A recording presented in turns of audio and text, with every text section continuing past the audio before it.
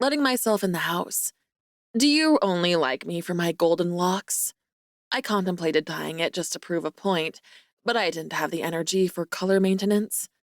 No, He replied quickly, sounding a little panicked. you'd look great in green. Maybe next time, I laughed. I just had a teensy haircut this time around. What are you doing? How are things going? I miss you like fucking crazy. Eli sighed. Crack went my heart, right up the middle. I miss you too, I admitted quietly, collapsing back against the front door in the eerily silent house. It sucks here. Eli said petulantly, and I bit down on the urge to laugh. He sounded like a grumpy teenager. We're busy as fuck trying to get things sorted before the snow gets super heavy, trying to help Noah more than we have in the past. Plus, Mom is a pain in the ass. How so? I asked, treading carefully. I didn't want to dunk on his mom and piss him off, but if he wanted to vent, then I wanted to make sure I was here for him. I mean, she's zero help for one. Eli groused. She seems to actively hate every part of rural living, so I don't know why she's planning to stay all winter. Plus, she's always on our case to dig out these old papers for her. That internal alarm system that had been on a steady hum when it came to Bernadette was now blaring. What kind of papers? I asked casually, kicking off my boots and making my way up the stairs to my room. I don't even know. She just wants to make sure everything is in order for us with the property since she wasn't dead and all. That could make things logistically difficult, I murmured, doing my best to keep the suspicion out of my tone. There was no fucking way Bernadette was looking out for her sons. Zero. She hadn't bothered to even look for them after the fire, and they had been children. This witch was up to something, and I was going to find out what. Yeah. Eli replied, a shrug in his voice. We didn't really deal with the legal stuff when we were young. The Wyatts helped us with all that. They knew our grandparents. I hummed quietly, smacking the back of my old tablet a couple of times to encourage it to turn on. Anyway, I better go, Goldie. The battery on Noah's phone is running low and he'll kill me if it runs out. Eli said, sounding fairly unbothered by that fact. Can I call you again tomorrow? Of course, I replied without hesitation. Whenever you guys want, okay, Eli? Okay, Goldie. I miss you, Rhea. I'll talk to you soon. Miss you too, I breathed, hanging up before I could second-guess myself.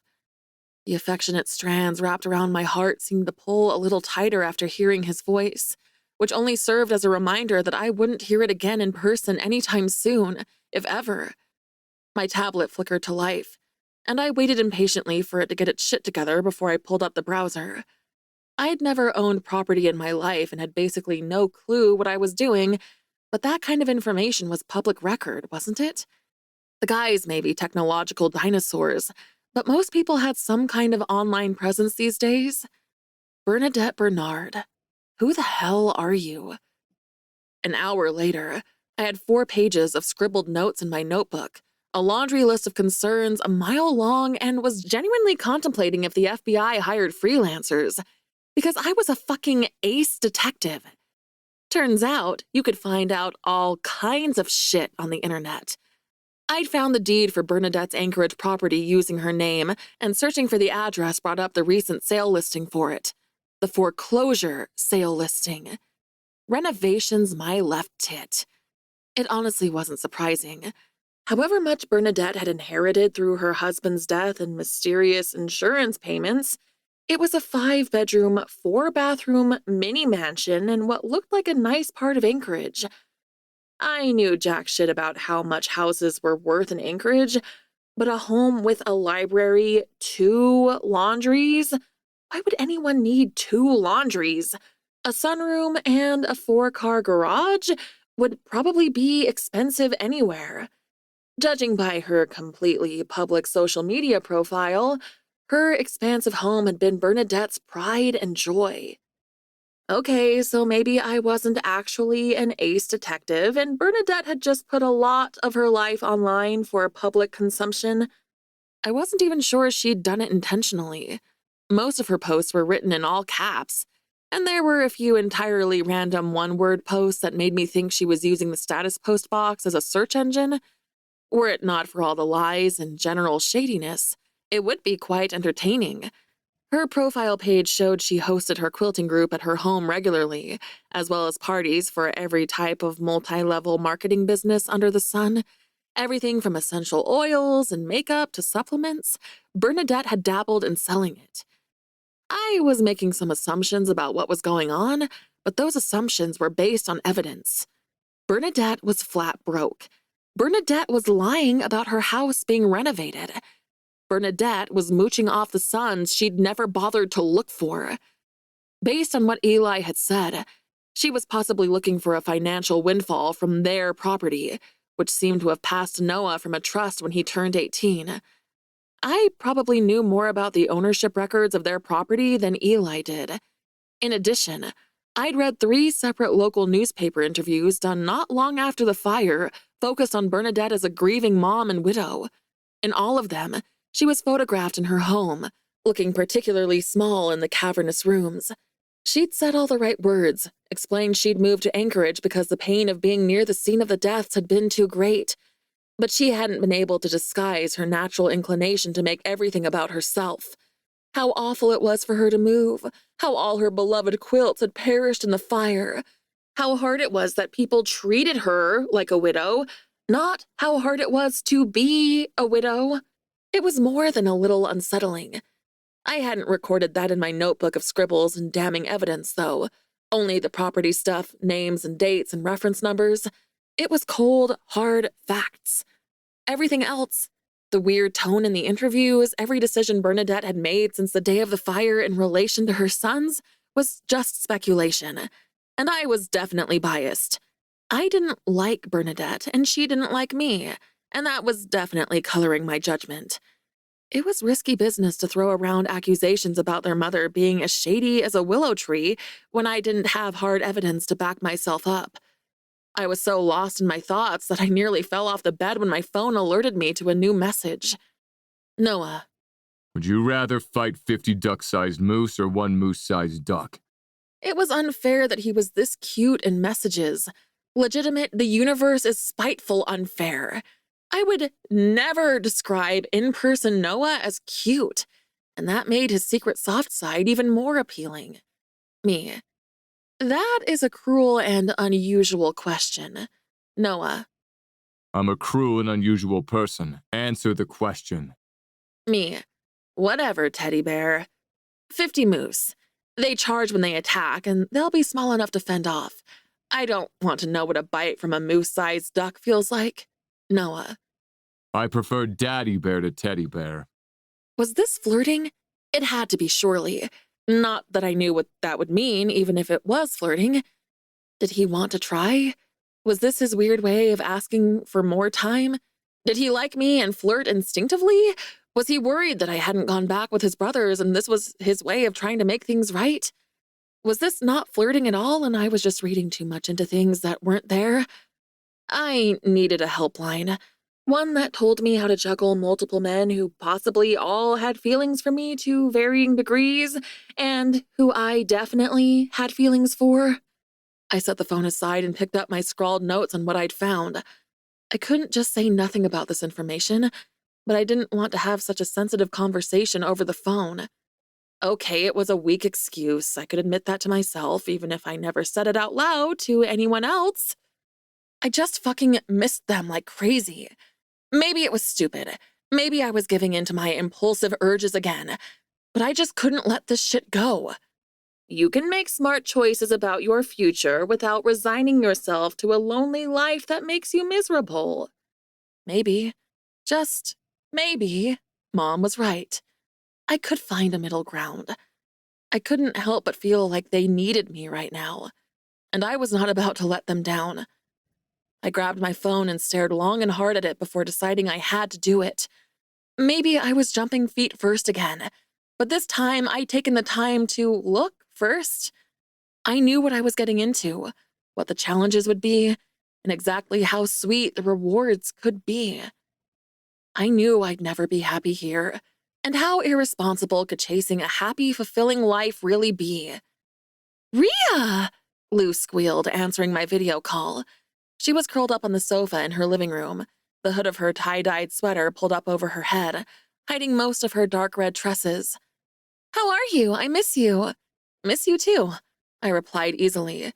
The pressure in my chest I'd been carrying around since Noah left eased the more sure I grew of my decision. Could you do me a favor? Anything. What do you need? Chapter 12. Noah. I wanted to ram my stupid, dysfunctional head through a wall. You did great today, Noah, Francisca said kindly. I scoffed at the old wolf shifter's words as I hovered awkwardly by her front door, ready to bolt. None of that. She scolded. Nothing about this process is easy. Just walking through that door today took courage. Do not dismiss that achievement. Do you remember your goal for this week? Identifying emotions, I replied gruffly, feeling like a little kid in the face of this much older, wiser woman. Emotion 1. Shame. Shame that I was asking for help. Shame that I needed it. This is not a smooth journey, Noah. Francisca said sympathetically, patting me on the arm. You've taken the first and hardest step, though. I'll see you again next week. I nodded silently, walking out of her small home at the edge of Wolfpack territory and into the forest. Francisca was an unusual woman.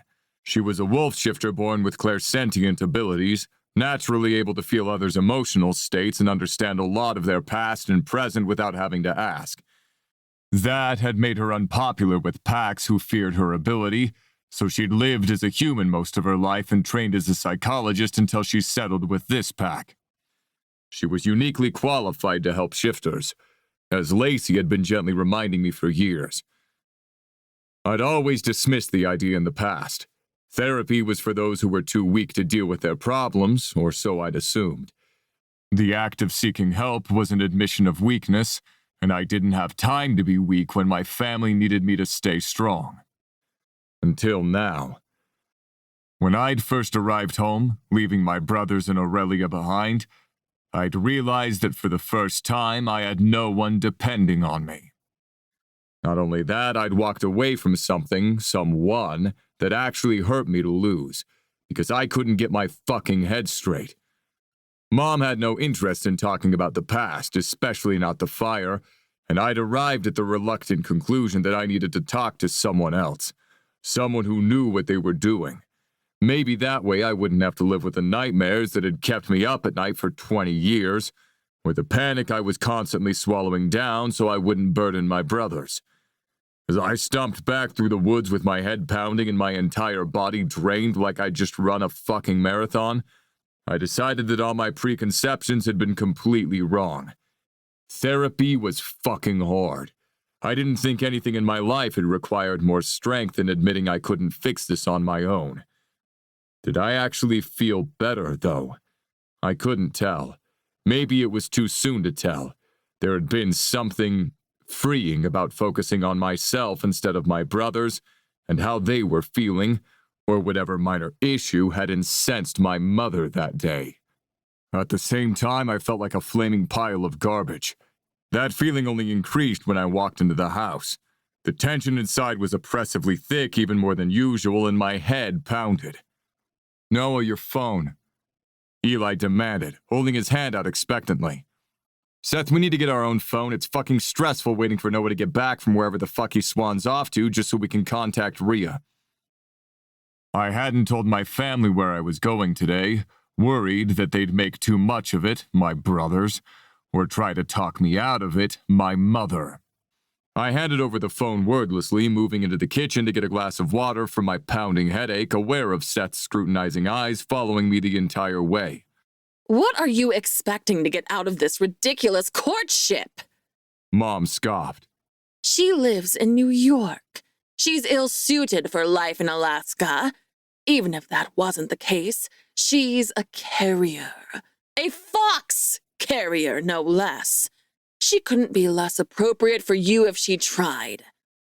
Enough, Mom. I clipped, rubbing my temples. This fucking argument happened at least 3 times a day and went nowhere. "It's going straight to voicemail," Eli snapped, failing to hide the panic in his voice. "Why isn't she answering? She always answers." Maybe she forgot to charge her phone.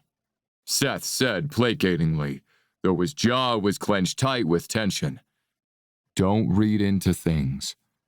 It was unlike Aurelia not to answer, and my own stress levels rose along with my brother's, even though she was probably just spending time with her mom again. I couldn't get a hold of her this morning either. I'm going to call Vincent, Eli announced, pacing next to the dining table in agitation. Maybe she's realized that you live on the other side of the country and this is a waste of time. Mom said, never missing an opportunity to be petty. Or she's found a fox shifter more. You know what? Eli began, spinning to face Mom. His expression was thunderous, and Seth and I both stepped forward in alarm in case he did something idiotic. Eli, don't, Seth commanded softly, sparing our mother a dismissive look. Focus on trying to get hold of Rhea. Eli growled, his bear dangerously close to the surface before giving Seth a stiff nod. I'm going to go for a walk, I muttered, needing some fresh air and space from the fighting while my head incessantly throbbed. Keep the phone. Come find me if Chase calls. If they wanted to, they'd see the messages between Aurelia and I, but it was pretty unlikely they'd look. Eli was too impatient. He was more likely to hit call every 2 minutes until she answered. I wasn't surprised when no one acknowledged me. Seth and Eli didn't seem to know how to deal with me these days, and Mom only spoke to me when she wanted something. I wasn't even sure they realized when I left, or noticed the bottle of liquid therapy I took with me. How much whiskey did it take to get a bear shifter drunk? I was almost a full bottle in and feeling pretty great about my shit show of a life. This was probably not what Francisca had in mind for me. What was I supposed to do again? Identify emotions? Right now, I mostly felt fucked up, in the good sort of way. Maybe I could do a pros and cons list instead. That was basically the same thing. Cons? Mom was still here making us miserable. My brothers were home feeling miserable. Aurelia wasn't here, which was why all three of us were miserable. Plus, we hadn't been able to get a hold of her today, which was stressing Seth and Eli out. No, fuck it. It was stressing all of us out. I just had less of a right to feel that way than the others did. Pros? Talking to Francisca, I guess? Though that had made me feel like shit, so maybe not. I'd rarely resorted to drinking my problems away in the past, but fuck it. I needed a break from my own head. Even before the therapy session, every second I hadn't been working myself to exhaustion preparing for winter since I'd got back, I'd remembered how beautiful Aurelia looked on our date. The way she'd relaxed with me, showing me trust I didn't deserve after the way I'd made her leave. The way she'd told me to ask for time if I needed it. The way she'd told me I was a good man when I objectively wasn't. The way she'd forgiven me. I didn't deserve her. Couldn't deserve her. Wouldn't ask her or my brothers to wait for me to get my shit together. But my decision to walk away was going to fucking haunt me for the rest of my days. What emotion was that? I wondered idly. Regret? Self-loathing? I took another swig of my whiskey, lying on my back in the layer of snow that already covered the forest floor. Eli and Seth had been cagey about why they'd come home and how they left things with Aurelia, and it felt wrong to ask since I'd already made my position clear. Their sense hadn't changed, though. No claiming bites. I doubted they'd have even been able to leave her if they were mated. I was surprised they'd been able to leave at all. That was probably my fault, too. I hadn't meant for them to feel guilty, but they obviously did. They'd never been so eager to help around the property before. I heard the snap of a twig in the distance and hoped no one was coming to look for me. I was off duty, but sometimes Chase asked me to help out. He'd been taking it easy on me lately, though, and his brother Nate was there to lend an extra pair of hands. I'd be totally fucked if Seth and Eli found me in this state. I never let myself fall apart in front of them. Growing up, I'd been the one sobering up a drunken Eli when shit got too much to deal with. We're talking Seth down when he was trapped in his fur and raging at the world. That was my job. I especially hoped Mom wasn't looking for me. Her presence would only make things worse. Most of what I'd talked with Francisca about today was the fire. The motherfucking fire. Aurelia had been right to point out that I hadn't moved past it, and I fucking wanted to. It was the noose around my neck that felt like it would tighten at any minute. I brought it up with Mom, but she'd put the whole thing behind her and expected us to do the same. The only thing you need to know about the fire is that it was your father's fault. He was an irresponsible drunk, lazy, a waste of a man. I wish I'd never mated him. Shit. It had been an awkward couple of days, just her and I at the house. She'd made no secret of how angry she was that Seth and Eli had stayed with Aurelia. I downed another gulp of whiskey, relishing the burn as it went down my throat. I didn't like to think ill of my dad. Mom had always pretty blatantly favored me, so Seth and Eli were closer to Dad out of necessity, but I never hated him. We'd always assumed he'd set the fire accidentally when he was off his face, but it had cost him his life, so the anger always came mixed with pity. He'd been a good man with demons he couldn't overcome. Maybe the apple hadn't fallen so far from the tree. I groaned, throwing my arm over my face. I was so haunted by Aurelia. I picked up her scent even now. Honey and lavender. The combination of sweet and floral were so at odds with the scent of snow, trees, and whiskey around me. Maybe I'd smell it for the rest of my life. A reminder of all the ways I'd fucked up. Except it would change if she took Seth and Eli as her mates. She'd smell appropriately sisterly. It probably wouldn't make a difference to how I felt about her. I hoped it wouldn't. Right now, it felt like there was a rope around my heart tying me to Aurelia, and I'd rather keep that tether in any form I could than lose it entirely. I'd rather pine for her than forget what it was like to be in love with her. That was definitely what that emotion was. Love. It was bigger and better, more terrifying than any other feeling I'd experienced before. Christ, the scent was getting stronger. Apparently, I hadn't been punished enough. Should have left the stones at Lou's house. What the fuck was I thinking? I jackknifed upright at the quiet mutterings, knocking the uncapped whiskey over and soaking the leg of my jeans in the surrounding patch of snowy ground. Shit. She couldn't be here. I was drunk and hallucinating. Where did all this snow come from? Definitely buying new hiking boots. It sounded so much like her, though. Husky muttered complaints and all. I pushed up clumsily, stumbling as I found my footing and followed the sound of her irritated cursing, attempting to blink away the blurry edges of my vision. Maybe I should have stopped after half the bottle. I tripped on a root and caught my shoulder on a tree trunk, swearing loudly at the sudden rush of pain that shot down my body. Stupid tree. Why were there so many trees here anyway? Hello? Aurelia called out hesitantly. Oh, shit. She couldn't scent who was out here. She was probably freaking out thinking Darren was stalking her through the woods again. Fucking Darren. Where are you? I muttered, shoving off the tree that had just viciously attacked me for no reason. Aurelia! I said a little louder, only slurring her name a tiny bit. She appeared out of nowhere in front of me, hair piled up on her head, brown jacket and boots, black leggings, face flushed pink from carrying her enormous hiking pack, stuffed even more full than the last time she'd had it. She was so goddamn beautiful it hurt.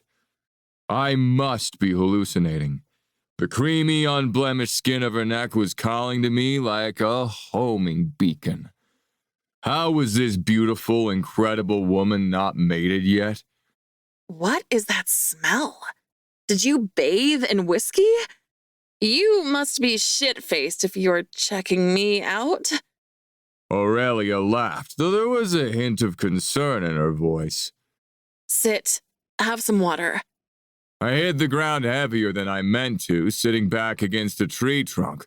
Aurelia kneeled between my legs and dragged the pack off her shoulders, dumping it on the ground with a relieved exhale and pulling out a water bottle, which she shoved at me with an expectant look. Drink. Yes, ma'am, I mumbled, accepting the bottle and downing half of it in one go. I gotta say, this is not how I expected to find you, Daddy Bear. Aurelia said, sitting back on her heels between my legs with her hands resting on her thighs. She rolled her shoulders and neck like they were bothering her, and I wanted to pull her into my lap and rub all the aches and pains out of her perfect body. Drunk? I confirmed. She nodded, accepting the water back and taking a swig herself before shoving it into the side of her bag.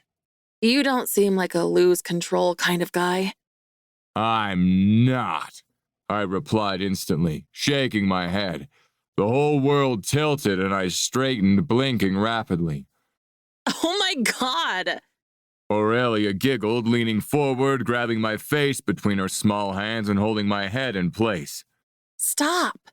She was right in front of me, her legs pressing against my inner thighs, her breath fanning over my face, gold-flecked eyes staring down at me. I think I'm going to drink all the time. Why? She breathed. Because therapy is hard as shit. Because my family is a fucking mess. Because I ruined my brother's lives. Because I'm in love with you and I can't have you. It's all fucking me up inside. You're going to therapy? Aurelia demanded, her grip on my face tightening. Yup, I replied, popping the pea. Kinda thought you'd be more interested in the other stuff I said. You're bad for my ego. Oh, believe me, I'm interested. Aurelia replied, scanning my face. We are going to talk about all of it. But okay, I'll bite. Why can't you have me, Noah Bernard? I am all screwed up. Too screwed up for a mate. I tried to shake my head again, but Aurelia's hands held me still, her fingers sinking into my beard. Maybe I should just never wash it again. I didn't want to risk losing her scent on my skin. That is some bullshit and you know it. Aurelia replied flatly, looking me dead in the eye. No one is so screwed up that they don't deserve love. You'd lose your shit if Seth or Eli felt that way about themselves. They are not broken, Neither are you. Aurelia insisted. Ask me. Come on, Noah. You talked to a therapist. You asked for help. That is fucking huge. Ask me. Through the whiskey-induced fog, I attempted to understand what she was saying. Ask me. Why was that so familiar? Come on, Daddy Bear. Use that big brain of yours. I know those words sound familiar. Aurelia said exasperatedly, tapping me gently on the temple. Maybe she was reading my mind. She was so smart. Noah, if you need time, then ask me. That's what she'd said to me on our date. Could I ask that of her? When I looked up at her face, there was such determination in her eyes and conviction in her voice that I found myself wondering if I could. Maybe there was something to this idea. Maybe I didn't have to love Aurelia from afar for the rest of my life. To watch her find happiness with my brothers while I sat on the sidelines trying to keep everyone safe without fucking them over with my screwed up brain. If there was a chance, shouldn't I try it? If I had to identify the emotion I was feeling right then for Francisca, it might have been hope. I opened my mouth to ask the question, but Aurelia shook her head suddenly. Actually, this is not a conversation to have while you're drunk. I feel like I'm taking advantage of you. The balloon of hope deflated in my chest as quickly as it came. Let me just say, though, you're not broken, Noah. You don't need fixing. You just have some things to work through, and you're going to do that. I'm going to help you with that. Aurelia added, gently softening the blow. Her hand slid down my face to the front of my shirt, and she gave me a coy look as she began undoing the buttons. "What are you doing?" I asked, leaning my head back against the tree and observing her. Getting you naked? Oh, okay. The timing didn't make a lot of sense. Weren't we in the middle of something important? But maybe drunk guys were a thing. The whiskey dick could be an issue, though. Shit, maybe she'd just let me go down on her for hours instead. I didn't want her to think I couldn't perform. I could fucking perform when my dick wasn't drunk. Stand up, pants off. Aurelia ordered. I climbed to my feet, refusing her outstretched hand because I was a big son of a bitch and I didn't want to hurt her. She stood back and kept her eyes trained on my face, a smile playing around her lips as she watched me struggle out of my shirt, jeans, and boots, tossing them haphazardly aside. "So," I began, glancing up at her. From this far away, it kinda looked like there were two Aurelias. So? Both Aurelias asked, tilting their heads to the side. "I'm naked." So you are. My brain was scrambling to catch up. Why did she sound like she was about to laugh? Shift. What? Though now that she'd suggested it, that seemed like a great idea. My muscles rippled under my skin, my gums aching familiarly as my teeth elongated. Aurelia politely turned her back as fur sprouted and bones broke, the snow flying up in small clouds where my front paws landed heavily on the ground. My head reset instantly, my drunken stupor cleared by the shift. Aurelia spun on her heel, crossing her arms over her chest and raising an eyebrow imperiously at me. Feel better? She asked, mouth twitching.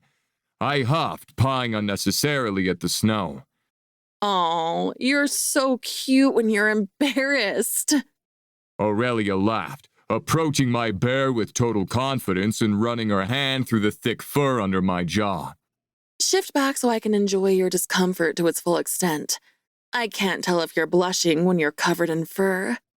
May as well get the humiliation over and done with. Aurelia averted her eyes again as I shifted back and quickly snatched up my clothes from the ground, pulling them on despite the damp fabric. "Go on," I sighed, rubbing my forehead even though the shift had preemptively cured my hangover. "Do your worst." Aurelia turned with a beaming smile that knocked the fucking breath out of my lungs. She was radiant when she looked like that, but it had never been directed at me before. She launched herself at me and I grunted in surprise as I caught her, hauling her up my body. Her legs wrapped around my waist, her nose buried in my neck. My throat felt tight as I held onto her, barely allowing myself to believe this was actually happening. It wasn't a fantasy my drunken brain had conjured up. Aurelia was in my arms, like she wanted to be there. She leaned back, keeping her arms wrapped around my neck to look at me, so close our breath intermingled. Did you mean what you said? Fucking hell. So this is what true embarrassment felt like. It was an unfamiliar experience that I definitely wasn't in a rush to repeat. Noah. Aurelia sang. Yes or no on the loving me thing? Her tone was teasing, but her eyes weren't. And I realized I wasn't the only one who had something to lose in this conversation. "Yes," I admitted gruffly. Then ask me. Aurelia replied, tightening her arms around me. "Can you give me some time?" The words were agony to get out, but as soon as I voiced them, I understood why she wanted me to. It was fucking terrifying, but the sense of relief was just as powerful. Of course I can, Noah.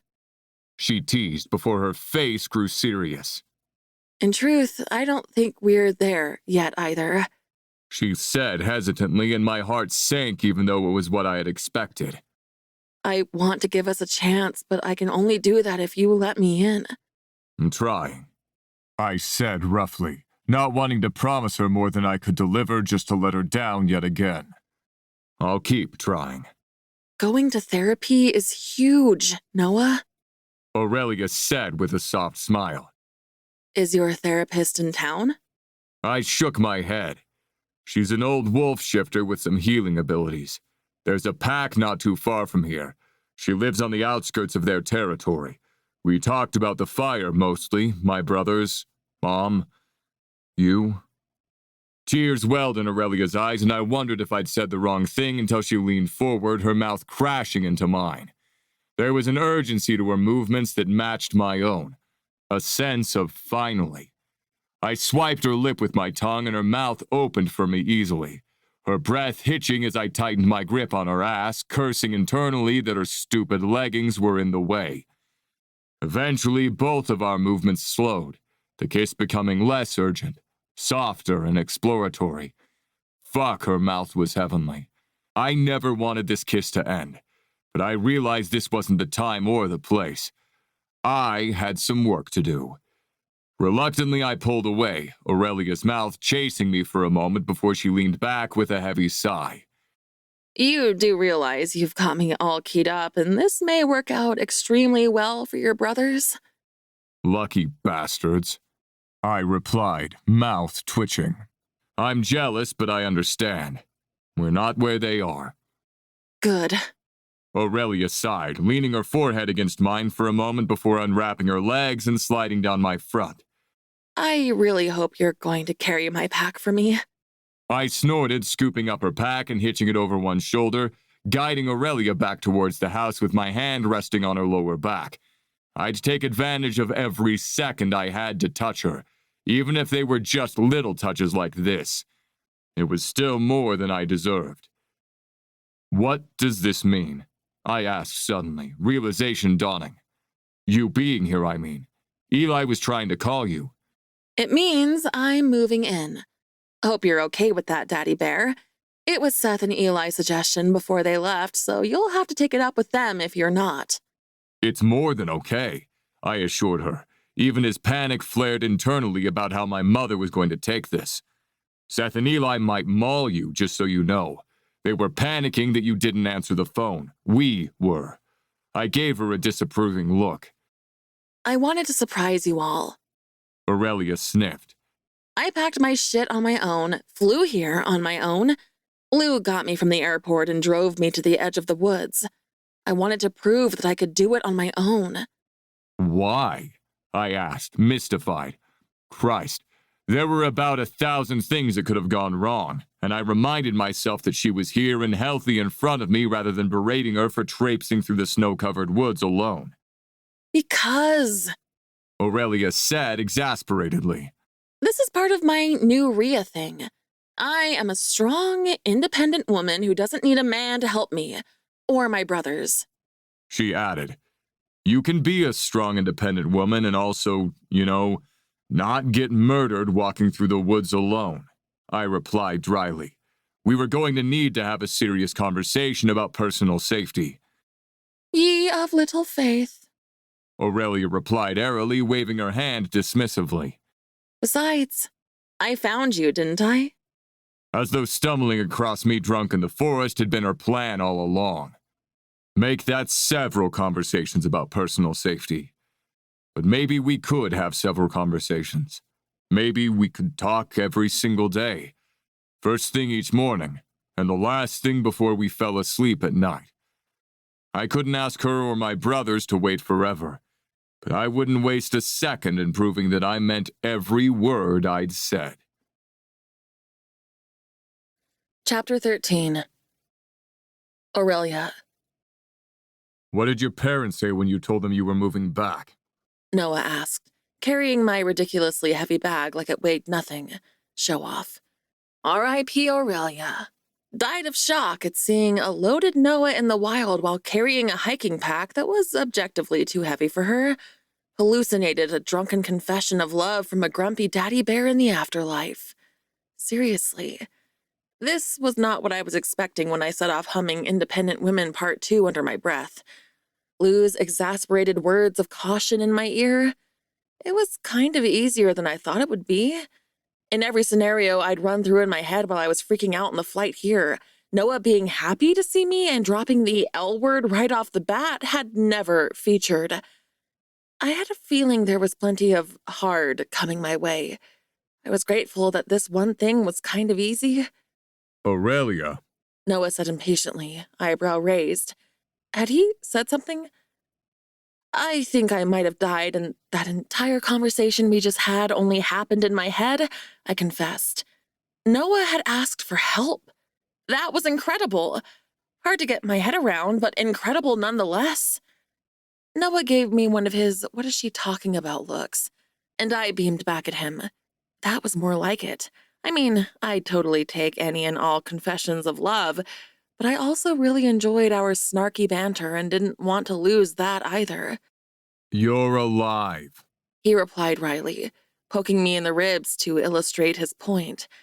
I squealed as I jumped away from him, pulling the front of my jacket closed and crossing my arms over my chest, even though I was sweating bullets from trekking through this fucking forest with my jewelry-making supplies and maybe 3 outfit changes. So, is your plan to murder me now? I asked conversationally, looking around at the unfamiliar forest we were walking through. Not that I was an expert by any means, but I'd made the trek from the guys' house to the road and back enough times to vaguely know my way. Because that seems like an extreme overreaction to your embarrassment at me seeing you drunk. Noah snorted, hitching my pack further up over his shoulder and closing the small distance I'd made when I'd squirmed away. He wasn't holding my hand or being overly affectionate, but he was stuck to my side like glue, the heat from his body emanating even through my jacket. His gait was relaxed, and his shoulders not bunched with tension like almost every other time I'd been around him. It was making me feel all gooey inside. Okay, so it had initially been a drunken confession of love, and he still smelled like a distillery, but there wasn't a single thing about it I would change. It was the first step forward, the first step towards something amazing, if we could all work through our own issues to get there, I thought you'd want to go to the cottage first. Noah explained. We're going the back way. Aww, look at you being all thoughtful already, I teased, bumping my shoulder against his solid bicep. I was also a teensy bit relieved, in all honesty. From memory, Mama Bernadette didn't like the cottage. I'd be able to put off my reunion with her a little while longer.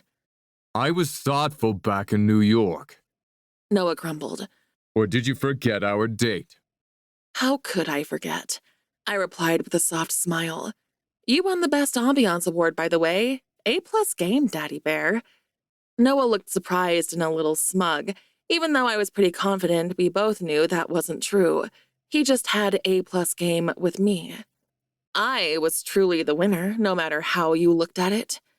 You never answered my question about your parents. Noah reminded me. Were they fine with you moving? More than fine, I assured him. Supportive, actually. Mom might have shoved me on a plane herself if I hadn't come on my own. I'm pretty sure my dad secretly cried into his pillow when you left. Noah scoffed, but his beard twitched slightly. I like your dad. Eli has my phone. I'll get it off him so you can let them know you made it here safely. So thoughtful, Daddy Bear, I teased. I'm sure they'd appreciate it. I did have a heated disagreement with Dad before I left. He was supportive of the move, but he wanted at least one of my brothers to accompany me here.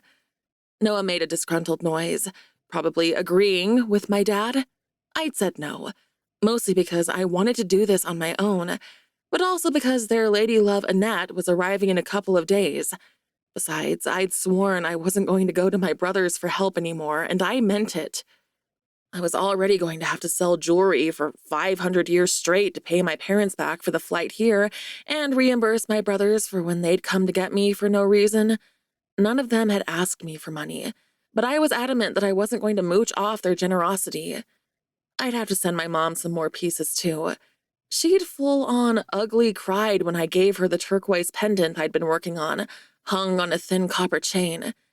It probably wasn't professional enough to merit that level of tears, but I was still Mommy's favorite girl and she loved everything I did, even if it was mediocre.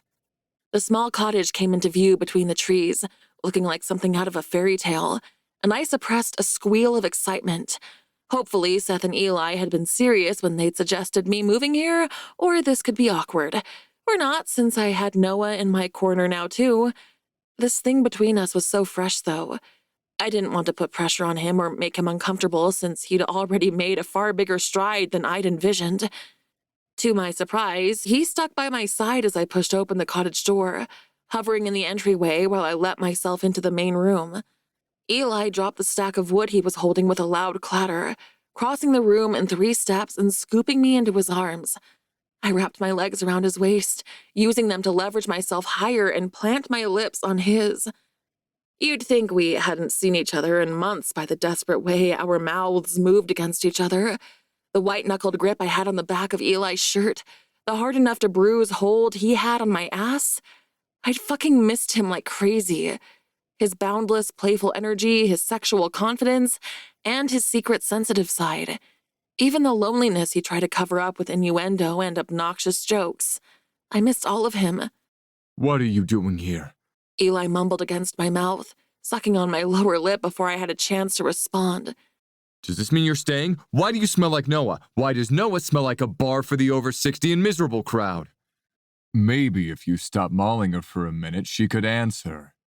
Seth's voice cut in, sounding amused and more than a little relieved. I squeaked a little in excitement, because I was being totally chill and cool about this situation, reaching for Seth before he'd even finished speaking. He obliged, pulling me out of Eli's arms. I wrapped my arms around his neck and he held me up, my toes dangling off the floor. As always, Seth's kisses were less demonstrative, but no less intense. I was glad he was holding me up because my knees were feeling a little wobbly. I didn't like to think of myself as weak in the knees for any guy, but at the same time, 3 hot dudes all sporting wood in my honor was hella flattering. 10 out of 10 would recommend. Sweetheart, are you gonna answer Eli's questions? What? I asked dazedly. Right. We weren't having an orgy right now, apparently. I'm here because I'm taking you up on your offer to stay, so I hope you weren't just being polite. We definitely weren't. Eli said smugly. And as for the other stuff, Noah was out in the woods drinking his feelings, and some of those were mushy Rhea feelings. We had a moment, and that's why I smell like him. What? Seth and Eli said in unison, looking over my head at Noah, who was rubbing the back of his neck uncomfortably. Thanks for that explanation, thief. Noah murmured, though his beard twitched again. He was totally trying not to smile. Big, snuggly, daddy, teddy, bear. Obviously, the mushy Rhea feelings are self-explanatory. Eli began. You weren't fooling anyone there. Since when do you drink whiskey, though? Do you drink your feelings often? I wriggled out of Seth's grip, the gravitas of the conversation suddenly weighing heavy in the room. I had suspected Noah hid a lot of what he was dealing with from his brothers, driven by a strong urge to protect them even from his own problems. But I didn't realize how much he hid. I didn't think Seth and Eli knew either. No, I don't often drink my feelings. Noah shifted restlessly, looking very much put on the spot with all of our attention on him. Tentatively, I moved to his side, linking our fingers together and giving them a squeeze. This whole thing between us was brand new, so I didn't know if he'd welcome my touch or not in these circumstances, but he only tightened his grip, tugging me closer to his side. I don't like to burden you with my troubles. Noah said awkwardly. It's not a burden. Seth replied instantly. You two have been through enough. Noah countered. Eli laughed humorlessly. And you haven't? Fuck, Noah, you had it the worst of us. The smoke knocked me out. I don't even remember the fire. The pain of my first shift sticks out more than the fire in my memory. Seth added. You were the one who woke us up, who got us here. You were the one who got Eli out when the beam came down. Tears welled in my eyes as I looked up at the ceiling, blinking furiously to hold them back. Just hearing about what they'd been through was fucking terrifying. I couldn't even imagine living it. No wonder Noah was struggling. He'd been shouldering the weight of this trauma alone for so long. I hadn't felt ready to tell Noah I loved him when he'd given me those words. I hadn't even been sure if love was what I was feeling for any of them. Hearing about their experiences made me think perhaps I did love them. Those wispy threads that felt like they encased my heart only seemed to grow stronger. I'd always considered myself a reasonably selfish person, but I wanted nothing more than to take all of their pain and bear it for them. I talked to someone this morning. Noah said gruffly, refusing to make eye contact with either of his brothers. A professional. Francisca. Eli asked easily. The wolf shifter, right? She's good. Everyone's surprised attention turned to Eli. Is it so weird I talked to someone? He asked, looking between his brothers. It was Lacey's idea. No, it's not weird. Seth replied carefully. Why didn't you ever mention it to us? The same reason you barely speak and Noah fights his demons in private, I guess. Eli shrugged. We don't talk about that kind of thing. There was silence among the three of them, like they were all just accepting that totally garbage reasoning as fact. You do now? I sputtered indignantly. Seriously, the three of you are each other's best allies, closest confidants. You can't continue suffering in silence under the same roof. It's fucking absurd, honestly. 4 of us now. Eli replied confidently, leaning in and smacking a noisy kiss on my cheek. But it's a fair point, Goldie.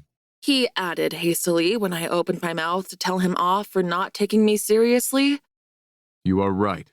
Seth agreed, his voice more appropriately solemn for the wisdom I was imparting on them.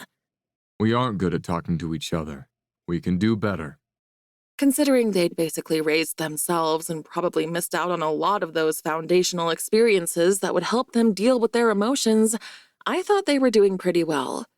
My family was strong, supportive, and steady, yet my brothers had still managed to not speak to each other for weeks. I loved my parents and they loved me, but I had still projected my own insecurities onto them for most of my life. I'm proud of you, big brother. Eli said, grinning at Noah. For talking to Francisca, for being honest with Rhea, you did good. Noah's mouth twitched, his hand flexing around mine. Just to confirm, you're staying for good? Eli asked, and I could see the uncertainty in his eyes he was trying not to show. For all his bravado, Eli had not been confident that I'd follow them. I am, I replied, looking up at him and hoping he could see the conviction in my eyes. And what about? Don't rush her, Eli. Seth scolded lightly. Someday, I assured Eli. We'll get there. I wasn't ready for mating marks just yet. Noah and I had basically started dating an hour ago, but that was definitely where I hoped this would go when we were all on the same page. One day, "Boys?" Bernadette called, noisily approaching the cabin. For fuck's sake. I suppose I'd have had to deal with her sooner or later, but I really had been hoping for later. Much, much later. Never. My notebook of evidence against Bernadette was buried in my hiking pack, and even though it was securely inside and not visible in the slightest, I still felt like it was loudly announcing its presence to the room, and Bernadette would instantly know. "Boys!" Bernie said again, pushing open the front door. We all stood just a couple of feet inside, and her cold eyes lasered in on mine and Noah's linked hands straight away. I sort of expected him to let go. I knew he was more attached to his mother than Seth and Eli were, but if anything, his grip tightened. "Bernadette," I said cheerfully, plastering my fakest smile on my face. "How nice to see you again, you fucking snake." "Likewise, Aurelia," she replied coldly. She couldn't sound less thrilled that I was here, and I was here for it. "Bet you thought you got rid of me, you old hag. Sorry, not sorry." "Noah," Bernadette clipped, "a word." Soon. He replied, to everyone's surprise. We're getting Aurelia settled in. "Where?" she demanded, features hardening in a way she didn't usually show to Noah by the surprise on his face. My room. He replied decisively, glancing between his brothers before looking at me.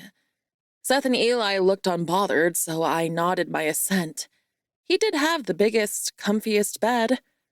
Without bothering to respond, Bernadette turned and walked back through the cottage door, slamming it unnecessarily hard behind her. Eli and I exchanged wide-eyed looks while Noah and Seth wore matching wary expressions that highlighted how similar their faces actually were. Don't worry about her, Noah murmured, though he didn't sound as confident about that as he thought he did. Come on, let's go put your stuff away. I'm going to move my paints into Eli's room if we're all sleeping in yours. Seth announced, striding towards his little studio. Eli can help. He added, making Eli groan as he landed a quick kiss on my cheek and trailed after Seth.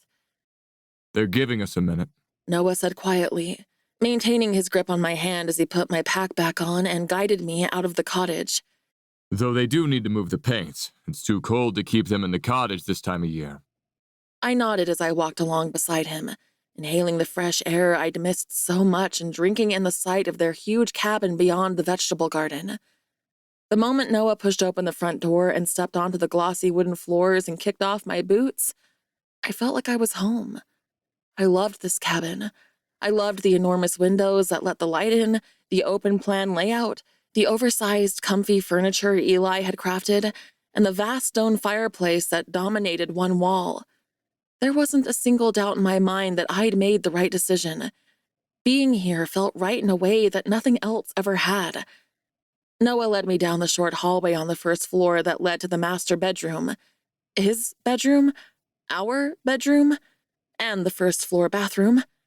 I hadn't been in this room since the night I'd broken in and laid myself down for a nap on his giant bed, and I'd forgotten how truly huge it was. The base was huge slabs of rough-cut wood pushed together like a pallet with a massive mattress on top. Behind the bed was a rough wooden feature wall, but the soft gray and navy bedding made the austere all-wood everything feel soft and cozy. There was a decent-sized wooden dresser under the window and a built-in closet with a barn-style sliding door, but it was only Noah's stuff in there at present. I don't have much in the closet. Noah said, seemingly reading my mind as he crossed the room and slid open the closet door. Plenty of space for you. Do you only wear plaid? I laughed, leaning around him to peek inside. I have some black t-shirts I wear in summer. Noah replied with a shrug, though he looked like he was trying not to smile. This can't be all your stuff, he added, dubiously looking at my pack. There's another bag at Lou's and some more stuff back at my parents'. They, said they'd bring it when they visit, I said, suddenly feeling very shy for some reason. Maybe I was getting ahead of myself? I look forward to it. Noah replied, unperturbed. Maybe I could take your dad hunting. He'd sounded pretty interested in it. He'd never stop talking about it. I laughed. He'd go back to New York and tell everyone he knew that he'd been hunting in Alaska until Mom lost her mind. Noah gave me an affectionate look that made my belly go swoop like a teenage girl with a crush. Good. We'll get your things from Lou's soon, before the snow gets too heavy. I have all the important stuff, I replied, waving him off as I began pulling things out of my pack. I could always raid their closets for spare clothes. Bernadette would love that. My fingers brushed over the notebook right as Seth and Eli walked upstairs, and Bernadette began stomping around loudly in her room. Shit. When was I going to get a chance to talk to them about what I'd found out without her around? I wanted to give them the full story and let them decide how to proceed. As much as I was itching to call her out, it wasn't my place to decide if or how they confronted her. Seth and Eli joined us, adding some of their own clothes to the closet, and there was something strangely settling and domestic about seeing all of our stuff mixed together. I jumped as the door slammed again upstairs, and Seth shot an irritated look at the ceiling. Do you want to share a studio with me? Seth asked casually, sitting on the edge of the bed and inspecting the jewelry-making supplies I'd brought with me. I hardly need a studio, I scoffed. I can just sit on the floor to fuck around with stones, which is basically the level I'm at right now. Seth tutted. A studio is a workroom. You're working, I'm working. I'd be more than happy to share with you, but if you prefer your own space, we can make that work. I guess I'd expected them not to take my foray into jewelry design seriously, because I was barely taking it seriously at this point. It meant more to me than I realized that Seth was immediately treating it like a valid profession. I'd love to share with you, Good. he replied succinctly. We'll move the table from the cottage upstairs. You look exhausted, sweetheart. You should rest. I might do that, I conceded. I felt exhausted. The flight had been long, and I was always too terrified on planes to sleep. Plus, the trek up here was brutal. Take a nap. We'll get everything sorted. Noah will wash the whiskey off him before Eli and I get drunk off the fumes. Seth instructed, cutting his twin a disapproving look as the three of them left the room. I stripped out of my clothes and pulled on new panties and one of Noah's many black t-shirts before burrowing down into the soft bedding, sniffing Noah's cedar scent on the pillow like it could get me high. Feeling at peace for the first time since I'd left Alaska a few weeks ago, my eyes drifted shut. Oh my God, this was the best sex dream of my life. Not that it was as creative as my dreams often were. I was a goddamn sex acrobat in my sleep. But this felt great. Like strong, capable fingers working magic on my clit over my panties, working the material roughly over my sensitive skin, the fabric growing damp with each teasing circle of strong fingers. As I slowly came to, it became clear that I was not dreaming, and I was 100% on board with that. Hot breath fanned over my neck, and I arched into it, inhaling Eli's delicious scent of oranges and cloves. Are you awake? He murmured, pressing his mouth softly to the sensitive skin behind my ear. I am, I breathed, wiggling my butt back against the very impressive erection behind me. But your mom is here, Then you'll have to be very quiet.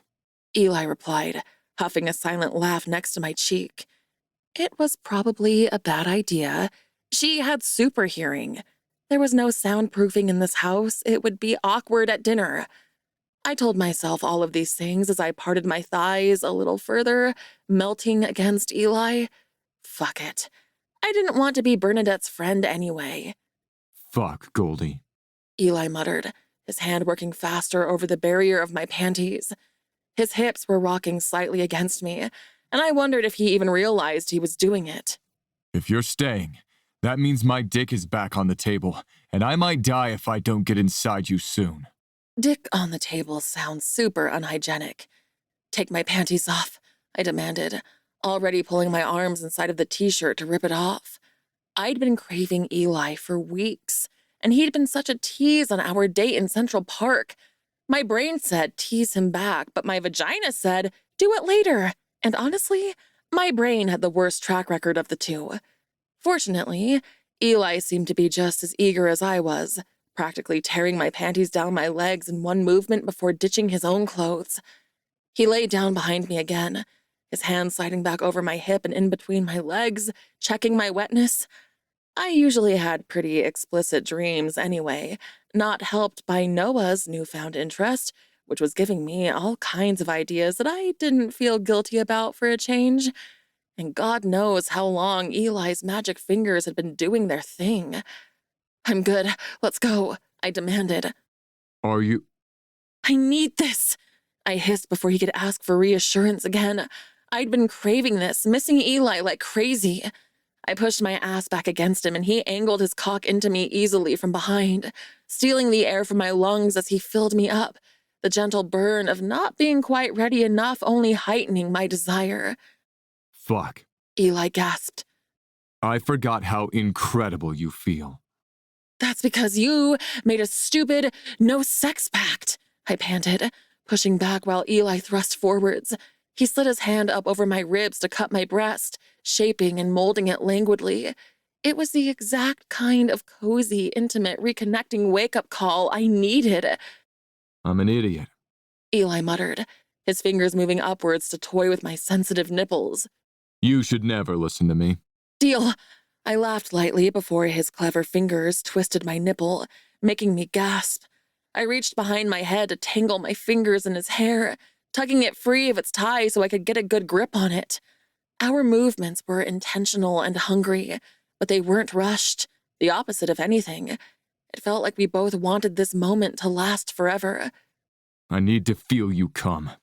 Eli announced, sliding his hand down the side of my body to drag my top leg back over his body, opening me to him. Oh my God, I gasped, feeling him move even deeper. His finger left his mouth with a wet pop before finding my clit with unerring accuracy, circling just slow enough to build up my orgasm without quite getting me there, drawing it out as long as possible. Eli's mouth never left my skin as he trailed reverent kisses over my shoulder and up the side of my neck, pausing repeatedly over a particular spot too many times to be a coincidence. Even my orgasm was languid and relaxing, rolling over me like a wave that dragged me into ecstasy. My back arched against Eli, my toes curling as I lost myself to sensation, vaguely registering Eli's movements falter then stop as he found his own release. His grip on my hip tight as he held us as close together as we could physically be. My muscles felt like rubber, but I managed to extricate our bodies so I could turn around and drape myself over Eli's chest. His heartbeat thundered under my ear as I stroked soft circles into his skin with my thumb, breathing every part of him in. How had I ever thought I could give this up? If it was too impulsive, then fuck it. I'd happily be too impulsive. Just so you know, Goldie. Eli breathed, cupping my jaw and turning my face towards him for a kiss. I'm crazy in love with you. I would have gone back to New York to get you if you hadn't come on your own. Even if it meant nearly pissing myself on a plane again. Fucking terrifying. It was such a quintessentially Eli, ridiculous declaration of love that I couldn't help the laugh that bubbled out of me. I hate flying and love you too, I said eventually, still giggling. Eli had me pinned on the mattress, looming above me before I even finished getting the words out. He was grinning broadly, eyes sparkling with delight. Yeah? Yes, I replied firmly, wrapping my hands around the back of his neck and pulling him down to kiss me. How long do you need to recover? We have catching up to do. Eli's answering smile was wicked. Let's put those healing abilities of yours to the test, Goldie. If it's not uncomfortable for you to sit down at dinner, I didn't do my job properly. Challenge accepted, I laughed, wrapping my legs around his hips and pulling him down against me. There were some furious footsteps upstairs that were too loud to be anything but intentional, and Eli grimaced at the reminder that his mother could hear everything we were up to. As annoyed as I was with the interruption, making Eli feel better was more important to me. Oh! I moaned dramatically at the ceiling. Eli, you're so big! Eli clapped his hand over my mouth with a startled laugh. Fucking hell, Goldie, you are a troublemaker. Even as he said the words, his dick was stirring to life again, hips grinding gently against me. But the interruption had reminded me of a fact I'd been trying to ignore. The notebook of doom, shoved into my mostly empty hiking pack in the bottom of the closet. It was practically screaming my name, reminding me that this sweet, perfect moment, this perfect day, was only temporary. Chapter 14. Aurelia. Eli and I had indulged in snuggles and lazy orgasms until we couldn't put off getting out of bed any longer, since we could hear Seth banging around in the kitchen making dinner. Even then, we took a long, leisurely shower to wash the evidence of our lovemaking off us before we sat down to have dinner with Bernadette. A long, leisurely shower that had culminated in a blowjob because I was feeling all sexually confident after Eli had been staring at me like he was a starving man and I was his last meal. It had been a while since I'd given a blowjob in the shower, and I had clearly forgotten how they were the fucking worst. All of the water directly in my eyeballs? Never again. It wasn't like these guys weren't strong enough to lift me up and fuck me against the shower wall like proper gentlemen. I dressed in leggings and one of Seth's knitted sweaters, then made my way out into the living area. Seth glanced back at me with a knowing look on his face that made butterflies erupt in my stomach. His cream-knitted sweater was pushed up to his elbows, showing off those corded forearms that I was totally weak for. He'd definitely shaved since he'd gotten back from New York.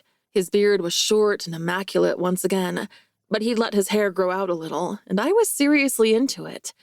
Not that Seth let me get super grabby during sex, but if he ever did, I definitely had something to sink my fingers into now. In jeans and bare feet, dark brown hair curling slightly at the base of his neck, Seth looked every inch the artist. I could envision him in an apartment in Paris, white wine in hand as he stood over the stove making bechamel sauce, just as easily as I could see him standing in front of the cast iron stove in this Alaskan cabin, taking a swig of craft beer. "What's for dinner?" I asked, sidling up next to him and looking at the ground meat simmering in the pan. Seth shot me an apologetic look. Moose Sloppy Joe's, Noah's favorite. "Oh, Noah's favorite, hmm? For any particular reason?" I teased, bumping him with my shoulder. If they wanted to reward Noah for asking for help for himself and asking for time with me, I was not going to complain. I was so fucking proud of him, it made me want to grin like a loon just thinking about it. Bernadette made a dismissive noise as she glided down the staircase like she was Queen Julie Andrews of Genovia, and I barely resisted the urge to roll my eyes. She wished she was Queen Julie Andrews of Genovia. I pulled the freshly baked buns out of the oven while Eli and Noah filtered into the room, setting the table and getting beers for everyone except Bernadette. There's a clear work table for you upstairs. Seth mentioned offhandedly as we brought the dishes over to the table and took our seats. I winced slightly as I sat down, and Eli grinned triumphantly at me. "Are you sure you won't mind having me in your space?"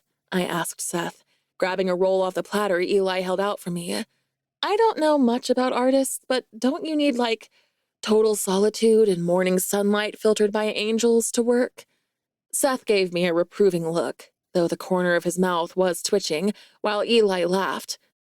I'm painting tree pictures for tourists. I could do that in the dark. "That's probably a sign you should extend yourself," I pointed out. "Paint the river or something." "Or get a real job," Bernadette interjected like someone had fucking asked her. "Like Noah has." Oh my God. This woman was a human vacuum cleaner for happiness. She was a fun sucker. Joy gone. I like my job. Seth replied simply, with way more restraint than I possessed. Bernadette humphed, picking at her dinner like it wasn't good enough for her to put in her stupid mouth. I took an extra big mouthful out of spite, and it tasted freaking excellent. Sloppy moose. Who knew? "Noah, when is your next day off? We need to discuss those things we talked about," she said, turning her snooty gaze on her eldest son. I haven't had time to think about it. Noah began. I kicked him lightly under the table, trying to warn him to tread carefully with the smallest flare of my eyes I could manage. His brow furrowed for a moment before his frown smoothed away. We're behind on a lot of jobs around here. It might have to wait. "I have been waiting," Bernadette snapped, her voice rising. "You all swanned off to New York and abandoned me, your mother, who you haven't seen in decades, and now you expect me to wait?" Her outburst seemed to have stunned all three of her sons into silence. Noah looked surprised. Seth was definitely getting angry, and Eli looked so uncomfortable I just wanted to scoop him up and cuddle him, even though he was a giant. "It is so difficult for me," Bernadette sniffed dramatically, apparently deciding sympathy would be a more effective angle. "To find out that my sons were alive and well this entire time, but arrive back in their lives too late to save them from making such a terrible decision." "Me?" I sputtered, suppressing a totally inappropriate laugh. "I'm the terrible decision?" "Obviously," she replied coolly. "You will be their downfall. I can see it coming a mile off. I thought Noah was smart enough to see what a danger you are to them, but apparently he lost his head in New York." Stop. Noah ordered. Aurelia's presence here isn't a subject up for debate. Bernadette's glare was colder than the Alaskan winter as she surveyed her three sons, pointedly not looking at me. When none of them disagreed with Noah, she pushed back from the table, her chair scraping obnoxiously against the wooden floor. There was another extended pause after she stood, as though she was waiting for them to beg for her to stay, before she harumphed and made her way noisily up the stairs, slamming the bedroom door behind her. Noah shot me an inquisitive look, but I shook my head slightly, glancing at the stairs Bernadette had just taken.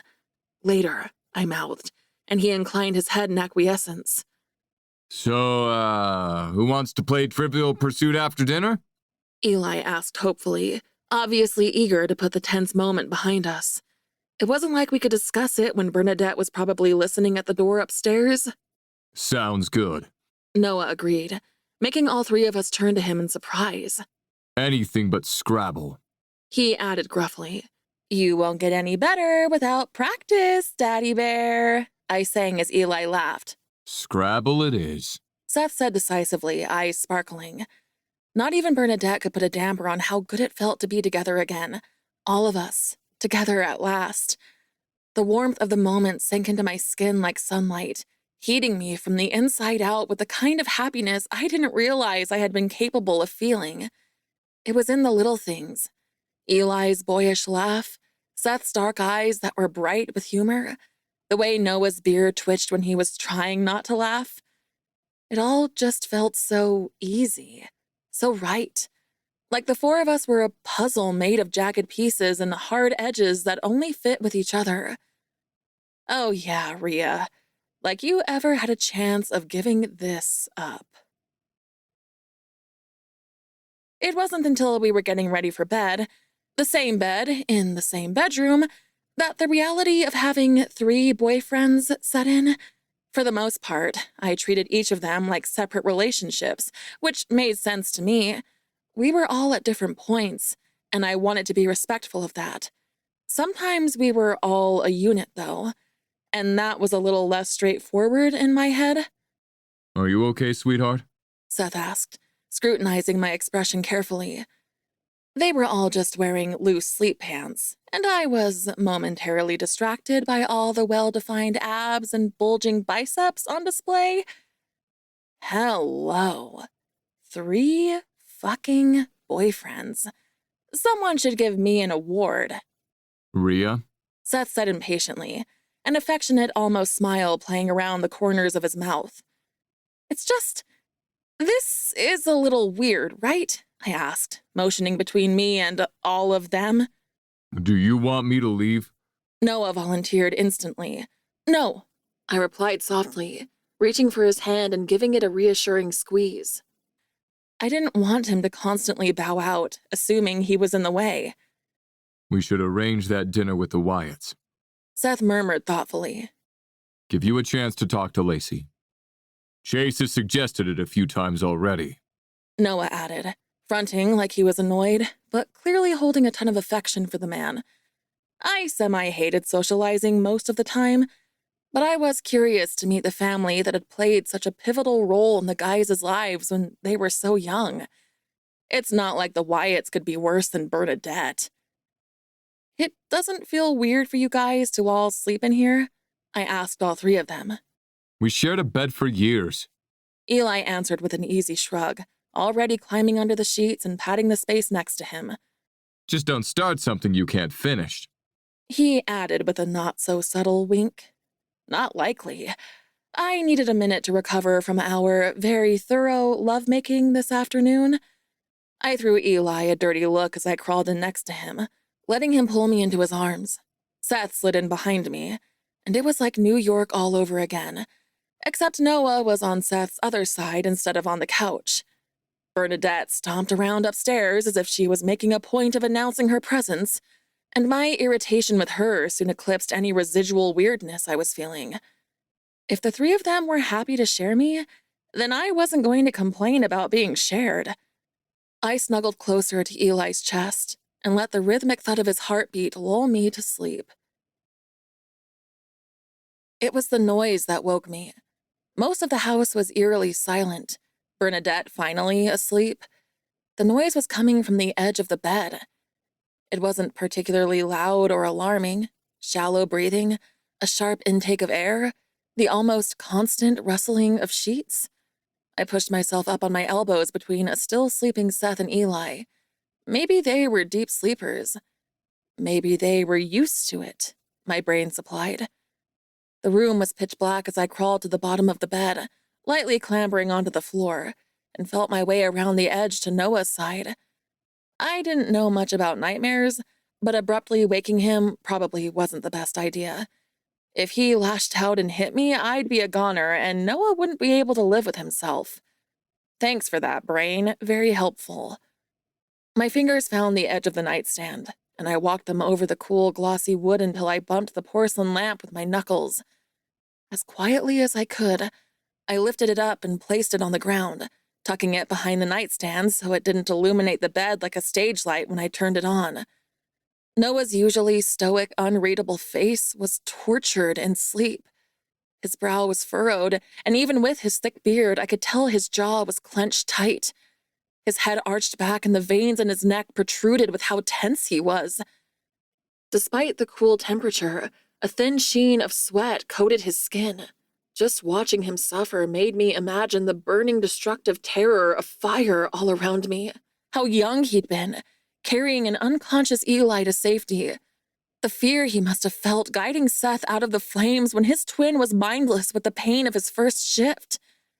And I knew whatever images my brain had conjured up would pale in comparison to the real thing.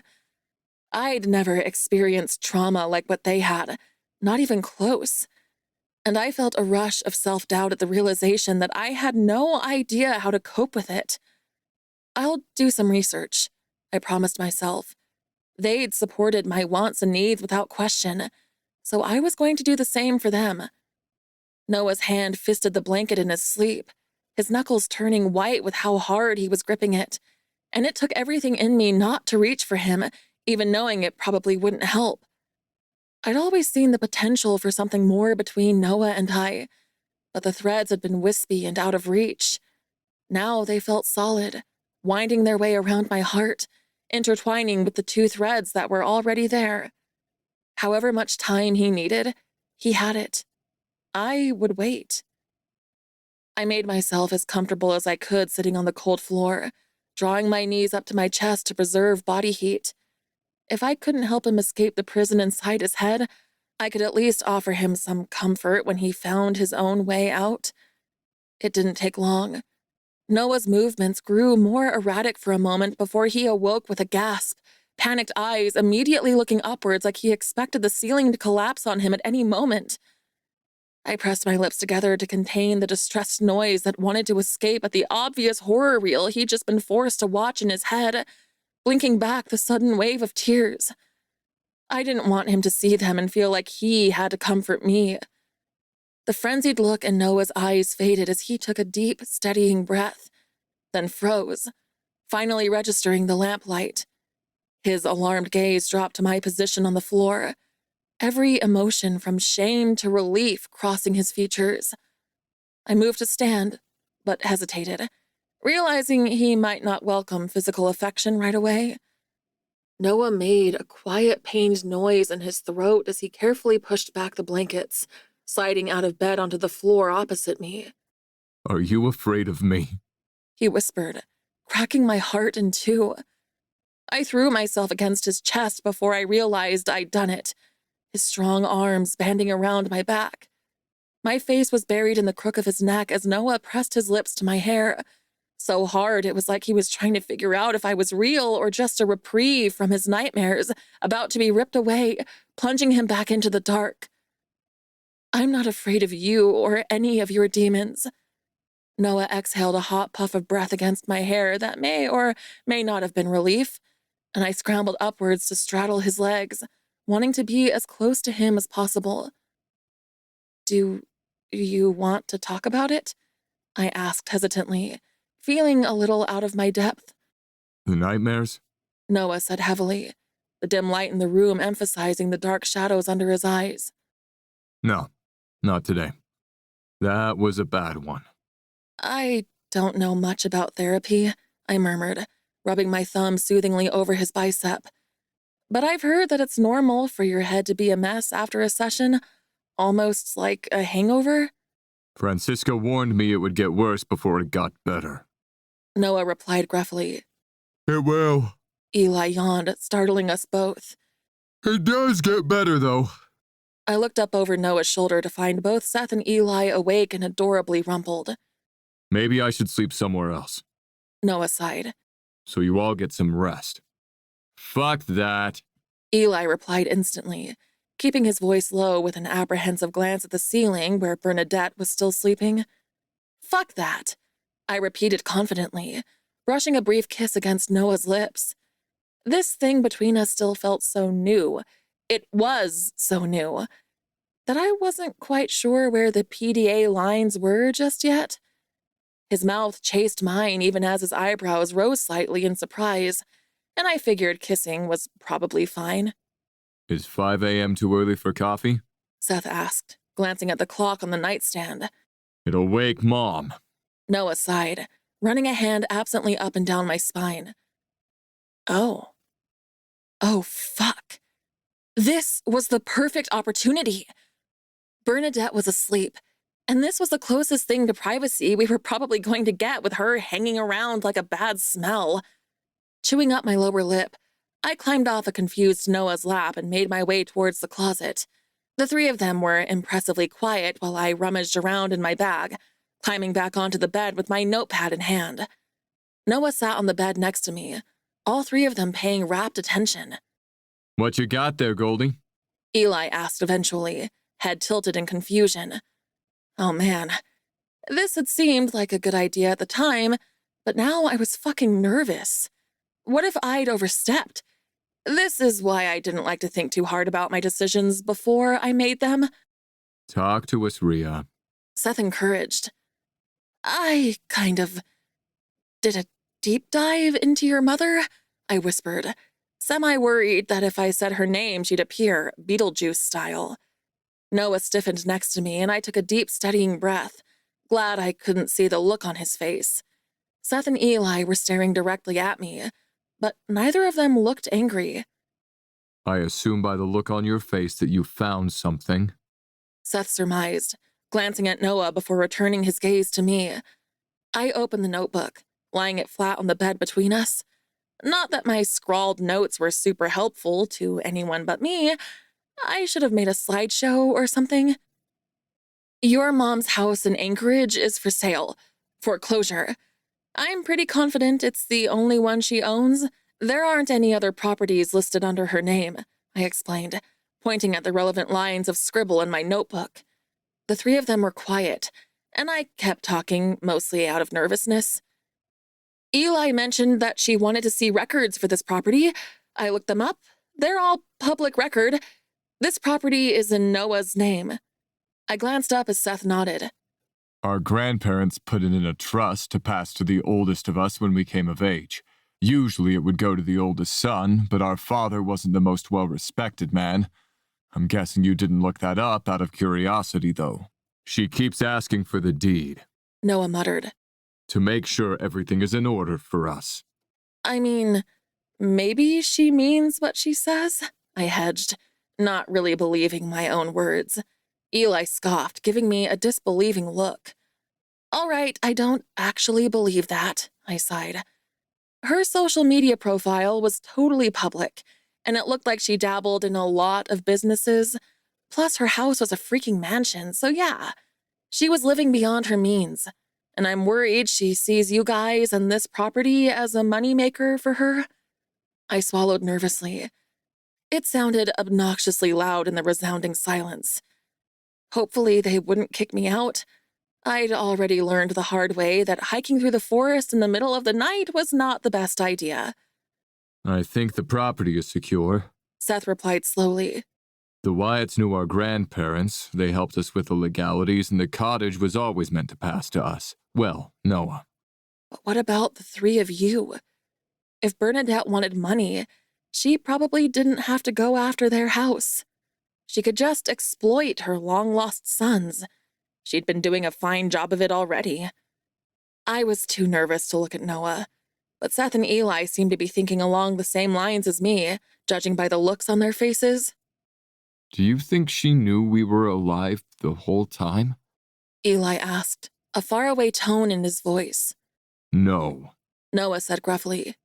I can't believe that. My eyes were trained on Seth, who was looking thoughtfully at his twin. Noah didn't want to believe his mother had left them for dead, and honestly, I didn't blame him, even as the cynical part of my brain said he was being naive. It was wrong for a parent to walk away from their children, let alone without so much as a backwards glance. It felt like an affront to the natural order of things. I didn't even have children, but even the hypothetical idea of leaving them was abhorrent to me.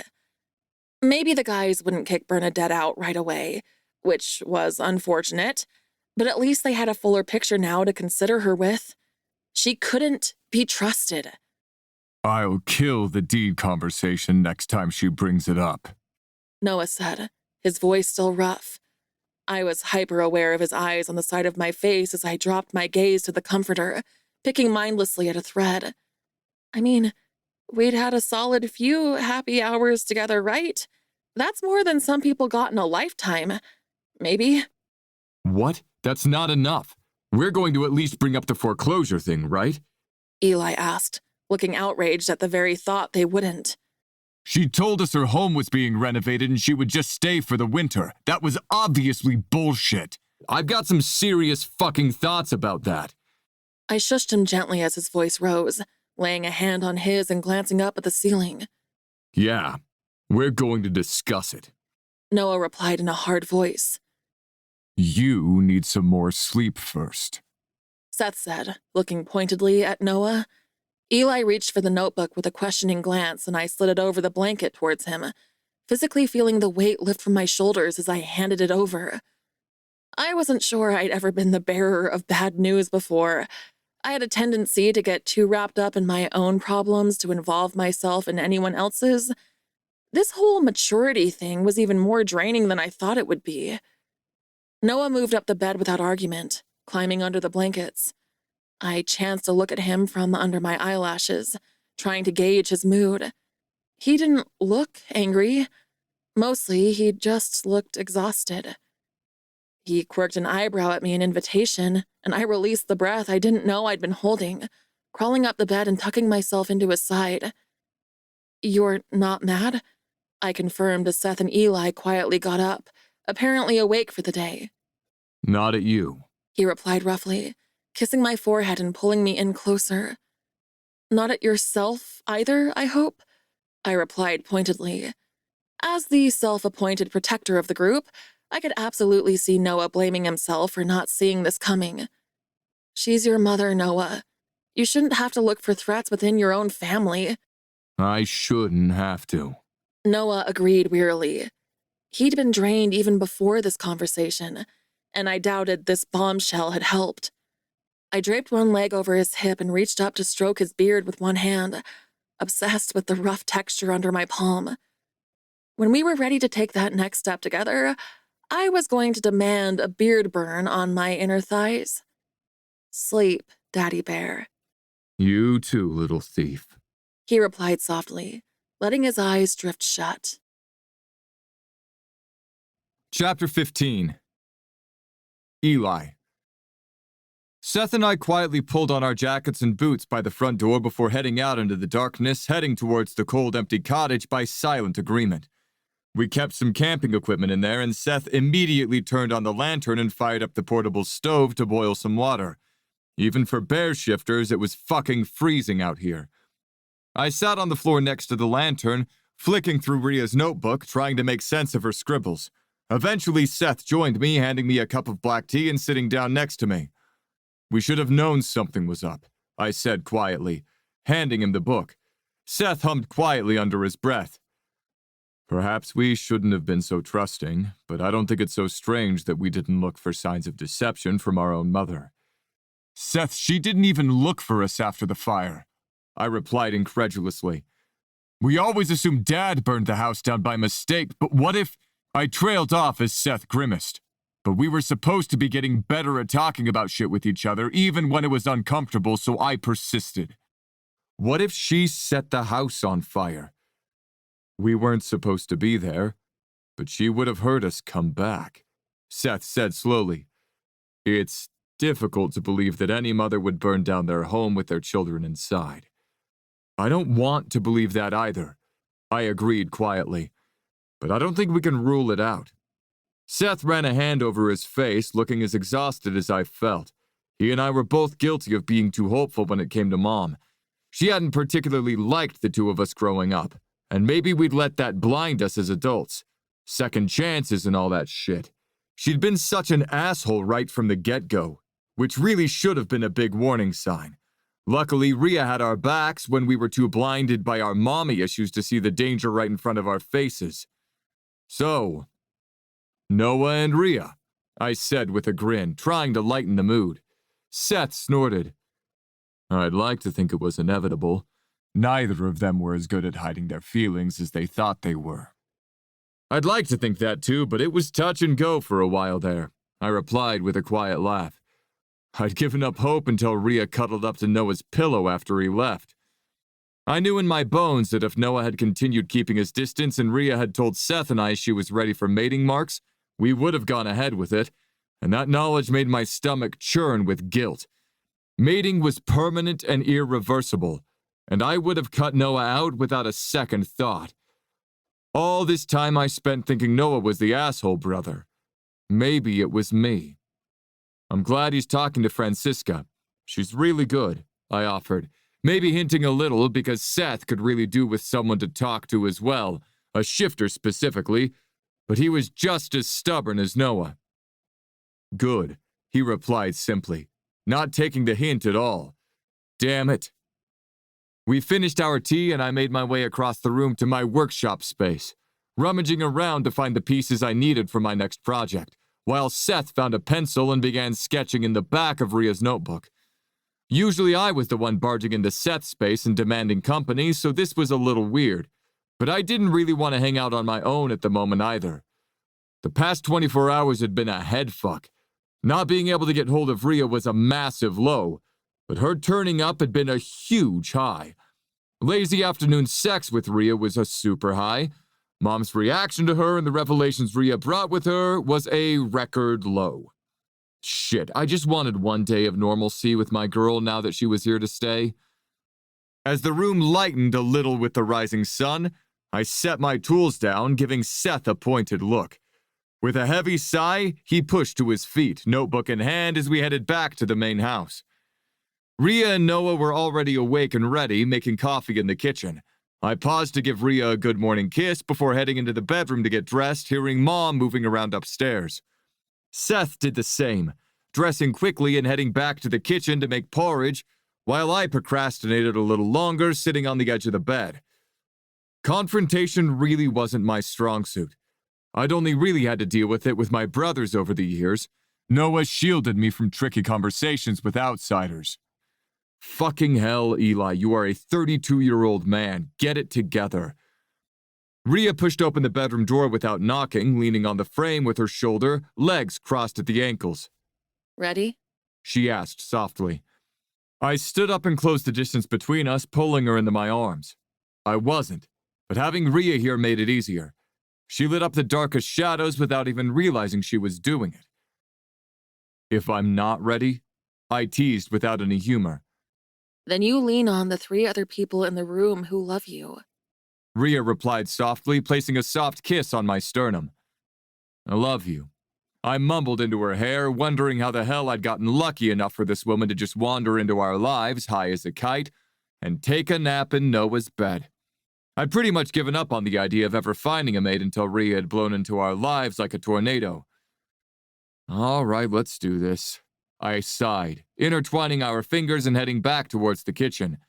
Mom was already there, glaring at Noah across the table while Seth sat down bowls of porridge at each place.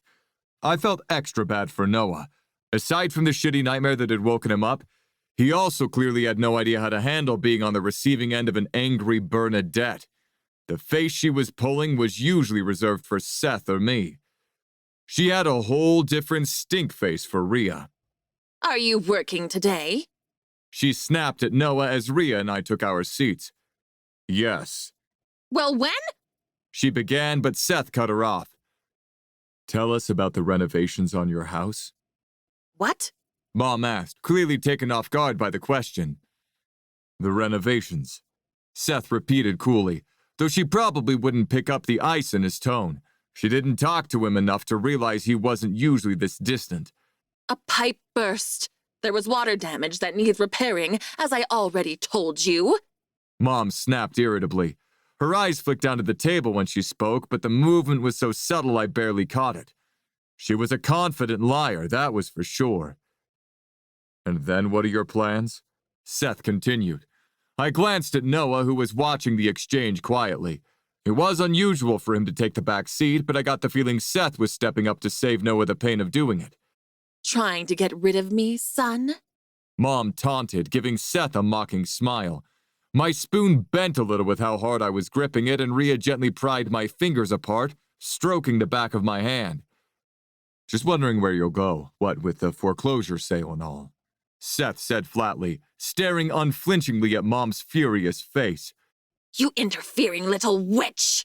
She hissed, turning the full force of her glare on Rhea. What poison have you been feeding them? Enough! Noah cut in instantly as Rhea rolled her eyes.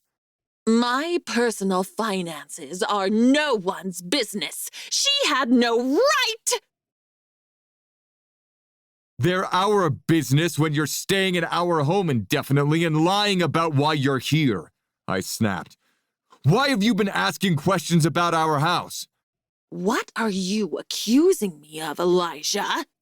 Mom snarled, her muscles trembling as her bear rose to the surface.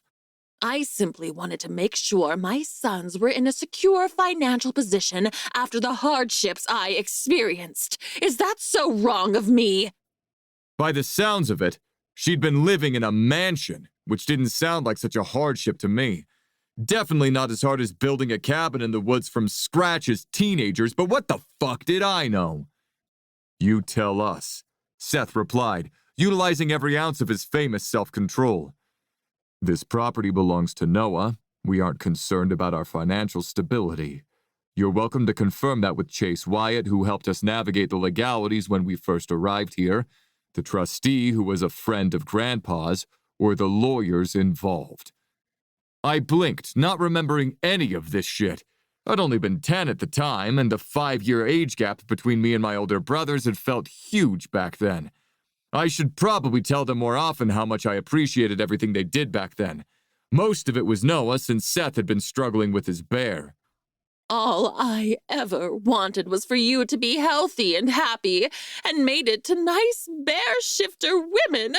This is what I get for caring enough to check on my son's well-being. Mom sniffed, dabbing at her completely dry eyes. I chanced to look at Rhea, who rolled her eyes dramatically, and forced myself not to laugh, even though the theatrics were kind of hilarious. Do you have somewhere you can go? Noah asked tiredly. Are you kicking me out? Mom countered, miraculously cured of her tears. Were we? I looked between Seth and Noah, who looked equally uncertain, before all three of us turned to Rhea, who choked slightly on her mouth full of porridge. Her? Mom asked with disdain. You're letting her decide? I hate to side with bitter Bernie on anything, but she may have a point here. Rhea said dubiously. I can barely decide what to wear each morning. You look cute in plaid, though, I replied with a wink, trying to ease her obvious discomfort. She was wearing Noah's huge plaid shirt with a pair of leggings and woolen socks, and she looked fucking adorable. And you should have a say in this, since Mom has been so blatantly rude to you from the moment you met. Thanks, babe. Rhea replied with a wink while Mom scoffed indignantly. I don't think it's my call to make, but it seems prudent that Bernadette make some future plans and be honest with you about what those are. She added cautiously, with an impressive amount of grace considering she'd just called Mom bitter Bernie not 2 minutes ago. Seth and I looked at each other, both debating whether or not we should bring up the fire question. If Mom hadn't burned down our house, it was a hell of an accusation to make. I don't want to stay where I'm not welcome anyway. Mom hissed, glaring at Rhea. I'll be out of your hair shortly. Then you can all continue your disgraceful relationship in peace. Generous of you. Rhea replied cheerfully. The sooner you're gone, the sooner we can have that dining table gangbang I've been fantasizing about. Noah choked a little on his porridge as Rhea smiled angelically back at him. God, this woman would be the death of us and I would die a happy man. Nothing about our relationship is disgraceful, Seth replied smoothly. But I think it's wise that you start looking for alternative accommodations. I'd like to think you want a genuine relationship with us, but since you started on a lie, it's hard to tell. Of course I want a genuine relationship with my children. Mom replied icily. She didn't apologize, though. Well, you've got some making up to do, I muttered, half wondering if we were making a terrible mistake by not just kicking her out now and cutting our losses. I'd already come to terms with her death once. Surely I could do it again. You can start tonight, Noah said, glancing at his phone. Chase replied to my message. He's invited all 5 of us for dinner. I wasn't surprised that Lacey had been champing at the bit to meet Rhea, but I wished we had delayed it. First, because of the argument with Mom, which had made the energy in the house weird all morning. Second, because Seth and Rhea had been holed up in their temporary studio all day, and I hadn't had nearly enough of my Goldie to be sharing her company with other people. I'd only given her like 15 orgasms yesterday afternoon. That wasn't even close to making up for all the time we spent apart. Noah and I were waiting in the living room for Seth, Rhea, and Mom to get ready so we could traipse over to the Wyatt's riverside cabin. There was a good chance one of us would have to go in our fur and carry Rhea, at least on the way back, given how dark and cold it was getting. What's up with you? I asked a pacing Noah, looking up at him from the couch. Even with all of our mama drama, he'd been noticeably lighter since drunkenly confessing his feelings for Rhea yesterday. Maybe Seth would paint an artistic interpretation of that moment so we could hang it on the wall and memorialize it for all eternity. Rhea with her hiking pack, Noah stumbling towards her carrying a whiskey bottle with a little speech bubble above his head that said, "Sorry for being an asshole." That's how it went down in my head, and no one would change my mind. Nate is in town. Noah groused eventually, acting like each word was being pulled from him like a tooth extraction.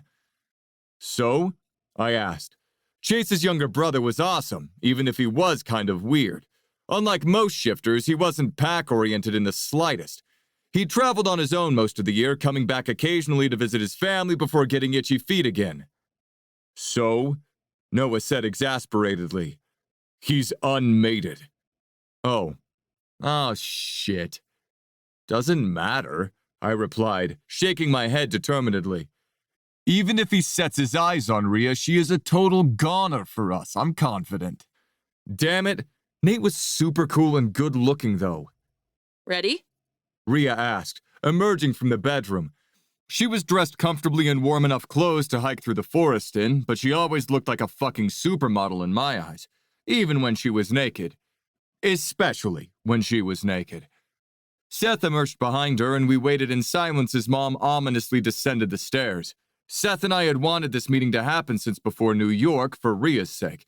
We wanted her to meet the Wyatts, not only because they'd been the closest thing we'd had to family for over 2 decades, but because Lacey had multiple mates and Rhea could ask her questions if she wanted to. At the time, we hadn't given Mom much thought, but it was going to be fucking awkward, tense argument from this morning aside. The Wyatts had filled in as parental figures for us, mostly me, when we'd needed it, thinking we were orphans, and this whole time our mother had been alive, living her best life in Anchorage. I doubted Lacey was going to warm to the woman who had never even bothered to look for us.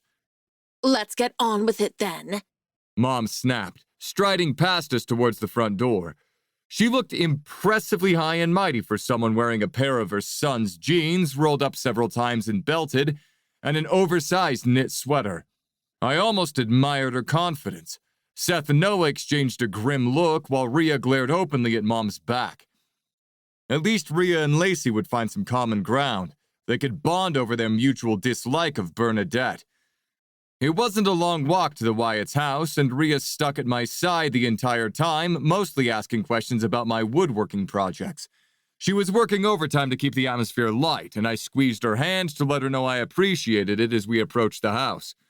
Noah tensed the closer we got as Nate's scent blended with the usual mix we found here. I was worried for a moment that Noah was going to get all growly and piss off Rhea, but she released my hand and fell into step with him, bumping her shoulder against his bicep. Would you rather be able to speak every language or play every instrument? I grinned at Seth, whose mouth twitched slightly in response. Had we hoped Rhea and Noah would connect? Yes, definitely. I don't think either of us envisioned this, though. Rhea seemed to get Noah better than even Seth or I did, even though he was fucking impossible to understand. Noah's posture relaxed as he glanced down at Rhea warmly. Instrument. You? Definitely language. She replied decisively. Then I'd travel the world and talk to everyone in their native language, and it'd be amazing. Fuck's sake, she was really going to like Nate. Wyatt's home was built on the edge of the river. It was a large split-level home, built more like a suburban house than most of the A-frame cabins that littered the forest where shifters lived. Lacey dashed down the front stairs to meet us, her mate Rodrigo hot on her heels. Despite her completely silver hair and the faint creases around her eyes, Lacey looked younger than her almost 60 years. She'd barely changed in the 22 years we'd known her, in appearance or demeanor. Whenever we needed her, she'd been there for us, even when we didn't know we needed her. There you are! She squealed, grabbing me first since I was closest and squeezing me around the middle. I've missed you, boys. Rodrigo snorted, glancing at us. Lacey would always see us as the boys we were when we'd arrived in the area, no matter how long it had been. Hey, Rodrigo, I said, grinning at him. I like the hair, he replied in his thick Brazilian accent that hadn't seemed to fade in the decades he'd lived here, smiling at me. He also had longer hair that he tied back, though it was more salt and pepper than pitch black like it used to be. His deep brown skin had more wrinkles than I remembered, and I realized suddenly how old they were getting. It felt like they'd been a part of our lives since forever. I couldn't imagine them not around. Oh, and you must be Aurelia. Lacey sighed dreamily, looking at Rhea, who was still standing at Noah's side, arms linked. Rhea extricated herself from his grip and moved forward to greet Lacey like they were old friends. Please call me Rhea. Rhea it is. My, you are a beauty. How'd you end up with these three? Lacey teased. I broke into their house. Rhea replied with zero hesitation. I doubt you'd have gotten their attention any other way. Hermits, these boys. Lacey responded affectionately. Ah, and you must be Bernadette. Mom was hovering at the back of the crowd, observing every interaction with shrewd eyes. I am. Rhea shot me a wholly awkward face at the ice in Mom's voice, and I shifted uncomfortably. Maybe we should have left her at home, or kicked her out. Mom, this is Lacey Wyatt and one of her mates, Rodrigo. Seth cut in quickly, using the diplomatic tone he usually put on to settle fights between me and Noah. Lacey and her mates helped us out a lot when we moved here. So you've said. Mom replied stiffly, but made no move to approach Lacey, or maybe thank her for helping keep us alive when we had no idea what the fuck we were doing. Well, come in. Unfortunately, one of my mates, Sergio, is in Juneau visiting our daughters at the moment. The other two, Chase and Kaysen, are working the smoker. I hope you all like ribs. Love 'em. Rhea replied confidently, linking our hands together as we followed Lacey and Rodrigo up the stairs into the warm house. I could hear Kaysen and Chase laughing on the back deck, the smell of smoked meat permeating the house. Sit in the living room. Lacey insisted. It's too cold out there. They'll be in soon anyway. I'll get you some drinks. Oh, I love to entertain, and I rarely get the chance. Ah, here's my brother-in-law, Nate. He's staying with us. Nate appeared, dressed in all black as always, his dark tattoos standing out against his less pale than usual skin. He must have been somewhere sunny recently. With his black hair and green eyes, he was notoriously popular with the ladies wherever he went. Chase was the oldest of 8 and Nate was the youngest. He was closer in age to us than his oldest brother. Hey, man, he said, clapping a tense Noah's shoulder before turning his attention to Rhea. I'm Nate. He stepped forward, holding out his hand for Rhea to shake. Seth tensed. Noah let out a low rumbling growl, and I just said fuck it, stepping up behind Rhea and wrapping my arms around her shoulders, pulling her back against my chest. What is with you three? She asked, mystified, looking back between us. Lacey laughed, clapping her hands together gleefully. They're jealous. Oh, this is so cute. Jealous of a handshake? Rhea asked, still bemused. The bewildered look on her face soothed some of my raging jealousy. Some. I'm unmated, Nate replied, smirking at Noah, who looked like he was contemplating clocking him in the face. They're worried I'm gonna steal you away. Oh, no offense, but I'm happy with the 3 guys I've got already, and definitely not looking to add any new ones. A girl's only got so much energy, you know? Nate cocked an eyebrow at her, suppressing a grin. A very legitimate concern. Take them into the living room, would you? Lacey ordered Nate, shaking with laughter. I'm going to get some drinks. He led us into the living area off the kitchen with blonde wood floors and walls and plaid couches that had been here since the first time we'd visited the house over 20 years ago. The fire was roaring in the stone fireplace, which I was grateful for since Rhea couldn't maintain her body heat like a shifter could. She took a seat on the sofa between Seth and I, while Nate and Noah took the armchairs to my left, and Mom hovered near the window in the corner. I'd been worried about Mom feeling uncomfortable, but she didn't look like she was nervous. If anything, she looked poised to pounce. How you enjoying life in the wilderness? Nate asked Rhea. I love it. Rhea replied instantly. I'm from New York, but I always wanted to live somewhere rural. This is a little more than rural, Nate replied skeptically, raising an eyebrow. Well, yeah, it's more wild than I had envisioned, but I have 3 big bear shifters to keep me safe. Rhea said with an easy shrug. That's right, you do. Lacey said with an indulgent smile, wheeling in the custom-made bar cart she liked to use on special occasions that Kaysen had built for her. He'd taken me under his wing, much like Chase had taken Noah under his. Seth was a loner. So, how long are you staying in town? Seth asked Nate, leaning forward to grab 3 beers off the cart for himself, Rhea, and I. I've been thinking of staying for good, Nate admitted, accepting the bottle Lacey handed him. Opening a studio in town again. Maybe getting a house there. I'll believe it when I see it, I laughed. You'll be sick of the place come spring. What kind of studio? Rhea asked, leaning over my lap to join in the conversation. Nate's a tattoo artist, I explained. Oh, that gives me an idea. What? She asked suspiciously while I grinned at her. Nate's seriously talented. I bet he could turn that fox on your ankle into a bear. Excellent idea. Noah agreed, tipping his bottle at me. Excuse you? Rhea gasped in mock outrage. I love my little fox. His name is Felix. But you don't have a single bear tattoo, Goldie, I complained playfully. It feels like an attack, honestly. My bear agrees.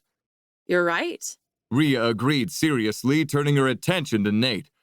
Would you recommend colored ink or plain black for a Winnie the Pooh tramp stamp? You definitely want to get that in color. Nate deadpanned while I scoffed. Fuck that. You can get one modeled on my bear, I said, tickling Rhea's ribs until she squirmed and swatted my hand away. Why your bear? Noah interjected. Your bear is the laziest of all 3 of us. My bear is the most impressive, he added smugly, puffing his chest out a bit. Hey now, size isn't everything, big brother. Have you considered a nice cougar tattoo? Lacey asked cheerfully before the conversation could devolve any further. She had 3 sons and twin daughters, all who'd left home now, and was an expert at managing rowdy conversations. Mom snorted loudly, and I'd half forgotten she was there, sitting judgmentally in the corner with her glass of wine, eyes narrowed on us. Rhea glanced at her disapprovingly before returning her focus to Lacey. My family are fox shifters. I think if anything, what I need is a bigger fox tattoo. Possibly one that covers my entire back. Right, guys? She smiled angelically at me, her eyes sparkling. I shall name him Fred. We'll see about that. I scoffed, already planning a ferocious bear tattoo in my head. We'd call him Bruce. Or Blaze, Maybe I'll get a Goldilocks tattoo. Rhea suggested with a downright sinful smile at me. With 3 happy foxes leaping around at her feet. Goldilocks, hmm? Lacey chuckled. I see the resemblance. You all stay here and relax. I'd best check on dinner. Can I help? Rhea volunteered immediately, already using my thigh to push herself up. Right this way. Lacey replied, leading Rhea towards the kitchen. I was sure Noah had mentioned to Chase that Rhea might want to ask some questions, and I was grateful Lacey was taking the excuse for some privacy and running with it. So, Nate began the moment they left the room. The 3 bears have a Goldilocks kink, huh? Chapter 16. Aurelia. Lacey led me through the kitchen, down a hallway, and into a separate den area that looked like it had once been a teenager's haven, but now mostly served as storage. Sorry about the mess, Lacey said, shifting a pile of washing off the ancient brown sofa with a grimace. I thought we might have more privacy here to talk. No need to apologize. I perched on the sofa, angled towards her, beer bottle dangling loosely from my fingers. So? Noah mentioned you might have some questions? Lacey pressed with a small smile, 0 hint of discomfort on her face whatsoever. That made one of us. Did he now? I replied dryly. Nice of him to give me a heads up. Lacey laughed, reaching out to give my hand a squeeze. I'm sure they have the best of intentions, but to be frank, I'm amazed they even managed to speak to a real-life woman. That's a fair assessment, I chuckled, though my track record with the opposite sex isn't much better. Until now, Lacey replied with a soft smile. Those 3 look at you like you're their whole world. The feeling was both intimidating and mutual. Why don't I tell you about me and my mates? Lacey volunteered, and I nodded gratefully. Well, I've been with Kaysen the longest, actually. We met when we were 20. I'd have probably been happy to swap mating bites right away, but he had multiple fathers and wanted me to keep an open mind about that kind of dynamic. I was glad I'd met all 3 of my guys at once. I did not have the patience for a build-a-harem. Anyway, a couple of months later, we were traveling up this way to visit some friends, and we encountered Chase, Rodrigo, and Sergio. Chase was already a ranger at that point. Rodrigo and Sergio, their brothers, had recently moved here from Brazil, having always felt called to Alaska. They were all roommates living in this very house. Didn't it feel weird getting to know them when you already had a boyfriend? I asked, probably rudely. It was just so fascinating. Oh, yes, Lacey laughed. Kaysen encouraged me to spend time with them after he noticed a spark between us, I suppose. A couple of months later, I asked them all to bond with me. That was quick, I blinked. When you know, you know. Lacey shrugged easily. I don't want to make you uncomfortable, and I'm sure you've had the birds and bees talk before. Ground, please swallow me whole. The only thing I have to emphasize is that all 3 of them have to bite you at once. Make sure all their teeth are in your skin at the same time, got it? Got it, I replied, unsuccessfully hiding my wince. It's a little painful, but it passes, Lacey said sympathetically. And once you feel your bond settle into place, the pain is forgotten. Do I have to do anything? You don't have an animal, so you won't need to mark them. Her words were delivered factually and without judgment, but it still stung a little. Poor Rhea the carrier, no animal of her own. You'll still experience the bond just the same, I believe. My mom thought so too. I agreed absently, mulling over Lacey's words. Come, I really do need to check on dinner. Besides, your bears will hunt me down if they think I'm keeping you too long. I'm surprised Noah hasn't shown up already. I had plenty more questions, but I figured they could wait for later.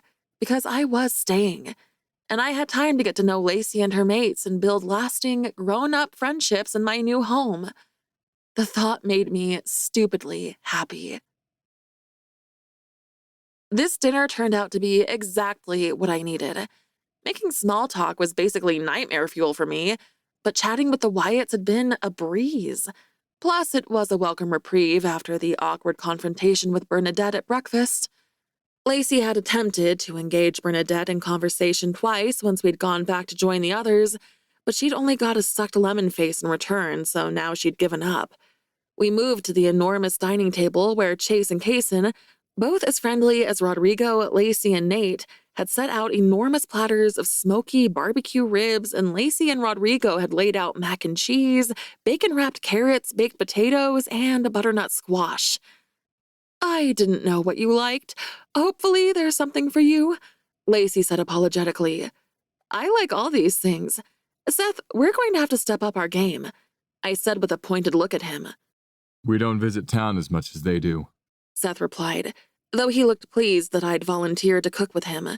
Speaking of town, Chase began, spooning mac and cheese onto his plate. I saw Darren there earlier. Why did everyone always look at me like I was going to cry whenever I heard Darren's name?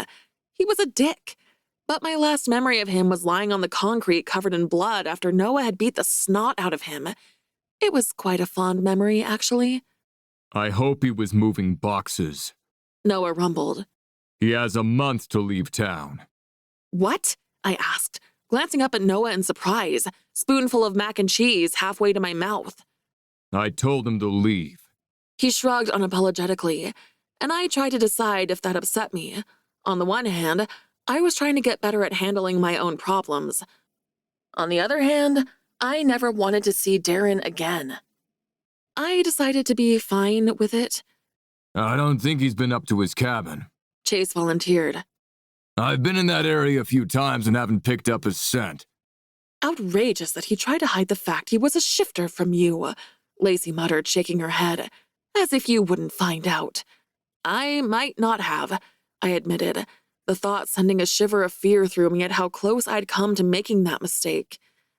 I can't smell shifters the way you guys can. Generally, they smell more appealing than humans, but it's not an exact science. I looked across the table at Lacey, and only then realized how avidly Bernadette was listening to our conversation. Creepy woman. Well, you're safe now, Lacey said affectionately. Not just physically, but your heart as well. These three are good men. They'd never hurt you. Seth and Eli sent surreptitious looks at Noah, reminding me that they still didn't know exactly what went down when I left the first time. I knew that conversation was going to be a doozy, and the longer we left it, the worse it would likely be. Soon, I promised myself.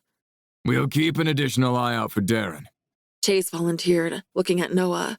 I'm guessing you taught him a pretty thorough lesson in New York, but it can't hurt to be careful. I appreciate it. Noah replied in his stern ranger voice. We'd only been a thing for a day. Was it too soon to ask him to make good on the spanking he told me he'd wanted to give me when we first met? It was probably too soon. I'd give it a couple of days. So, Rhea, Nate began conversationally.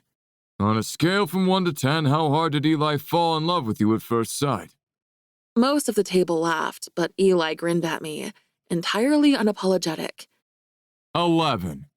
He replied for me, not breaking eye contact. Old Rhea would have let these three claim her already, and I was wondering if old Rhea had the right idea. It had been a week since dinner with the Wyatts, a week of working with Seth in the temporary upstairs studio, a week of going to sleep snuggled up to three warm bodies, a week of waking up and wanting to pinch myself because no one got to live like this, right? This was some next-level fairy tale shit. Also a week of talking around the whole mating issue because everyone was being exceptionally thoughtful of my feelings. Maybe too thoughtful. A little push might not be such a bad thing, especially with the occasional bout of insecurities that reminded me I wasn't a shifter and wondered why the three of them even wanted me. I didn't disbelieve them or their feelings for me. but sometimes I didn't understand them either. Really, the only downside was that Bernadette was still here, which sucked for a multitude of reasons. One, because she was a liar and I didn't trust her motives. Two, it really put a dampener on my sex life. I wasn't getting much more than stolen kisses since Bernadette had overheard me and Eli going at it. Having their mother around 24/7 was the ultimate antidote for my lady boner. Dead. Gone. Goodbye. I didn't even have my toys for company. Clint the Clitsucker was wallowing in storage at Lou's house, probably missing me every day. I'd been trying to work on a pair of earrings all morning. It was my first attempt, and I had halfway decided my fingers weren't delicate enough to work on pieces that small. Maybe necklaces would be my specialty. Frustrated and a little bit over it, I decided to take a break. The house was empty and blissfully silent for a change. Eli had gone into town, Noah was working, Seth was doing something in the cottage, and Bernadette had started going for daily walks. It was my favorite part of each day, a brief reprieve from her rage stomping around the house as loudly as possible. Honestly, it's like she was trying to tell me she didn't like me or something. I headed downstairs and let myself into Noah's bedroom. Our bedroom? Still too weird. And grabbed the one book I'd brought with me.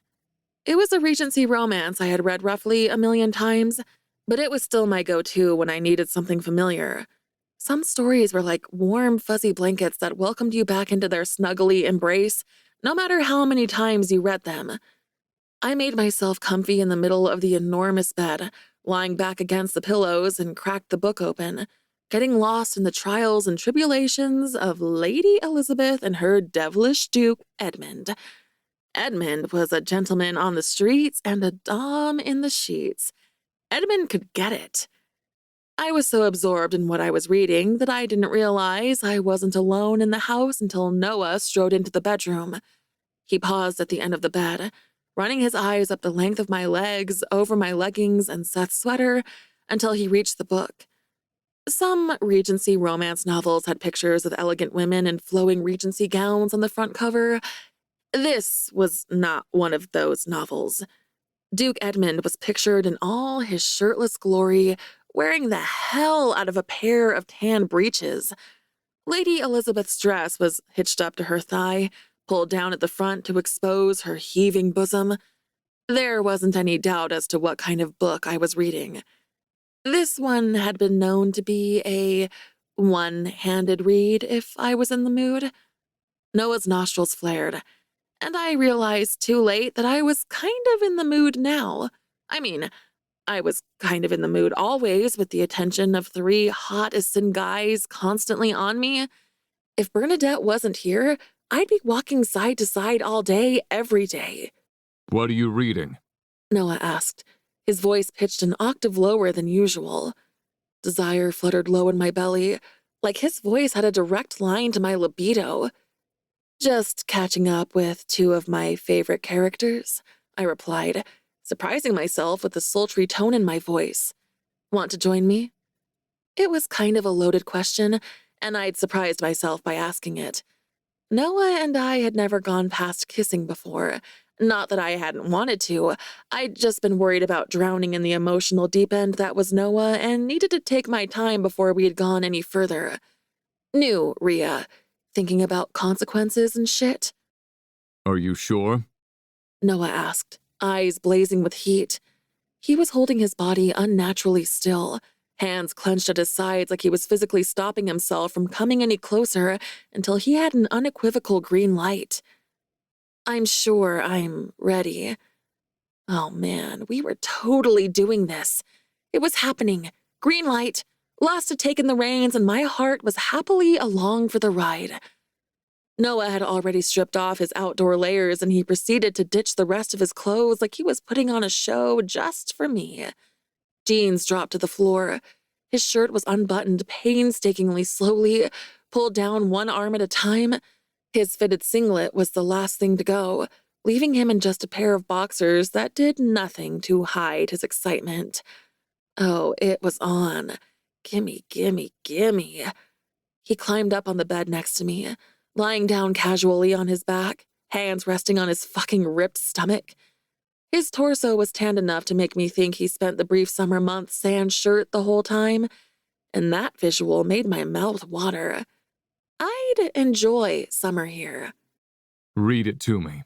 Noah said simply, eyes sparkling with challenge as he glanced between my face and the book resting on my stomach. What? I sputtered in surprise, my stomach dipping in anticipation even as my head struggled to catch up. No, nope, definitely not. So threesomes are a go, but reading out loud is a hard limit? Noah asked, raising an eyebrow. Foursomes are a go, I amended raspily, trying and failing to keep my eyes on his face. But I don't need to know what I sound like when I read sexy stuff out loud. You have a very sexy voice, so I'm sure you'll sound wonderful. Noah said casually, dropping compliments on me like bombs. He reached over to pick up my hand, stroking the inside of my wrist with far more tenderness than I would have expected from my big mountain bear man.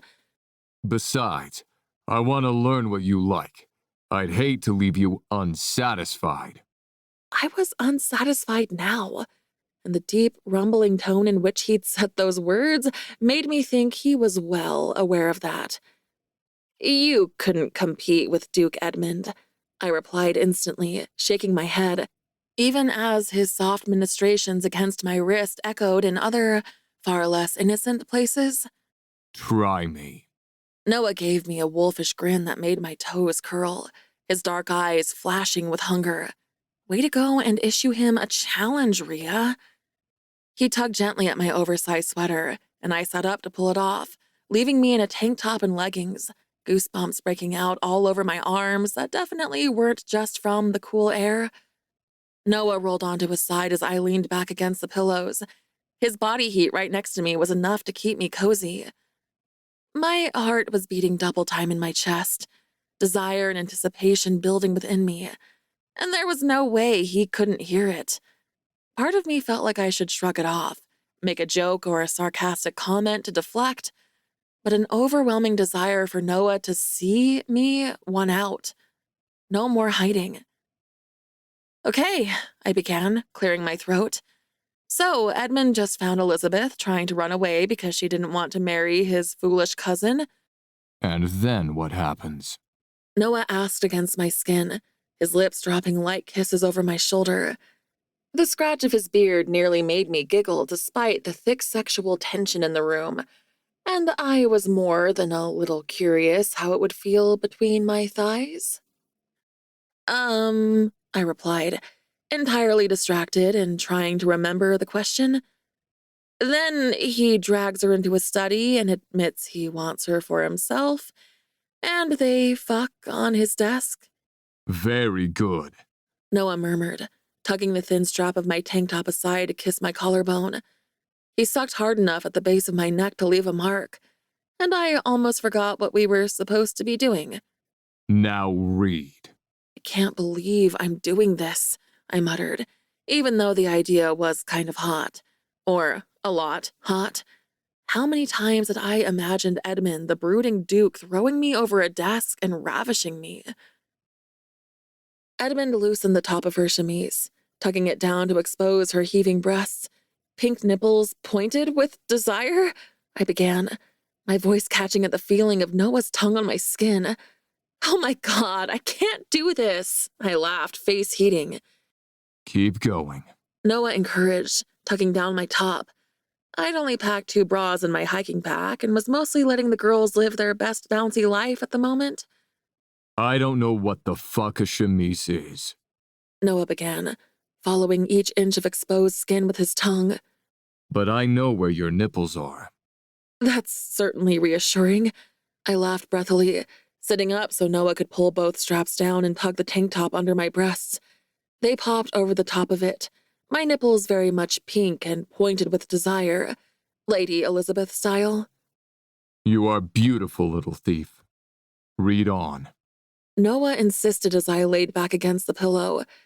There was still a seductive quality to his voice, but also with such genuine warmth and conviction. I couldn't doubt that he'd meant the compliment. True to the book, he didn't immediately wrap his mouth around a nipple like I wanted him to, but it was clearly taking some restraint on his part. Noah's hot breath skittered over my breasts, his beard lightly brushing my sensitive skin. Was it hot in here? It felt hot in here.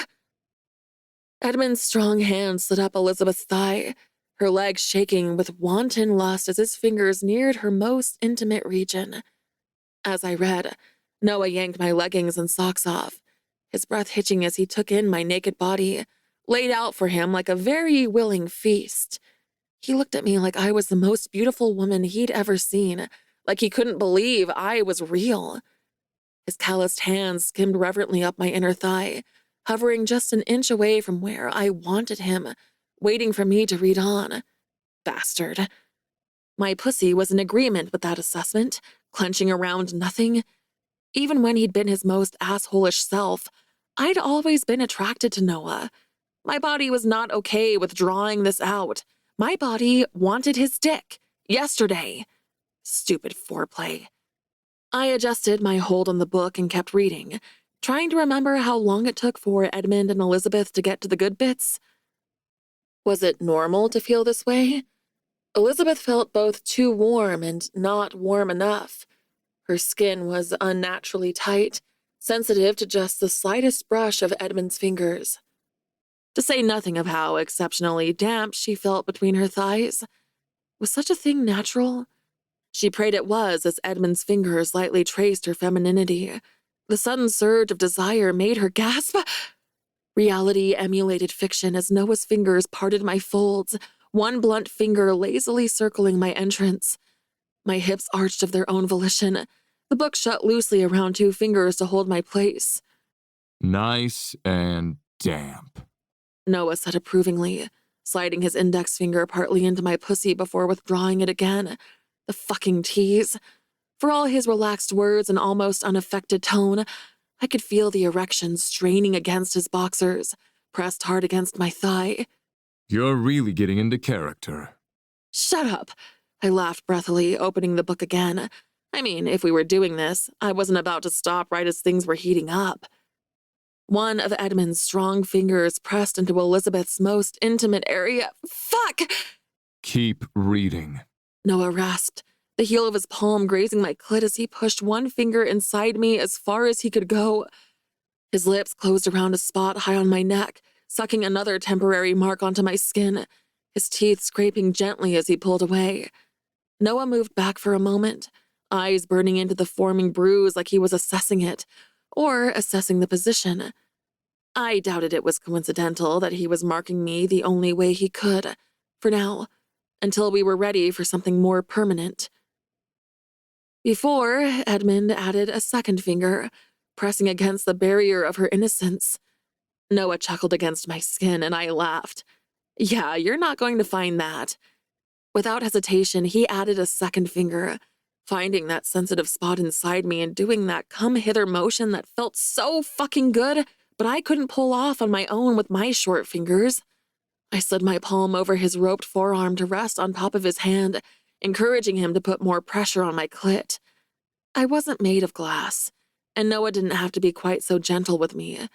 Fortunately, he was a quick study.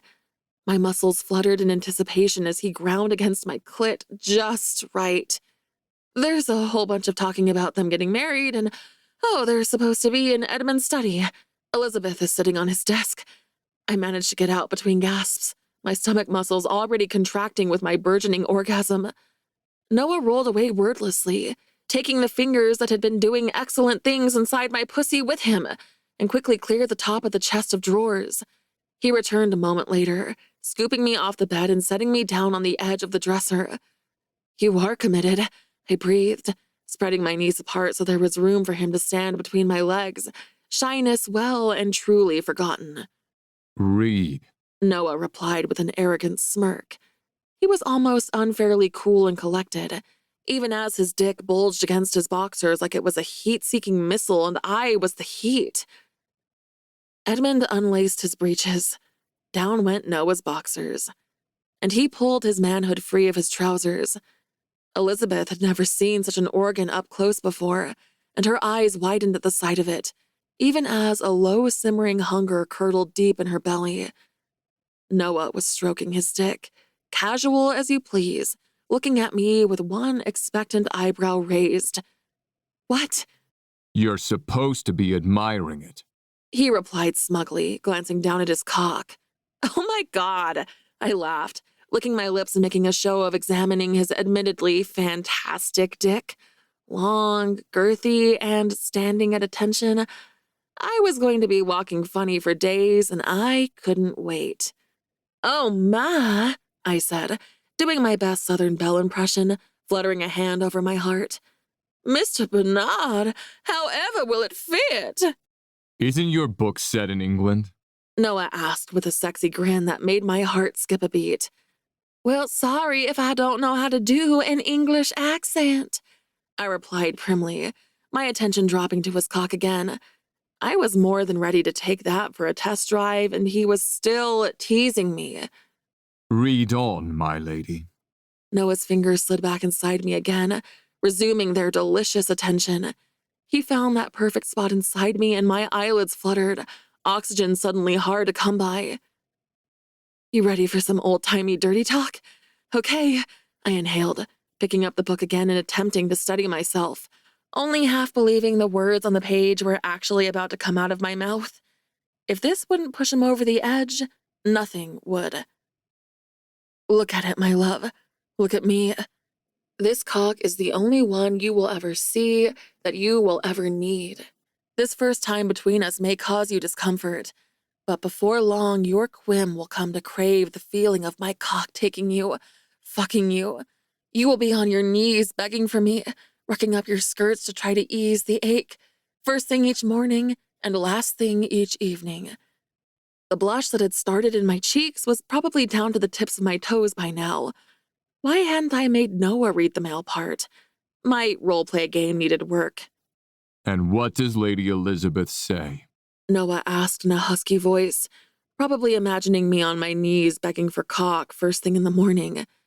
Something put that big Duke cock in me already? Now. Noah tisked, slowly withdrawing his fingers. If you can't follow the rules.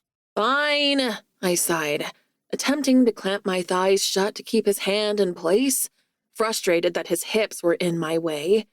Worth a shot. Elizabeth says, I crave it now, Your Grace.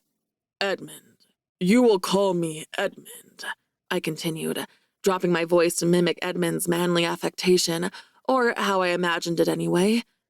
I peered up at Noah, who was looking at me with so much tenderness it made my heart flutter, and my pussy, because he was holding me on the edge of this orgasm like a goddamn professional. Are you ready to deflower, Lady Elizabeth? I asked, batting my eyelashes even though my tone was a little too desperate for me to pull off casual flirtiness. Embarrassingly ready. Been waiting for this for a long time kind of ready. His voice was rough and factual. They weren't flowery words designed to seduce. That he told me honestly how eager he was for this made my heart beat faster in a way that a poetic declaration from Noah never could. The blunt tip of Edmund's manhood pressed against Elizabeth's entrance, and she tensed reflexively, but Edmund would never let his love feel uncomfortable for even a moment, and he leaned forward to capture her lips and I set the book aside as Noah's lips crashed against mine, his hands clamping down on my thighs as his fingers withdrew and cock pushed into me, achingly slow. My hands ran up his arms, over the firm planes of his chest, settling behind his head, fingers buried in his hair. He felt so right, just like Seth and Eli. There was no doubt in my mind that Noah belonged, that we belonged together. Fuck. Noah gasped, his lips still pressed against mine, rolling his hips tentatively like he was worried he'd hurt me. You feel like heaven. You feel like mine, I whispered. Noah pulled back to look at me, his eyes running over every inch of my face like he was looking for the lie in my words. Seemingly accepting whatever truth he found in my features, Noah pressed his mouth against my forehead, the movement pushing him forward, deeper. Fuck me, I demanded on a gasp, wrapping my legs around his hips and digging my heels into his ass. I didn't want pretty words and solemn declarations now. I wanted flesh against flesh, the feeling of my nails in his skin, his hot breath skittering over my shoulder. Noah obliged, his hand shifting to cup my ass as he pulled all the way out before slamming into me again. His movements were increasingly unrestrained, and I loved that I had this effect on him. He was mindless with need because of me. I'd been so ready from what felt like a year of foreplay that I went off like a rocket, totally primed yet still somehow surprised by the intensity of the orgasm that ripped through my body like a tornado.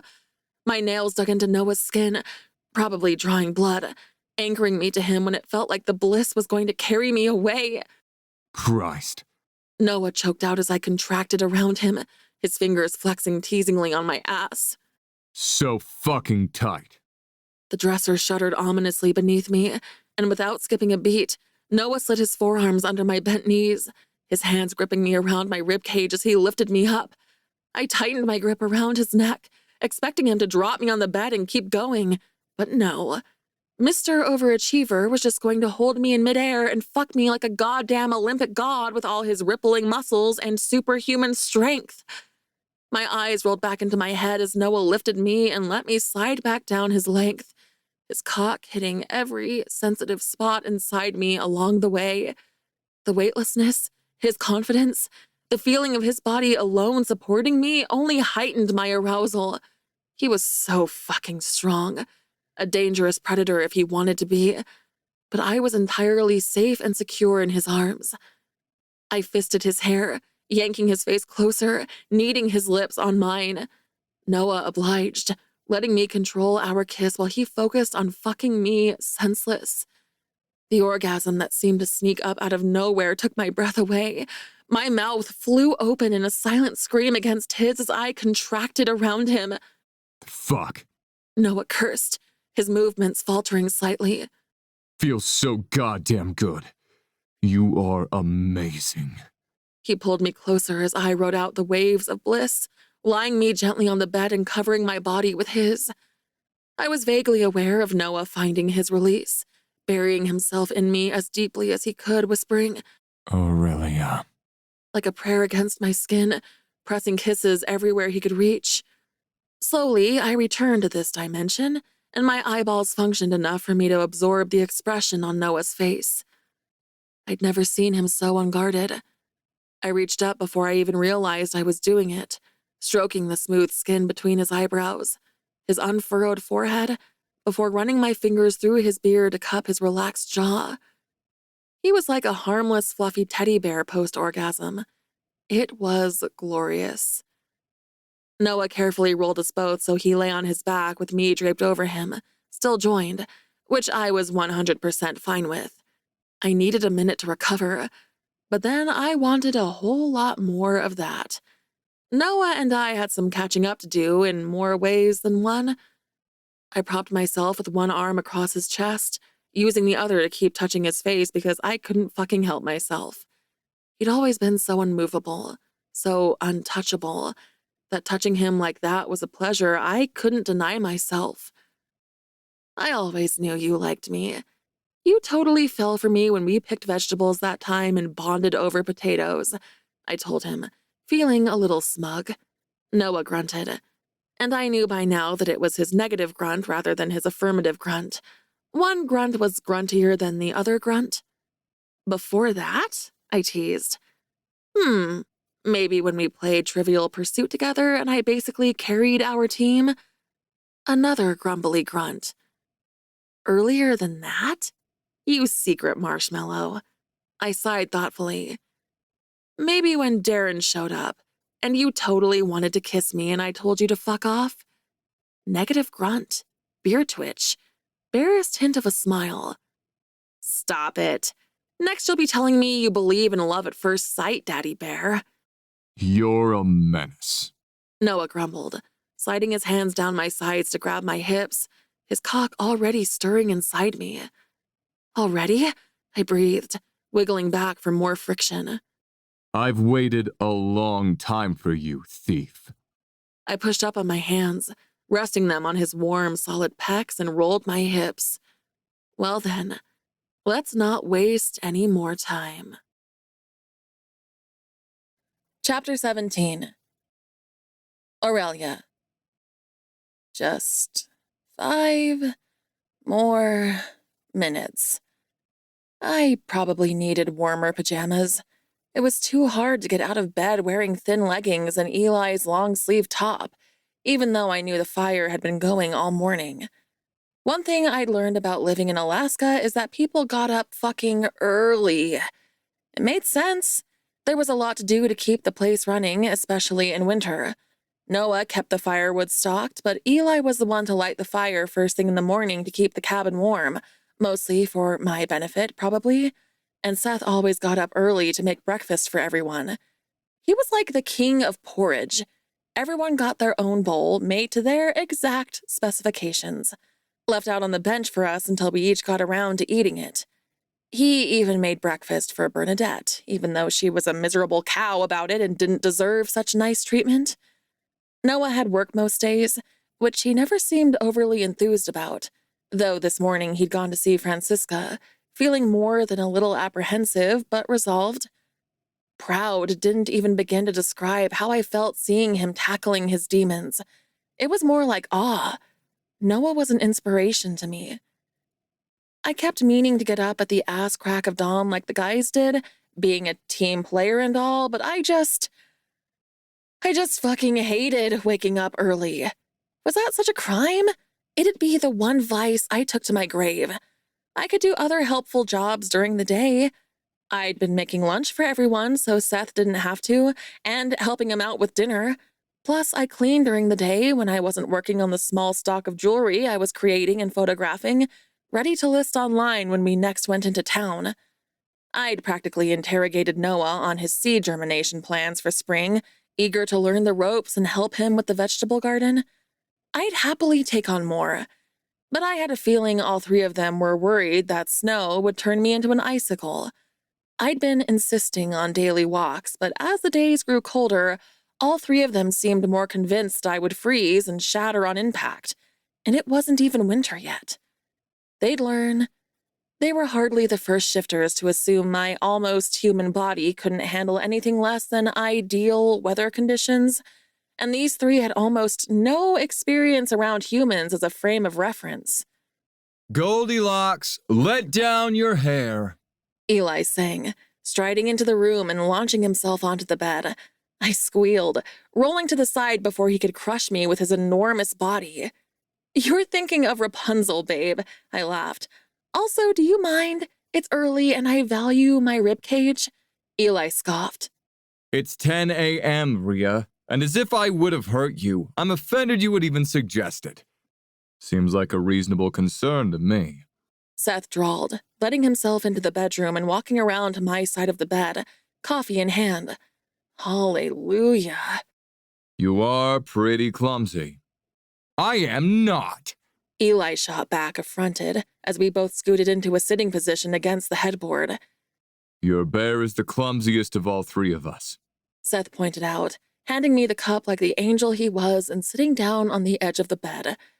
Remember when you fell in the river and Noah had to fish you out? I snorted behind my coffee cup, earning me a playful scowl from Eli. I was a kid. You were 15. Noah supplied, joining the little morning party we were having in the bedroom. He closed the door behind him and leaned back against it, leaving some space between him and the cozy little domestic scene on the bed. I took a deep drink of my coffee, needing to wake myself up for this.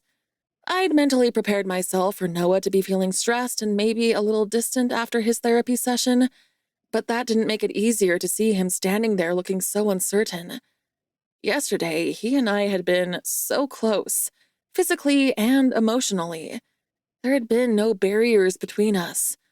And that thin strand around my heart that represented Noah had felt more substantial than it ever had.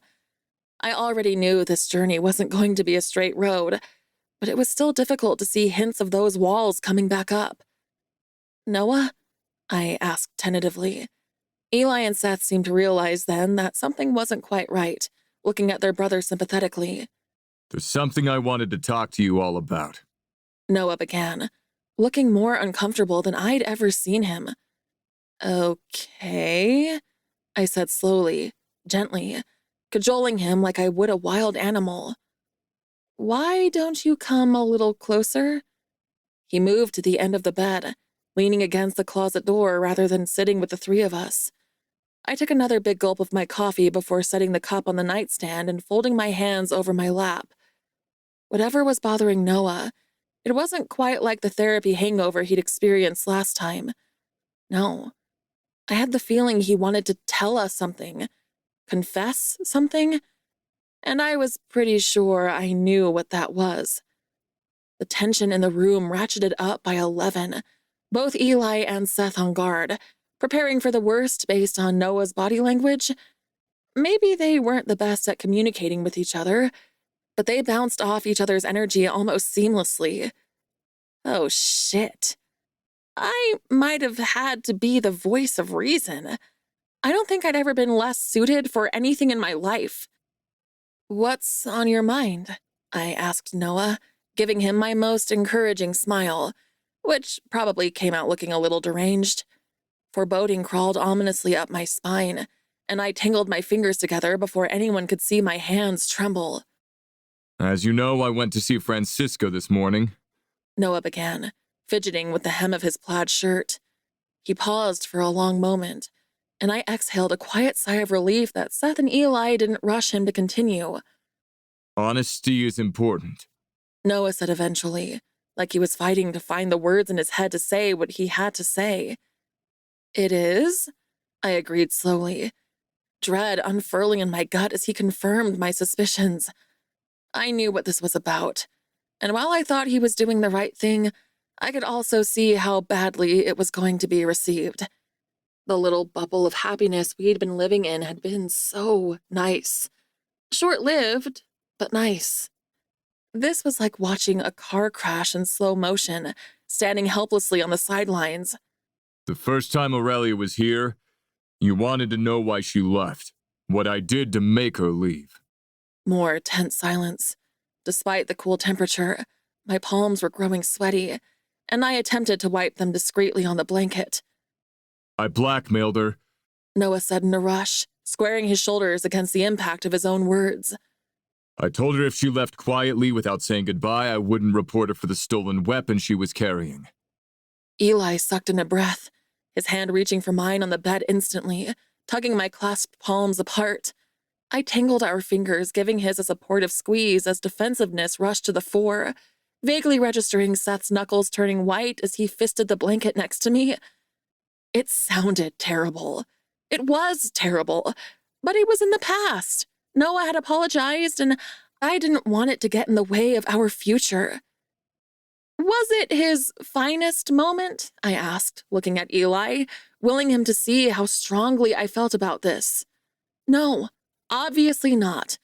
I'm pretty sure that's why he didn't tell you about it. We have moved past it, though. He apologized. The fact that we're all sitting in this room right now is a testament to that." There was a thread of urgency in my voice as I tried to make Eli understand where I was coming from. I didn't hold on to any anger about that day, which was kind of a miracle for me. By nature, I was a fairly petty, vengeful person.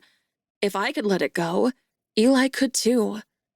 Eli's eyes bored into mine, his brow furrowed. He looked at me like he was looking for answers, and it was both unnerving and flattering that he thought I could provide them. "You're good?" He confirmed, his voice just above a rasp. The knot of tension in my chest eased. He wasn't happy, necessarily, but he was willing to move past it if I was. "I'm good," I promised, leaning forward and pecking his lips before resting my forehead against his. Turns out I was worried about the wrong brother. The mattress shifted slightly. Then a sudden deafening crash made me shriek in surprise as I fell sideways into Eli's protective embrace. "Stop!" Eli ordered ineffectually, pulling me closer to him. "Fucking hell, Seth, get it together!" Seth wasn't listening, though. I'd always wondered if there was some darkness lurking under that cool facade, and apparently there was. The wardrobe door splintered at the force he'd knocked Noah into it. Shards of wood rained down on the two of them on the floor. Noah was pinned to the ground, Seth on top of him, laying into his twin with his fists. One punch hit Noah squarely in the throat, leaving him gasping for air before another crunched his nose without reprieve. The sound made nausea churn dangerously in my gut. I'd seen my own brothers fight before, but never like this. Seth wasn't pulling his punches, and Noah wasn't fighting back. "Stop!" I yelled shakily. "Seth, stop, please!" Eli's arms held me in place, and I trembled like a leaf with each thwack of flesh hitting flesh, each grunt of pain from Noah. I wanted to intervene, to drag Seth off him and force him to calm down, but I wasn't strong enough or stupid enough to get in the middle of two fighting shifters, even if Eli would let me. After what could have been seconds but felt like hours, Noah's hand shot up, catching Seth's fist in midair. The surprise of the gesture rather than the force of his grip stopped Seth. Noah, usually so stoic, so immovably strong, shook as he held Seth's fist in place. "You are frightening, Aurelia." His voice was so thick and labored I barely recognized it as Noah's at all. The words seemed to penetrate Seth's haze of rage. He glanced back at me over his shoulder, fist still raised. I wasn't afraid of the anger I saw in his face, but it broke my fucking heart. His eyes glowed slightly, and his jaw was clenched so tightly I was surprised he hadn't cracked a tooth. He was barely holding back his shift. "Rhea." Seth began in a low, rumbling voice that was more bear than man. His body went slack as he climbed off Noah, flopping back on the floor and leaning against the wall. I climbed tentatively off the bed, wanting to split myself in half to go to both of them at once. Seth's head was obviously a wreck, but Noah's face was fucked.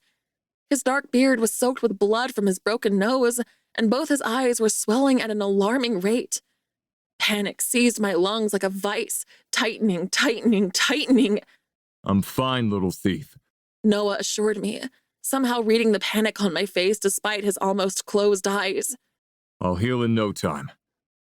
Come on." Eli said, climbing off the bed and walking up to Noah, extending his hand to pull him up. "I'll reset your nose. If it heals like that, you'll be even more of an ugly bastard than you are now." Noah snorted before wincing in pain, accepting Eli's hand. Some tightness in my chest eased as Eli and Noah left the room, presumably to handle the nose resetting in the bathroom where Noah could wash off the blood and I wouldn't puke at hearing his bones snap back into place. I dropped to my knees in front of Seth, but didn't reach for him, not wanting to make him uncomfortable. Seth was the most reticent about physical touch at the best of times. "This is why I've never shifted in front of you." Seth rumbled, breaking the awkward silence. "My bear is the most vicious of all of us, the most temperamental. So am I." You hide it well, I commented lightly. "Usually. In my skin, I find it easier to not let things get to me. I don't have that control in my fur." But not today, I surmised. Noah crossed a line. A fact he was aware of at the time, I pointed out wryly. Or he wouldn't have been so secretive about it. Seth exhaled heavily, tipping his head back against the wall and staring at the ceiling above my head. It stung that he was struggling to make eye contact with me, even though I knew he was working through some emotions in his head. I wanted Seth to feel that he could depend on me, even as I realized that kind of trust could only come with time. God knows they had been giving me time. I could be patient too, mostly. It was an empty threat for what it's worth, I sighed, sitting back against the bed and wrapping my arms around my knees, wishing they were Seth's arms. He was adamant he wouldn't have followed through, and I believe him. "You do?" Seth asked, glancing up at me. The pre-shift glow had dimmed from his eyes, and I could see him slowly coming back to himself, though the tension hadn't eased from his posture. I do. I'm trying to strike a balance here. I laughed nervously, readying myself to broach another uncomfortable subject I hadn't been willing to bring up until now. Noah has done a lot of things in his life out of a misguided need to protect you and Eli. That's why he's seeing Francisca, right? He's learning to put some healthy boundaries in place. "Right." Seth agreed flatly. I hesitated, not wanting to upset him again, but also needing to be bluntly honest. Did you and Eli ever sit down and tell Noah that he didn't have to do everything for you two? That it wasn't his responsibility? We told him to take the ranger job so we'd get out of our business all the time. Seth replied, sounding a touch surly at the question. We told him to rein in his attitude multiple times when it came to you. Sure, I agreed easily. What about when he planned and arranged all the food stores every year without fail? Did he go on the hunting trips on his own? Undertook all the maintenance jobs around the house by himself? Did you communicate to him that you and Eli could help? Seth's cheeks flushed pink, his gaze still trained steadily on the ceiling. I'm not saying this to shame you or Eli, I sighed. I know you've both been more aware of those responsibilities since you got back from New York, but no one's really talked about it. You've all muddled through together after being alone for so long. What you experienced, no one should have to go through in their lifetime, let alone during their childhood. I hesitated, not feeling confident in the least that I was handling this right. No one was perfect, and we were all just doing our best to get through life the best way we knew how. No one got it right 100% of the time, not Noah, Seth, Eli, or me.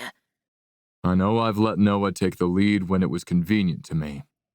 Seth admitted quietly, filling in the silence. That doesn't excuse what he said to you. He threatened you. I'm not saying it excuses it, I said quickly. Not at all. He thought he was protecting you and Eli from heartbreak by getting me out of the picture. And he went about it in a terrible way, he knows that. Seth angled his head back to look up at the window above his head, the light illuminating the tick, tick, tick of his clenched jaw. I contemplated approaching him again, but tightened my grip around my legs instead, holding myself in place. I wanted to climb into his lap, wrap my arms around him and bury my face in his neck to take a deep whiff of his cool menthol scent. It would be for my benefit, not his, though, so I held myself still. The door opened quietly, and I felt Eli's presence lighten the heaviness in the room. Chase just messaged asking Noah to check on some humans camping near the river. I thought I might go with him. That sounds like a great idea, I said gratefully, climbing to my feet and wrapping my arms around Eli's middle. It was a pretty thinly veiled reason to give Seth and I some alone time, but I would take it anyway. Besides, Noah may have super fast healing genes, but I'd still feel better about Eli keeping an eye on him until he was completely healed. You okay, Goldie? Eli mumbled, pressing his lips to the top of my head. I'm okay.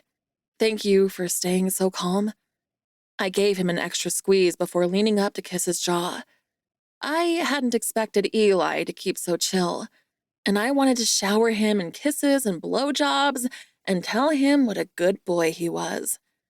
His hand slid down to give my butt an entirely inappropriate squeeze.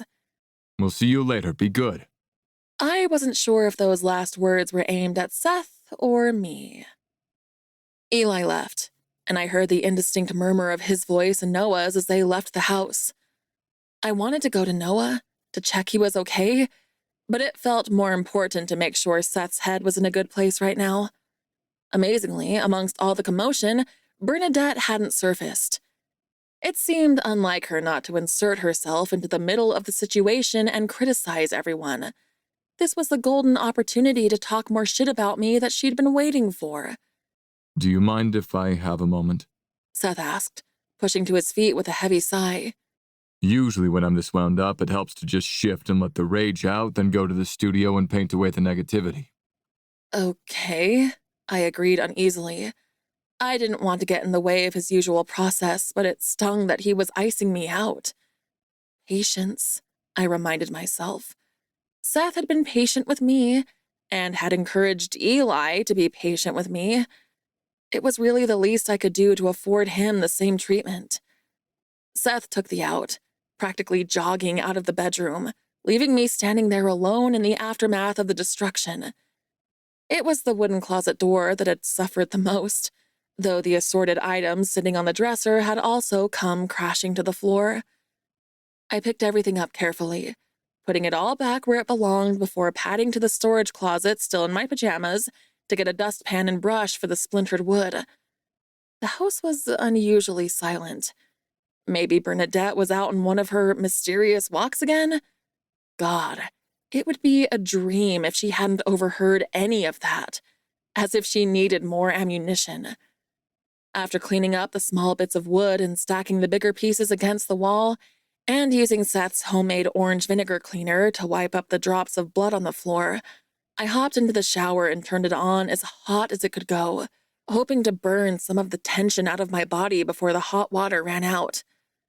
I was ready to go back to bed already.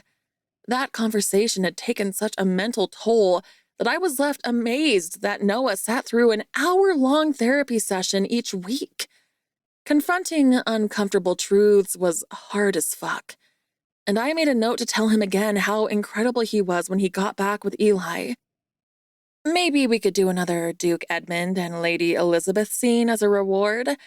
Maybe the one where Edmund takes Elizabeth over his knee and spanks her for running away in the dead of night.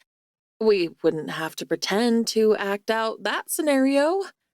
I dressed in leggings, thick socks, a warm undershirt, and pulled on Seth's sweater, wanting his scent around me. Unnerved by the silent house, I took my time with an elaborate French braid and hovered in the bedroom longer than necessary, hoping Seth would come back. Every second he was gone, I grew more worried. I wasn't used to him disappearing to rage in private. It felt unnatural. Running away was more Noah's style. I made the bed, smoothing over the comforter until it was perfectly flat, and opening the bedroom window to air out any lingering scent of blood or cleaning spray that the guys would be able to pick up on. My eye snagged on the coffee cup next to the bed. It felt like it was mocking me, and I flexed my hand before I picked it up, resisting the urge to throw the stupid thing across the room in frustration. I wasn't usually a violent person, but this morning had been a disaster, and punching something seemed like a good idea. Maybe more coffee would cure me of my newfound ragey tendencies. Plus, I was probably hangry. The house remained uncomfortably quiet as I made my way to the kitchen. My bowl of porridge was the only one left on the bench, a plate covering it. I took my time heating it up on the stove and put more coffee on. The smell of grated apple and honey filled the house as the porridge warmed, making my heart clench painfully in my chest. Seth made it the same way for me every morning, knowing I needed as much sweetness as possible to make the porridge palatable. The dining table felt cavernous as I sat down alone with my porridge. Usually, when I slept in, someone still came to sit with me for breakfast. Maybe I was getting codependent already. I thought idly as I shoveled porridge into my mouth, eager to finish and go see if Seth was hiding in the cottage. I had a tendency to lose myself in relationships, and I honestly thought I'd been doing better this time. But maybe not if I was lonely having a rare breakfast by myself. Old Rhea was codependent. New Rhea was independent. I blinked hard, my head spinning for a moment. My mom's insistence that nothing was wrong with the old Rhea drifted through my mind, and I wondered if perhaps she had a point. My impulsiveness had led to some of my worst decisions, but also some of my best. Moving to Alaska had been a great decision. Even moving from New York to Florida had been a positive, spur-of-the-moment choice I wouldn't take back. I didn't miss working on a cruise ship, but it had been a fun way to spend my early 20s, and I wouldn't change anything about it. If I'd been more impulsive this past week, I'd have bonds with all three guys. I'd know how they were feeling right now and how to be there for them. My head spun again, and I shook it slightly to clear the strange onslaught of dizziness. Did I sleep well last night? I thought I had, but suddenly my eyes felt incredibly heavy. Maybe all the arguing had taken it out of me. It was probably just a caffeine headache coming on. My brain always felt too big for my skull when I left it too long to have my morning coffee. I'd finish my breakfast, make 2 more cups, then go find Seth. There, plan, done. I ate another spoonful of porridge, brain too hazy to even come up with barren porridge jokes. It tasted a little sweeter today. Seth must have added more honey than usual. That was the last thought I had before my head hit the floor. Chapter 18. Seth. This wasn't how today was supposed to go. Yesterday, Noah and Ria's relationship had taken a huge step forward. Eli and I had planned on seeing how Noah was feeling after his session with Francisca, and broaching the idea of a mating bond if he was in the right headspace. Not to pressure Ria, but just to reassure her that it was something we all wanted and assuage the self-doubt she tried to disguise. We had a plan. That was how today was supposed to go. Instead, I sat on the edge of the river, trapped in my fur, furious at Noah, furious at myself and my bear, and furious at everything else. I usually didn't travel this far in my fur. If my temper got the better of me, I'd shift by the cottage. My bear would work out his rage on a nearby tree. Then I'd shift back and find the red haze that clouded my mind had cleared. Not today. Today, the rage infected me like a sickness. It rushed through my veins, pounded in my lungs, ached in my head. Some of it was due to Noah's actions, but a large part was because of my reaction. Even Eli had managed to keep his cool, to factor in Ria's response and let that guide his actions. I was the one who had failed. The unmanageable anger was what prevented me from shifting back. My bear didn't understand the complexity of human emotions. His response to anger was to search for the source and destroy it. I'd been worried that he'd immediately go back to Ria, but even my bear seemed to realize that he wasn't in any state to be around her right now, if ever. What he didn't understand, what my human brain was struggling with, was that the threat to our relationship with Ria had passed. Ria had moved past Noah's actions and had chosen to stay anyway. Even though I logically understood that, I was still so angry with Noah at the risk he'd taken, which hadn't even been his to bear, or maybe it had, since his feelings for Ria clearly ran deeper than what he'd let on back then. He'd almost cost us the most incredible, wonderful, important person who had walked into our lives, and he hadn't even had the courage to own up to it until now. If Ria had been any less forgiving, any less compassionate, she wouldn't be with us right now. Before I'd walked out, she'd been extending that compassion to me.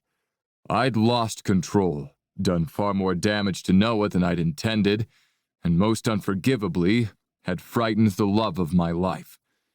If Ria left now, it would be because my instability, rather than Noah's hostility, had driven her away.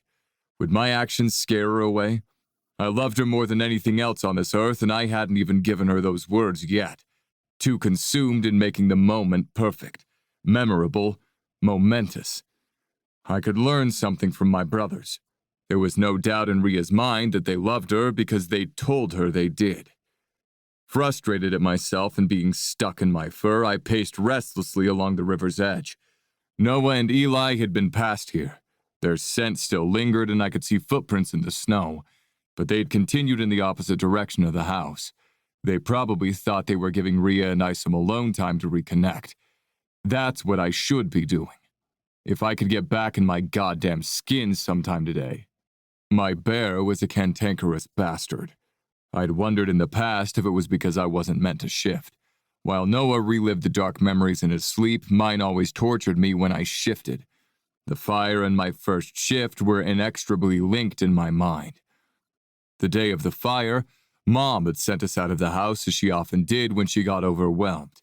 Eli hadn't been feeling well, like Noah. Eli had bad growing pains in the years leading up to his first shift, and Noah had decided to bring him back to the house.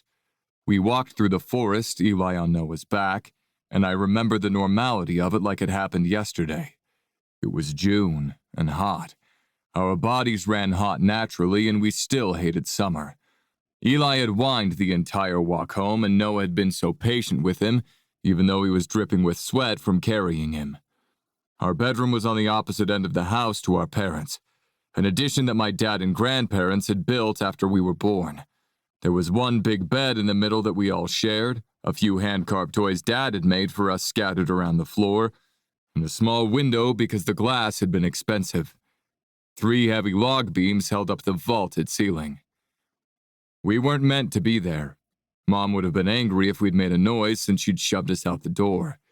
Eli wanted to rest anyway, and the heat had made us tired, so we'd opened the window for fresh air and napped.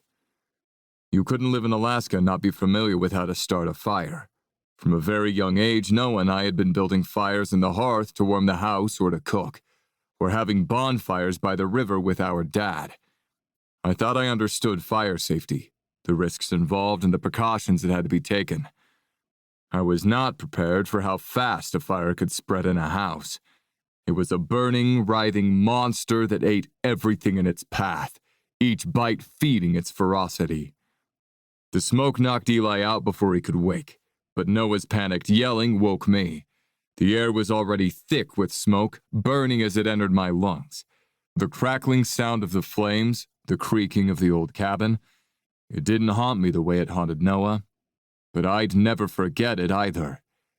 Noah had thrown Eli's limp body over his shoulder and grabbed my arm as he headed for the window. His grip hadn't been hard, but I remembered the agony like it was yesterday. The pain had radiated out to every inch of my body, my muscles shaking, skin stretching unnaturally. Then, the beam came down. I stumbled back towards the bed while Noah jumped back with Eli screaming my name. That should have been the end, probably. He and Eli were by the window and the flaming beam separated me from them. I yelled at him to go, to get Eli out of there, and I hadn't even recognized my own voice.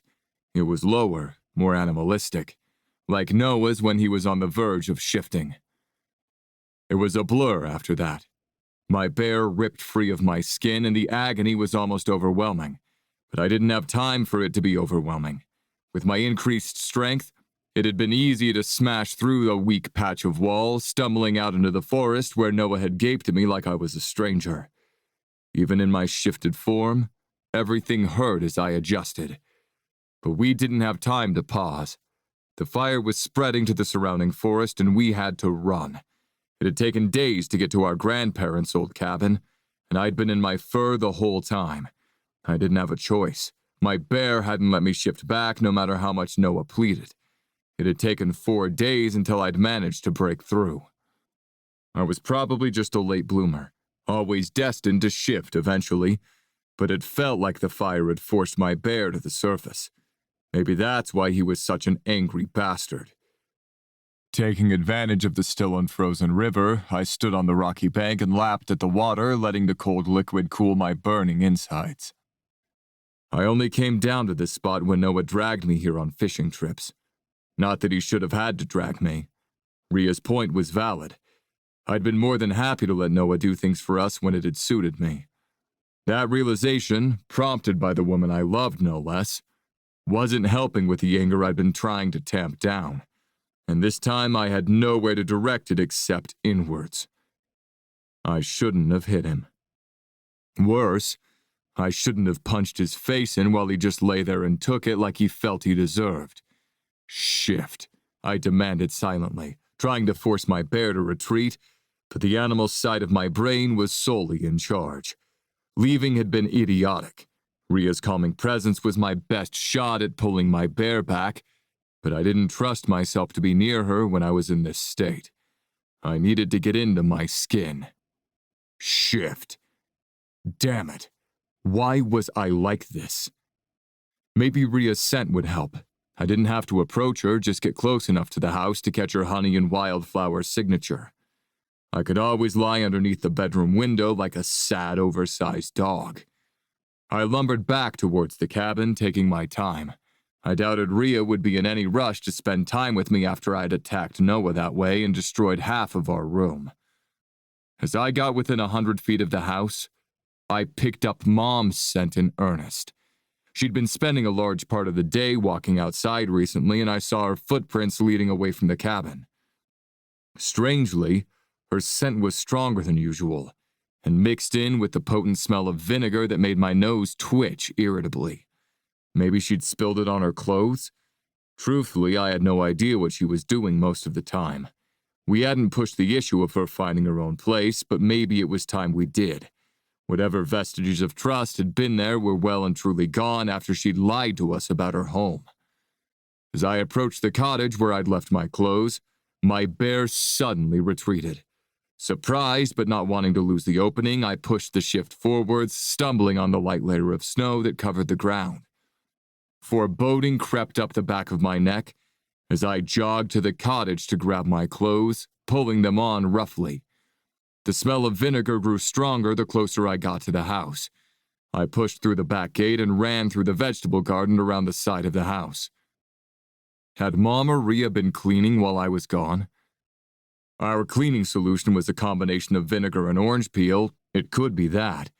I didn't think we'd got any blood on the floor, but I could understand Rhea wanting to scrub it clean if we had. I sprinted up the front steps as fast as my legs could carry me, my heartbeat thundering in my ears, shoving open the front door and sliding to a stop on the wood floor. Rhea! The shout was strangled, terror gripping me by the throat. I knew she wasn't here before I even set foot in the door. Rhea was our son, and when she was gone, darkness followed. I couldn't hear her. I could barely scent her. The smell of vinegar wafted from the house, drowning out everything else. Rhea! Mom! I strode further into the house, already knowing I wouldn't find anyone inside. Vinegar. Fucking vinegar everywhere, especially around Rhea's usual seat at the dining table. Panicked, I headed straight for the bedroom. The shards of wood had been cleaned up. The clothes Rhea slept in were draped neatly over the chair in the corner as usual. There was a little of the cleaning scent lingering here, next to the destroyed closet door, but the window was open, airing the room out.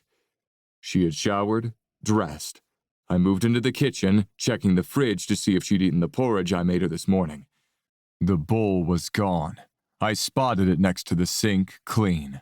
It reeked of vinegar, like the bowl had been soaked in it.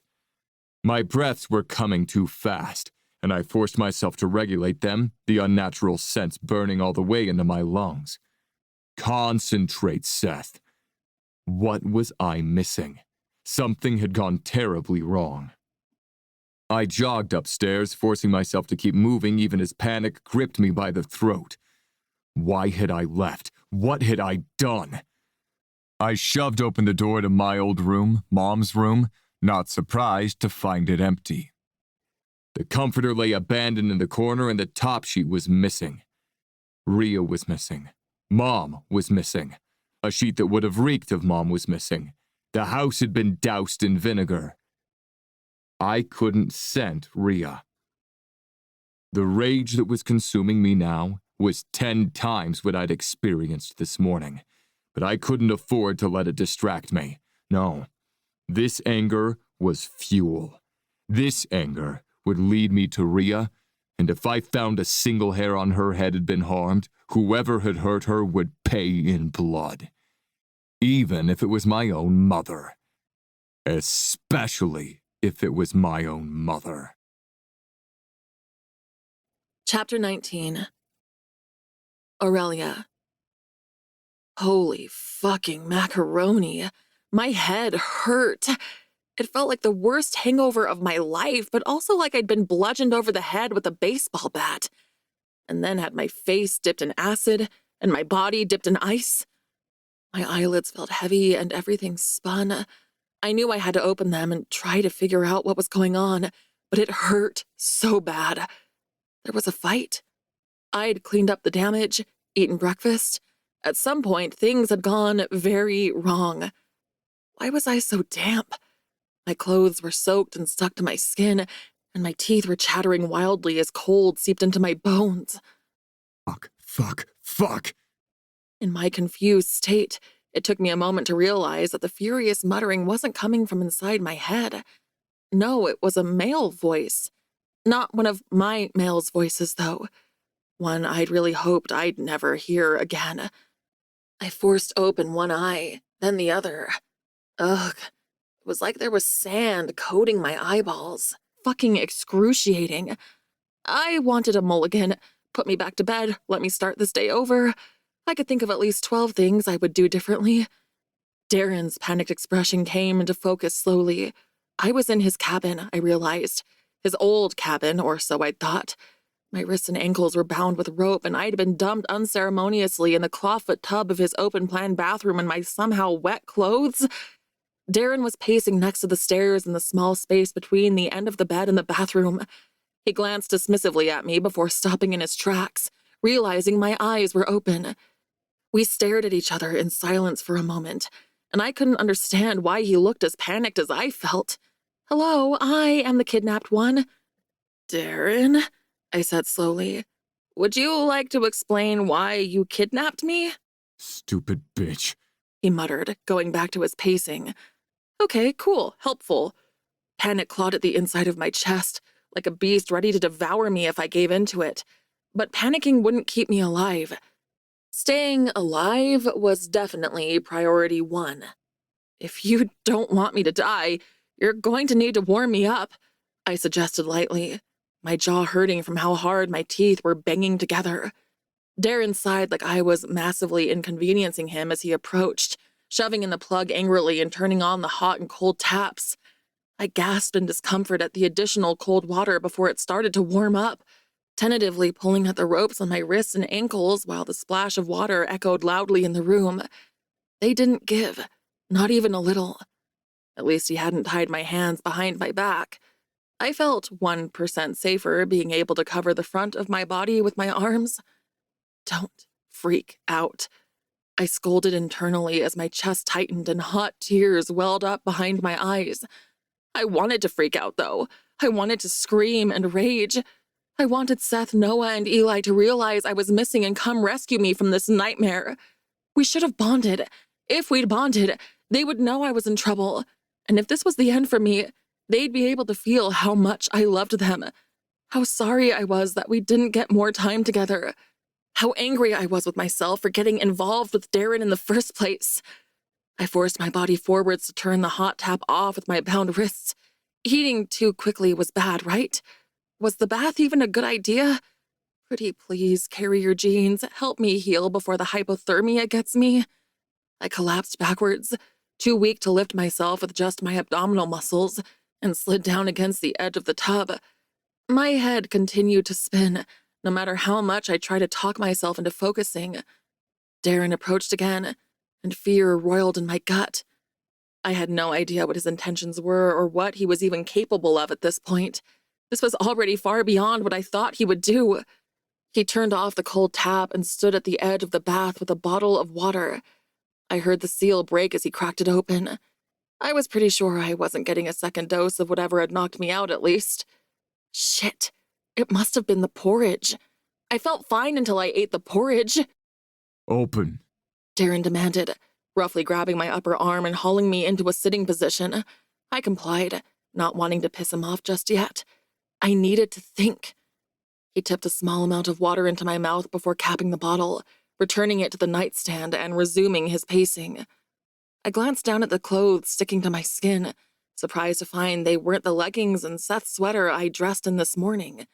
No, I was wearing a long-sleeved t-shirt and sweats that I was pretty sure belonged to Eli. I'd never seen them on him, though. No. These were the clothes Bernadette was wearing yesterday. Well, of course they were. It's not like Seth was going to poison my porridge. I don't know why the idea hadn't occurred to me right away, except Bernadette and Darren didn't know each other. Or they hadn't, at least. "How did you meet Bernadette?" I asked conversationally. Darren froze, looking uncertainly at me. "No one else in that house would drug me." Noah would. He's a psychopath. "Noah loves me," I scoffed, intelligence thoroughly insulted that Darren even suggested Noah would hurt me, though I suppose Noah hadn't been so gentle with Darren. Now I was wishing Noah had killed him in my parents' backyard. Darren snorted. No shifter loves you, not even your own family. You're an insult to our kind. You should have been put down. Why had I dated this guy? Darren was proof that rock bottom had a basement somewhere in the Earth's core. "Is that why I'm here? You're going to put me down?" I asked flatly, proud that I kept the tremor out of my voice. No. Darren replied like the question was moronic. You're here to be my mate. Fuck me. That was infinitely worse. You don't want that, I replied instantly. It's the only way. The panic beast was back, clawing its way up my throat, every limb in my body trembling from the effort of keeping me at bay. Think. There had to be a way out of this. The guys would find me, wouldn't they? They could track anything. If they knew I was gone, if they could smell me. That was why I was wearing Bernadette's old clothes. That was why I was wet. That psycho must have dragged me through water to mask my scent.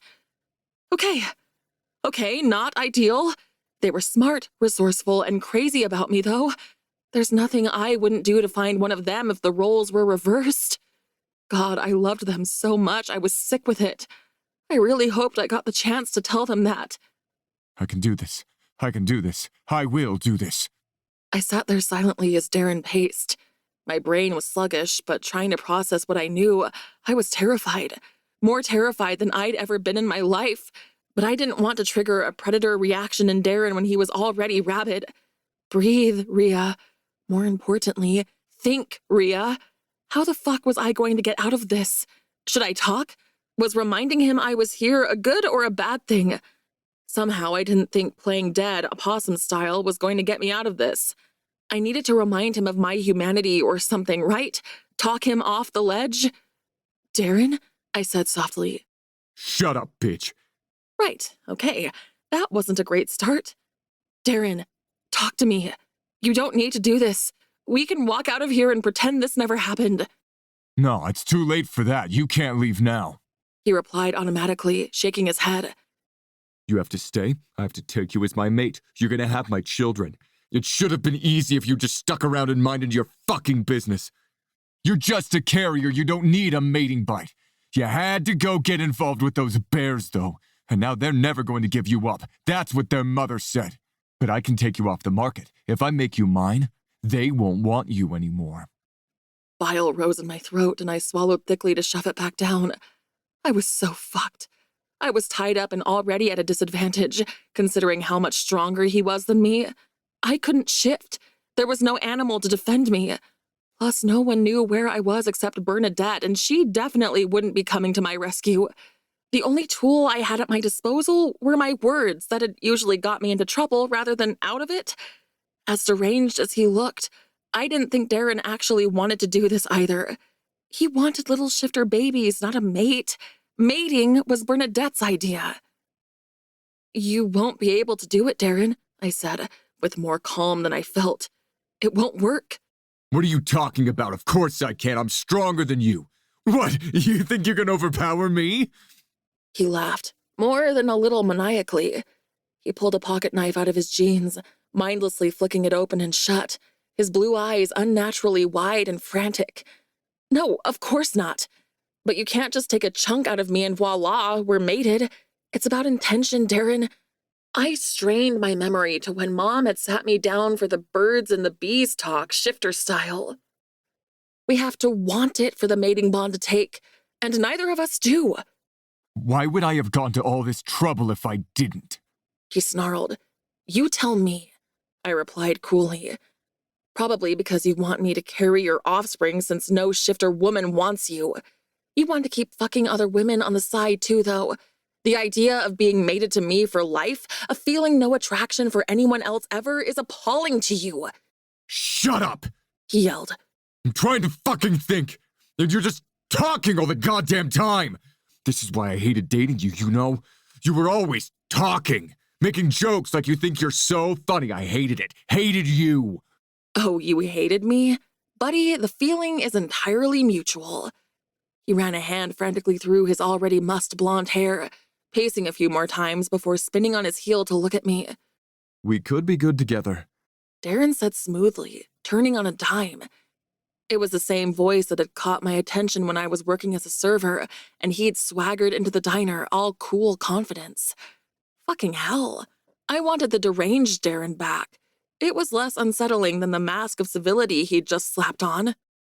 Aurelia, we were good together. You know that. That's why you agreed to move up here. We were going to try for a baby, remember? You were so excited. You were going to start your little candle-making business, and I was gonna build an extension for the nursery, remember? Somehow, the fact that he thought I made candles instead of jewelry was the most aggravating part of his speech. How was he trying to talk me into this nonsensical idea when he knew nothing about me? He didn't even know the things I'd told him. Now that part of the plan has changed slightly. Darren continued in his faux placid voice. Unfortunately, we can't live here anymore. We're gonna find a great place in Anchorage, though. Bernadette is gonna help us. You're a fucking idiot if you believe that. I wanted to scream, but maybe I could get through to him while he was in this weird lull. What is in this for Bernadette? I asked gently. Be careful, Darren. I'm on your side here. Bernadette isn't the most reliable ally. She's getting this cabin. He replied with a dismissive flick of his hand. A mate for a property. I can't stay here anyway since Noah kicked me out of my own fucking home. Darren glared at me, getting worked up again. You better not be pregnant already by one of those bears. I'm not, I replied quickly, both wanting to settle him down and not wanting to risk whatever injury he might inflict if he thought I was. Good. He replied in that eerily calm voice again. I knew you wouldn't be. You wouldn't be disloyal like that. You're not like most girls. I'm exactly like most girls. Most girls are amazing, you deranged psychopath. I hissed silently, desperately trying to think of a way out of this predicament. And you are the last person who should be talking about loyalty. Someone's here. Darren muttered, head shooting up. Fuck, I have to do it now. I have to bite you now. Oh my God, it won't work, I snapped, exasperated with his stupidity. It won't work. You don't want me as your mate. No matter how much you chomp on my neck, the bond won't take hold. You don't know, Darren replied, rushing over to the window, eyes flitting around in a panic. We haven't tried. You don't know that. The terrifying thing was, he was right. Everything I knew about mating had come from a puberty chat with my mom when I was 12, and the few things I'd picked up from a brief conversation with Lacey, there was no guarantee that if Darren got his teeth into me that something wouldn't happen. Oh, thank God it's just Bernadette, He said, exhaling in relief. Good. I've got some choice words for that bitch, I muttered. Darren shot me an annoyed look but didn't chastise me. Maybe he was willing to work with Bernadette, but it didn't look like he was too enamored with her. The front door opened with a bang downstairs, and I startled despite myself. I was already caught in a web, but now I had 2 predators gunning for me instead of 1. Is it done? Bernadette barked, storming up the stairs.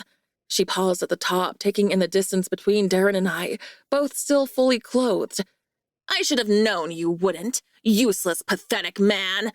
I will! Darren screamed. Fuck off! I need privacy! I already gave you privacy. You won't do it, or you would have done it already, Bernadette hissed, storming over to me and hauling me out of the bath by one hand. Fucking bear strength. And my lovesick sons are already out there looking for this bitch. Oh yes, I'm the bitch in this situation.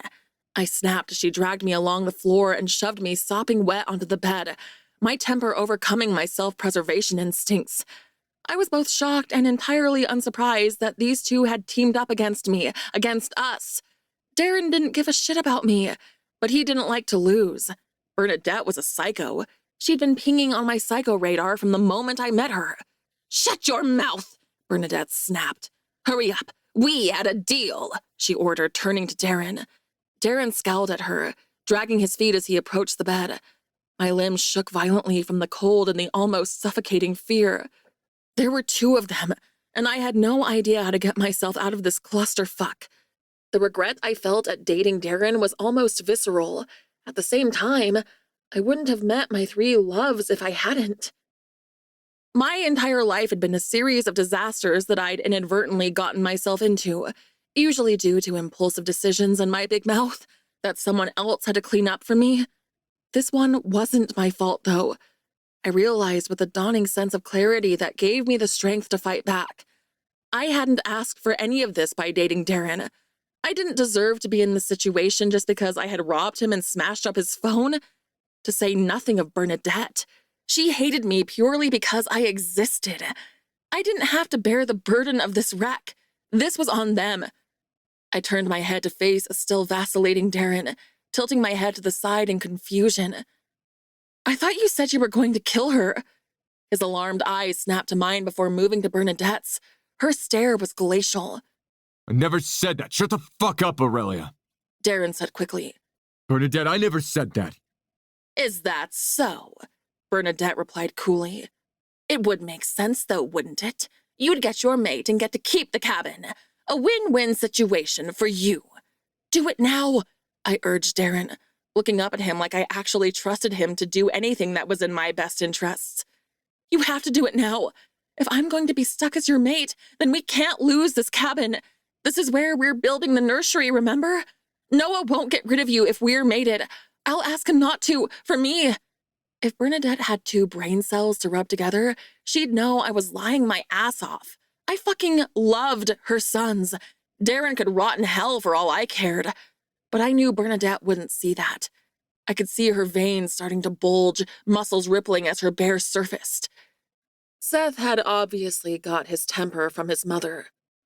Aurelia! Darren screamed. Shut your fucking mouth!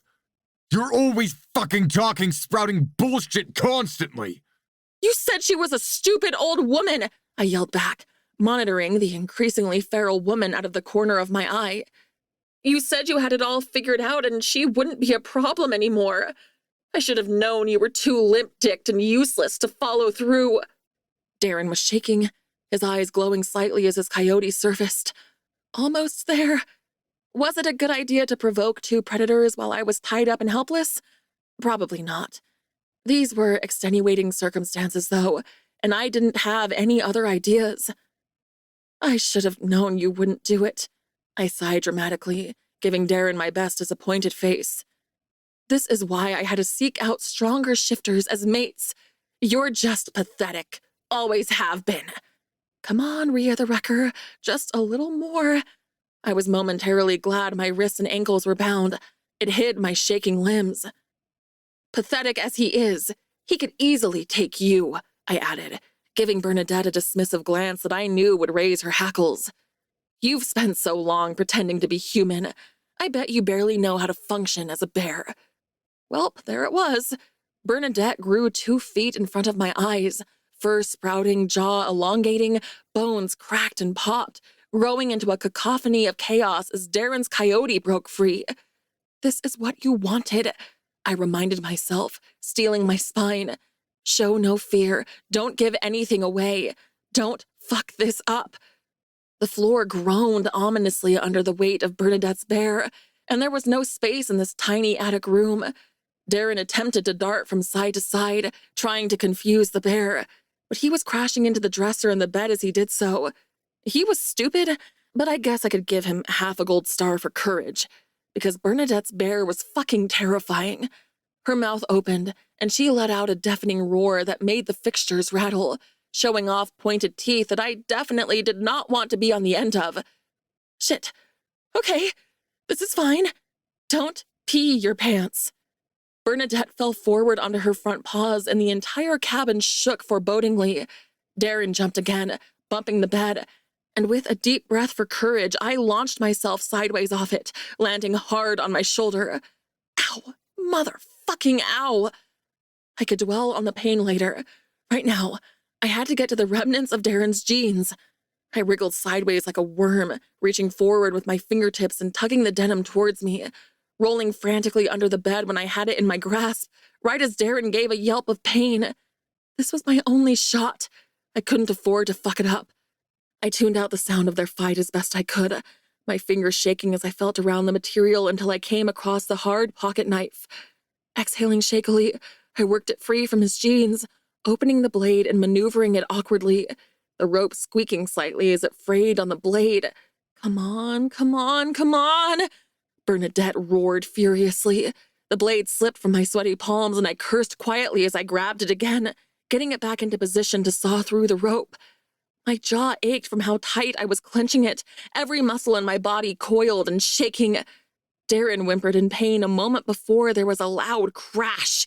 The limp body of a coyote landed with a thud a few inches away from where I was lying under the bed, and I inadvertently made a strangled noise of horror at the sight of the perfectly still animal, blood coating his pale fur.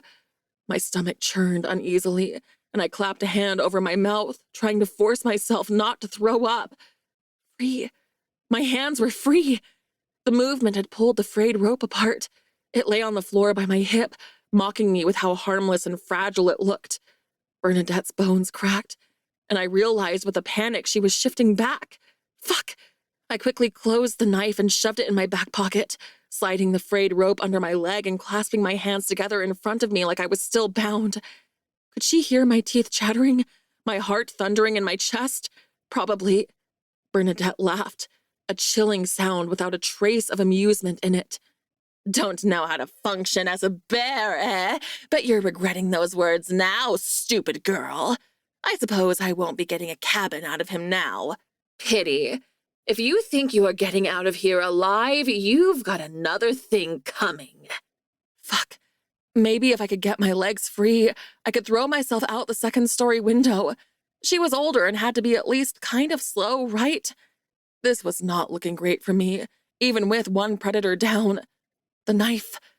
I slid my hand into my pocket, the movement aggravating every bruise and ache in my body, and tugged the knife free with weak hands.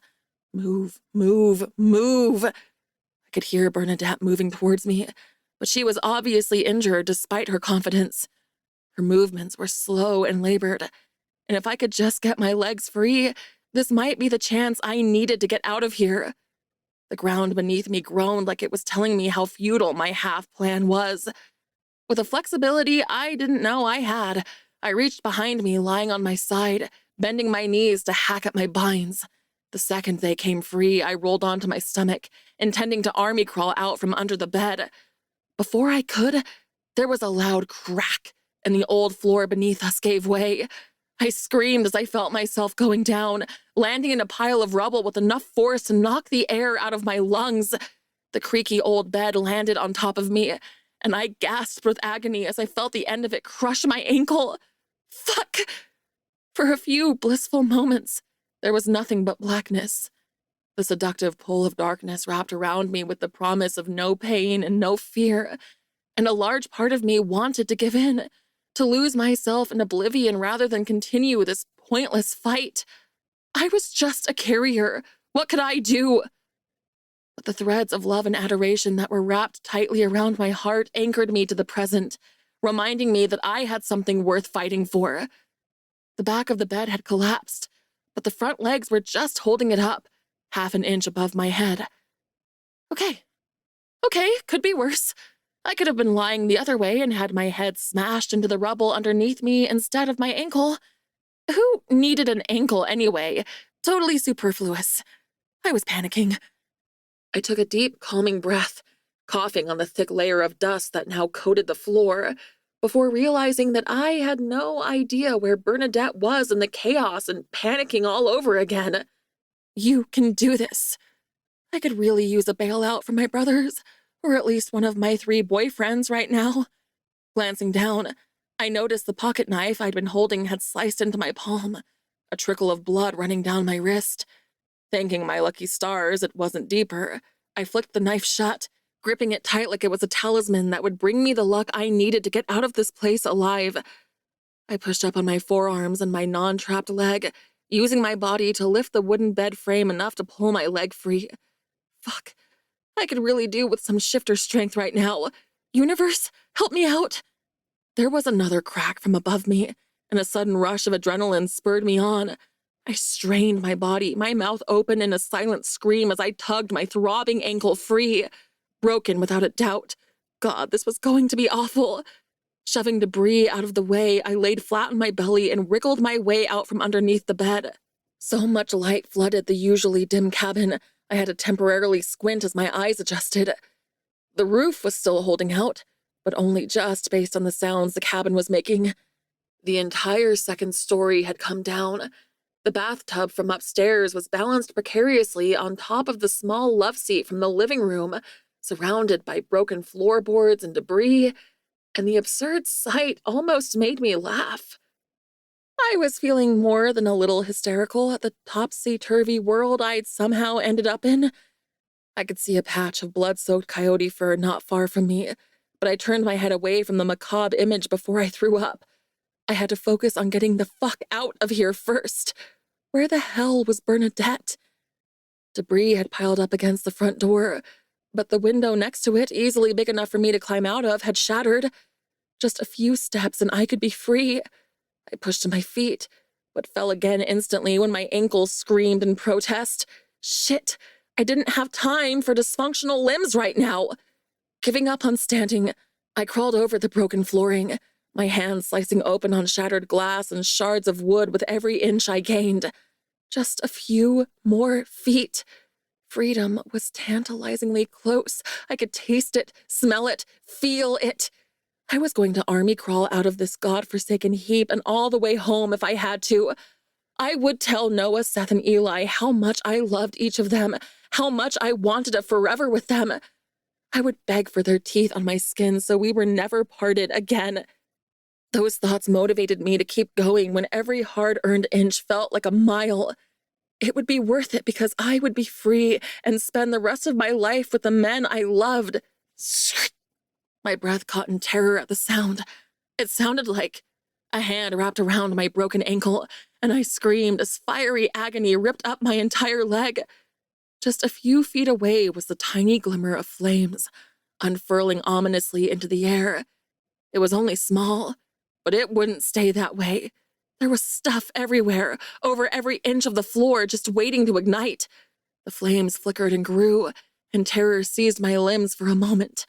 Don't give up now. I hope you're satisfied, I snarled at Bernadette, kicking out with my good foot until it connected with her busted-up face. You'll kill us both, you fucking psycho! If I'm dying here, you certainly are too, she hissed back, eyes wide and deranged looking. She looked fucking terrible. Blood streaming down her face from her hairline, a heavy wooden dresser pinning her to the ground. She was too injured to shift. I realized suddenly. She didn't have enough juice to make it happen. Was I going to leave her here to die? I wasn't a murderer. You stupid girl. You should have stayed in New York. You ruined everything for me. My sons would have given me everything if it weren't for you. Should have known that useless coyote wouldn't take you off my hands. Incompetent! The torn-off curtains on the ground ignited with a sudden whoosh. There was no time for talking. I maybe had minutes to get the fuck out of here. They'd have been better off dying in the first fire than meeting you, Bernadette continued, either oblivious or uncaring of the fact that she was about to burn to death. Yeah, I was going to leave her here to die. Her hand tightened around my ankle and I rolled onto my back, kicking her directly in the face with the heel of my good foot. Bernadette's grip briefly weakened before she readjusted it. This bitch was not going down without a fight, apparently. Unluckily for her, neither was I. You don't deserve to call them your sons, I snapped. You almost killed them, you lunatic. I told them not to come home. They did. Their disobedience was not my problem. Her words were slightly slurred now, blood running freely from her wounds, but her eyes were still clear and full of hatred. Stop struggling. Even on my worst day, you are a weak, helpless carrier, she said snidely. You'll die here with me. Let my sons see what happens when they don't listen to me. I laughed without any humor in it. My entire life I'd been told I was just a carrier, that I needed help, extra care, cotton wool, that I couldn't be entirely held responsible for my own actions because life was just so much harder for a weak little duck like me. I flipped the knife open as I kicked Bernadette in the head again. The second her grip loosened, I plunged the blade into the top of her hand, bearing down with as much strength as I had. She howled in pain, and I gave her a savage grin as I ripped the blade back out, not wanting to leave her with a weapon. Who is helpless now, Bernie? I asked, scrambling backwards towards the window, my adrenaline rush coming to a rapid crash. I'd been running on fumes since I woke up, bound to that bed, and now my body was on the verge of giving up entirely. The smoke was growing thicker, burning my lungs with every inhale, but I was almost there. I dragged the wet fabric of the oversized shirt up to cover my nose, my eyes watering from the stinging smoke. Just a few more feet. Just hold it together for a few more seconds. I wasn't going to make it.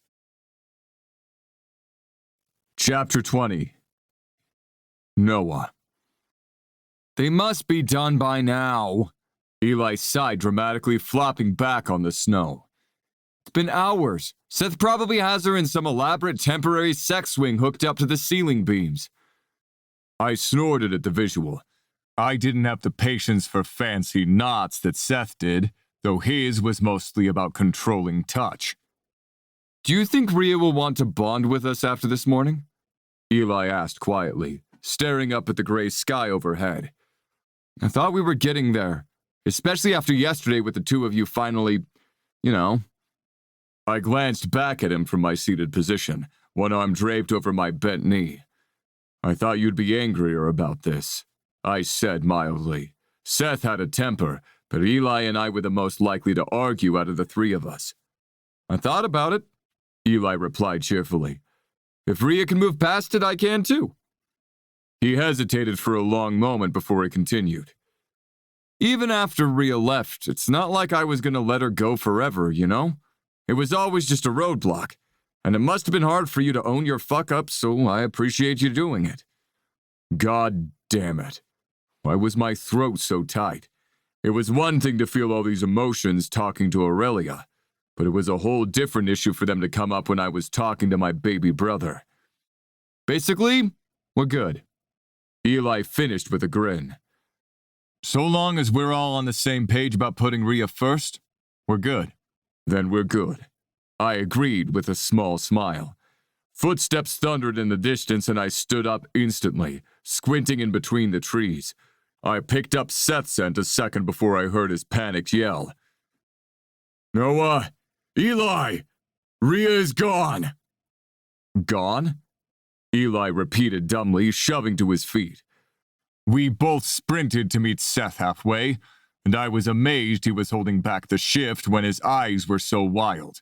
He was wearing jeans and a shirt, but no shoes, and panting like he'd been running for miles.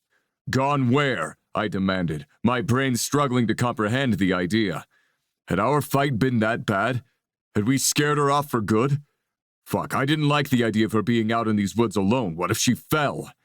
The fear felt like an avalanche crashing down on me. Mom took her. Seth panted. She's gone round in circles until she got to the river, and then I lost the scent in the water. I'll fucking kill her, mother or not! Eli growled, already pushing past us. Where are you going? Seth asked as we jogged to catch up. Mom doesn't know anyone around here. She must be taking Rhea to town. Eli grit out. Let's head towards the road. Seth and I glanced at each other, but it was clear neither of us had any better ideas. I pulled out my phone as we jogged towards the road, stabbing in Chase's number as we moved. Hey, Chase said absently. Our mother took Aurelia. Seth followed the trail but lost it at the river. I clipped. How long have they been gone? Chase asked, immediately paying attention. I looked at an ashamed Seth. I left just after you did. I had to shift. It must be a couple of hours now. A couple of hours, I relayed to Chase raspily. Another wave of terror crashed over me, weakening me at the knees. A lot could happen in 2 hours. She could have shoved Rhea on a plane to New York. She could have shoved her in the river and left her there. Keep looking, Chase ordered hoarsely. We'll all be looking too. Keep it together, Noah. Why can't we center? Eli shouted in exasperation as we combed the forest, growing increasingly desperate as each minute ticked by. I can always smell her. Mom scent masked her. Seth muttered. She pulled the sheet off of her bed. Silence met his declaration, because there was no fucking way Aurelia would have been willingly wrapped up in Mom's bedding and gone quietly. I had never been so afraid in my life. Not even during the fire, because then at least I had some control over the situation. I had none now. Had our own mother drowned Aurelia? Had she dragged her through the river to another location? Give us a fucking clue, universe, I pleaded silently. I'll do anything, Give us a sign. I wish we could feel her, Eli murmured forlornly, and I understood exactly how he felt. If we had a bond, we'd have known the moment Aurelia was in trouble. Though the idea of feeling her fear or her pain made nausea swirl in my gut, I never wanted her to feel anything less than perfectly happy. There was a crash in the distance that made the ground beneath us tremble faintly, resounding through the entire forest. We were running towards the source before it settled. It was the signal we needed, the hope and the terror we'd been waiting for. Hurry! I yelled at Seth and Eli, taking off at a sprint through the forest, slipping on snow and scrambling over tree roots. Darren's cabin, I realized belatedly as I took stock of my surroundings. That's where we were headed. He hadn't been there, though. I'd stopped by last week myself to check his scent wasn't there. I should have done more. Smoke! Eli yelled, his voice gripped with the same gut-wrenching terror that I was feeling. If there was one universal truth in life, it was that smoke meant fire. We slipped and stumbled over the snowy ground until we arrived at the small clearing where Darren's decrepit cabin was holding on by a thread, the walls swaying ominously. Flames licked up one side of the building while smoke poured off the top of it. I led the charge to the front of the cabin, determined with every fiber of my being to save the woman I loved, refusing to believe that she was beyond saving. She would be right there, alert and waiting for us, ready with a sassy comment about leaving it to the last minute. When I was just a couple of feet away, the smoke pouring into my lungs in earnest, I felt like I'd been plucked out of the present and dropped into some strange in-between place where fear ruled my every movement. My feet were rooted to the ground even as my muscles vibrated with the need to go, to do something, but my brain wasn't cooperating. It was all too unsettlingly familiar. The old cabin, flames licking up one side, the slowly caving roof, the suffocating stench of smoke. Memories of being 15, of an eerily similar tragedy flashed through my mind, confusing the past and present. Noah! Seth yelled, pushing past me. Rhea needs us. He and Eli pushed past me, ripping the wooden frame off the shattered windows next to the front door. The porch roof above them creaked forebodingly, and I ran forward, catching the rafter that fell right above Eli's head. Thanks! He gasped, grabbing the back of Seth's shirt to keep him steady as Seth leaned into the window without hesitation. The fire crackled perilously around us, whooshing and popping as it spread through the cabin. It could have only been seconds, but it felt like hours before Seth dragged a limp Aurelia through the small opening. Her head lolled against his shoulder as he bundled her into his arms, and the noise of the fire and creaking building drowned out the quiet of her heartbeat or her breathing. But I refused to believe they weren't there. Aurelia would be fine. She would recover and live a long, healthy, happy life, or mine wouldn't be worth living. Go, I commanded my brothers. The porch roof groaned threateningly and my arms shook as I held the rafter up. The whole thing is about to come down. Seth didn't hesitate, securing a listless Aurelia in his arms and running for the forest with Eli on his heels. I glanced through the window, my eyes registering the dead coyote half buried by rubble a second before they saw my mother. She gazed up at me, a box of matches not 2 inches from her bleeding hand, entirely unrepentant. There wasn't a trace of maternal love or concern on her face.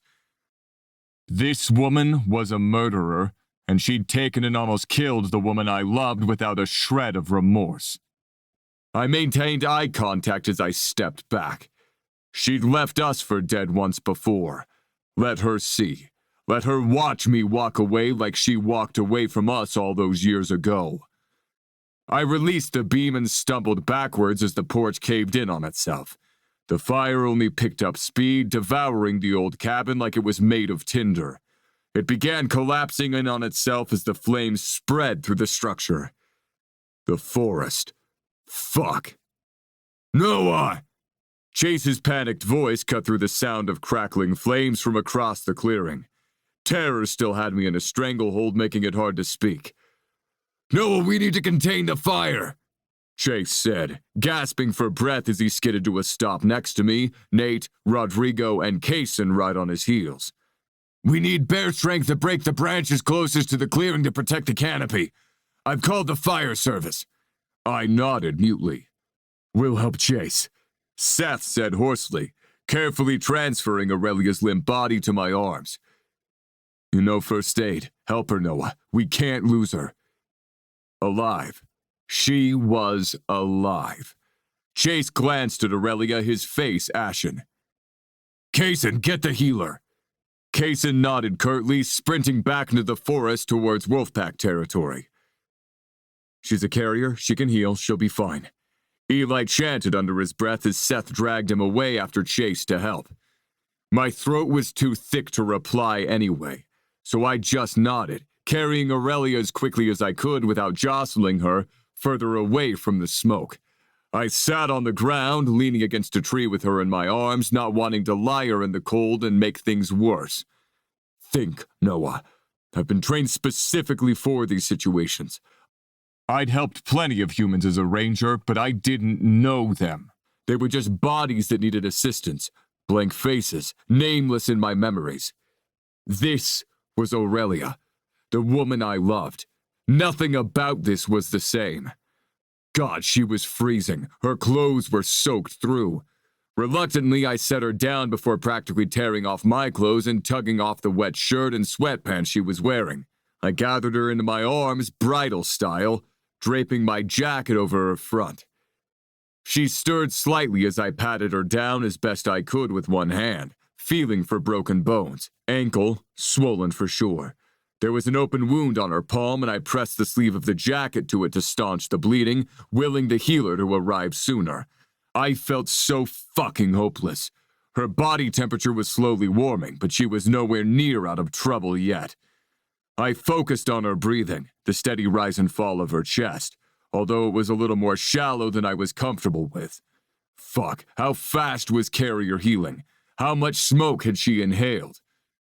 My limbs shook as fear crowded my head, threatening to transport me back to that dark place, but I couldn't afford to let it overwhelm me, not when Aurelia was depending on me. I cataloged her features. Aurelia's long dark lashes that rested against her sharp, unnervingly pale cheekbones. The red blood mixed with white dust that marred her skin, the hint of color that was returning to her bluish lips. I took a deep inhale of her scent, trying to pick out the lavender and honey notes underneath the acrid metallic scent of blood and smoke that clung to her hair. Aurelia would be fine. She would recover from this. She'd recover, and we'd beg and woo and seduce and do whatever else she wanted us to do for a mating bond, and we'd keep her safe for the rest of our lives. In the distance, I heard the snapping of branches and the scratching of earth as they contained the fire, but it felt a million miles away when a limp, pale Aurelia was lying in my arms. The world could burn down around me and I wouldn't even notice. Nothing else mattered. "Come back to us," I murmured, willing my body to heat hers faster. "We can't lose you, little thief. We won't survive it. Wake up, Aurelia." My heart stuttered in my chest as her mouth parted slightly, her eyelids flickering.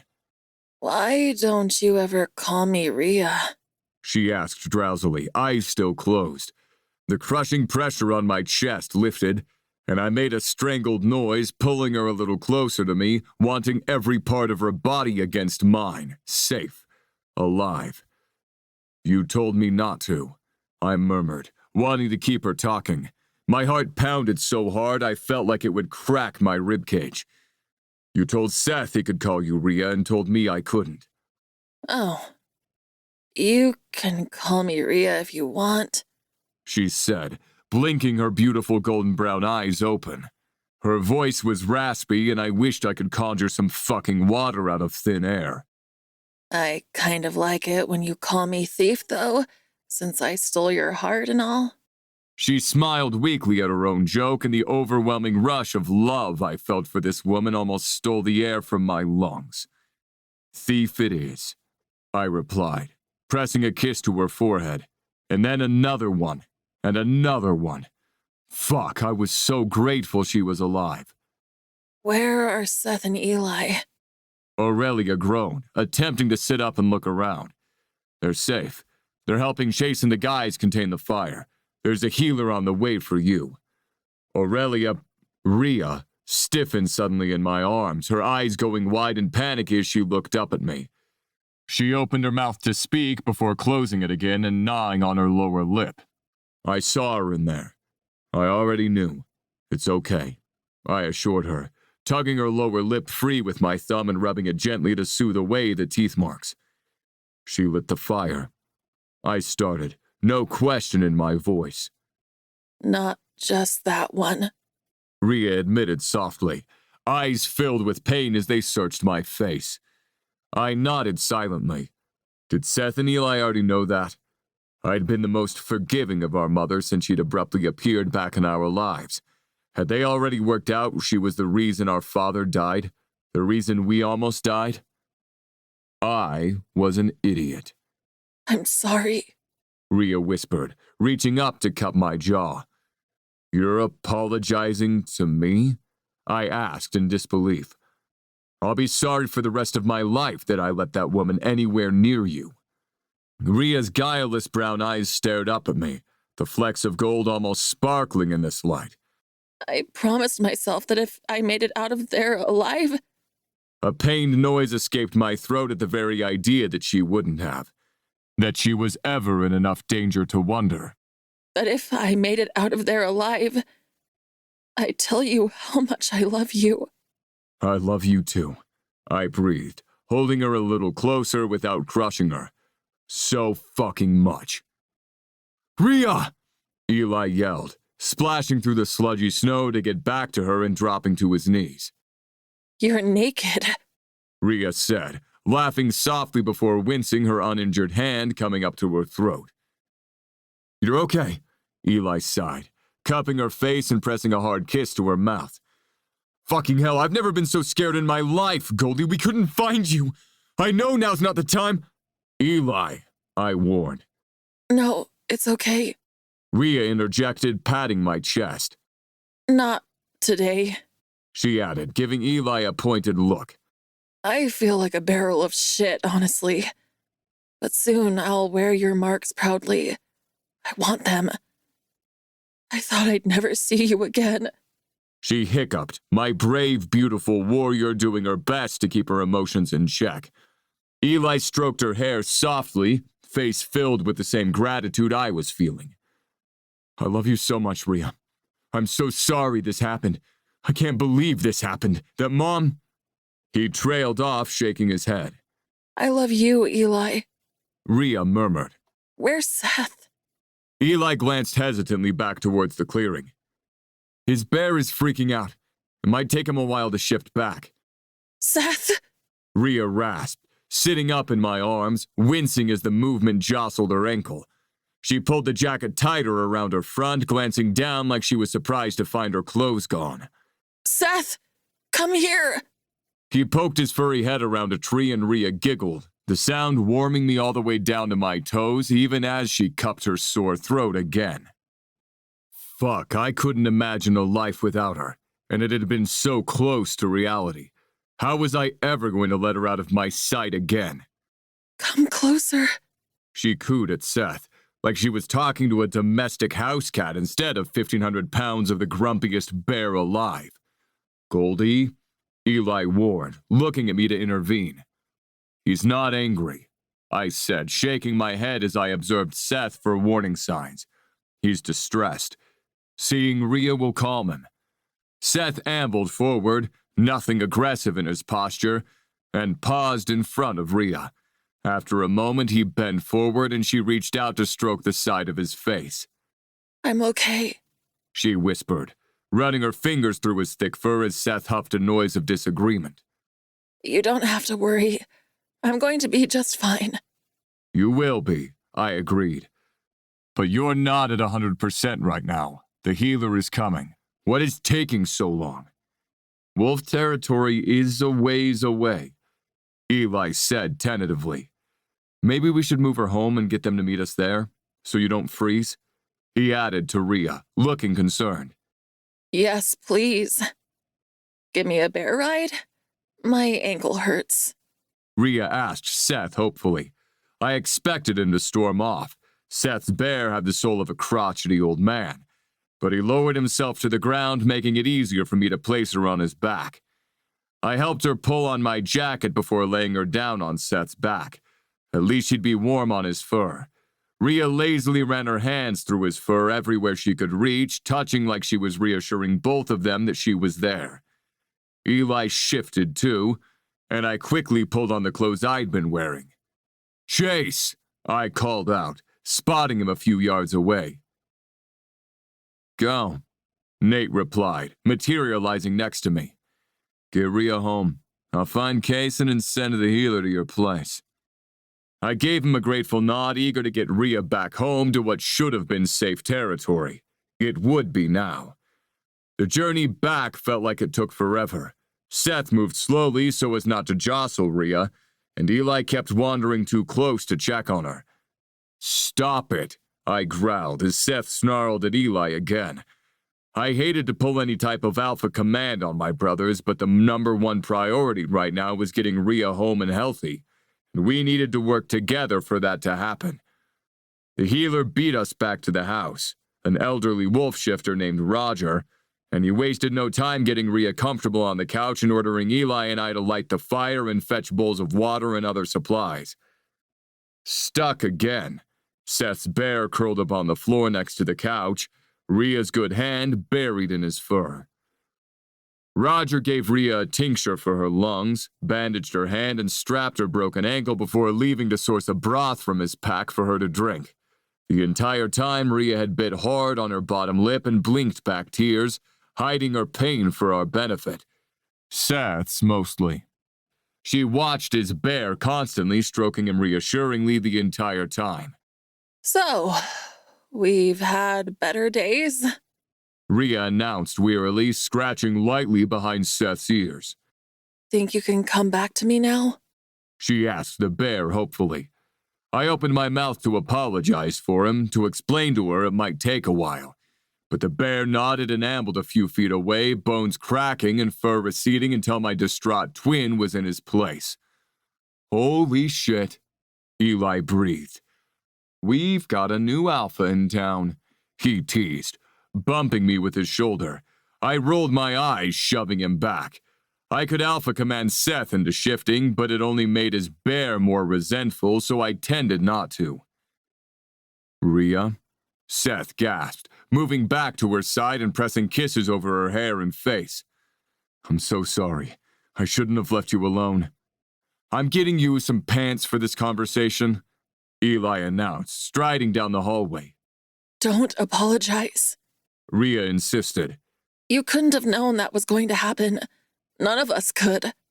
But Seth started. Nope. No buts. I love you. Rhea replied firmly. You have nothing to apologize for. "I love you too," he whispered, sounding almost startled by her revelation. "Seth pulled you out of there," I blurted as Eli threw him a pair of sweats that he hurriedly pulled on. "It's supposed to be what I do. Helping people." I froze. God, was this going to be my life now? Francisca had encouraged me to be honest, and now I was just going to go around telling people shit all the time? "The porch would have crushed us if you hadn't been there," Eli said with a shrug, gently adjusting the pillow underneath Rhea's swollen ankle. "You don't have to do it all on your own, Noah." So much for no more being bailed out. Rhea sighed dramatically, hugging Seth's head to her chest with one arm. Seth looked up at me, his face pained. "Noah, I'm sorry. This morning is in the past," I finished for him, shaking my head. "I deserved the hit anyway." "No, you didn't," Seth replied quietly, grimacing. Rhea stroked the side of his face, somehow still offering us comfort after her ordeal. "Do you want to tell us what happened?" I asked her cautiously. Bernadette's dead. Rhea replied flatly, suddenly very interested in the bandage on her hand. Saves us a job, Eli growled. You're not mad?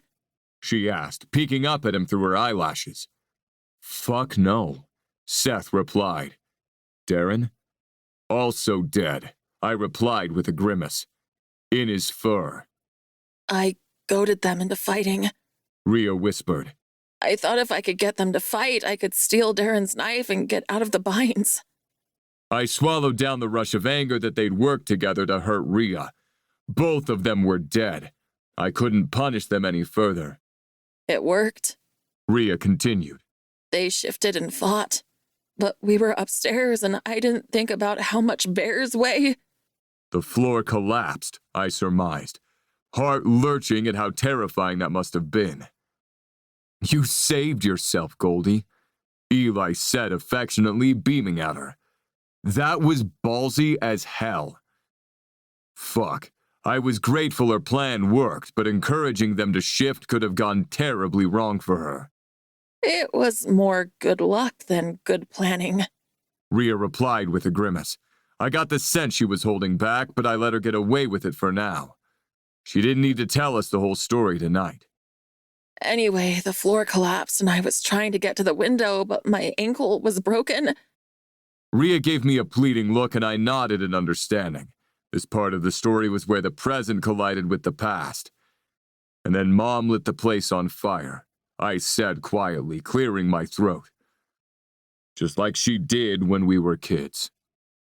Seth made a small distressed noise against Rhea's side while Eli exhaled a long breath, but neither of them looked particularly surprised. In hindsight, neither was I, but it only made it that much worse that we'd let her so close to Rhea. Stop it, you three, Rhea ordered. We're all here. We're all safe. Everything else can wait. Let's just enjoy this. Come sit on the floor next to me like little puppies so I can stroke you all. Eli snorted, not even hesitating to drop down next to Seth, and I sat by Rhea's feet, rubbing her good ankle. She was right. We'd be unpacking the events of today for the rest of our lives, but right now, we could just be grateful we were all here together. Chapter 21.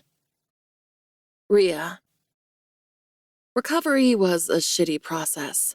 The 2 days directly afterwards had been the worst. Roger the wolf healer kept me dosed up on tinctures to help with the smoke inhalation and the poison. Fortunately, most of my wounds had been shallow. But even with my enhanced healing ability, a broken ankle still took 3 weeks to heal.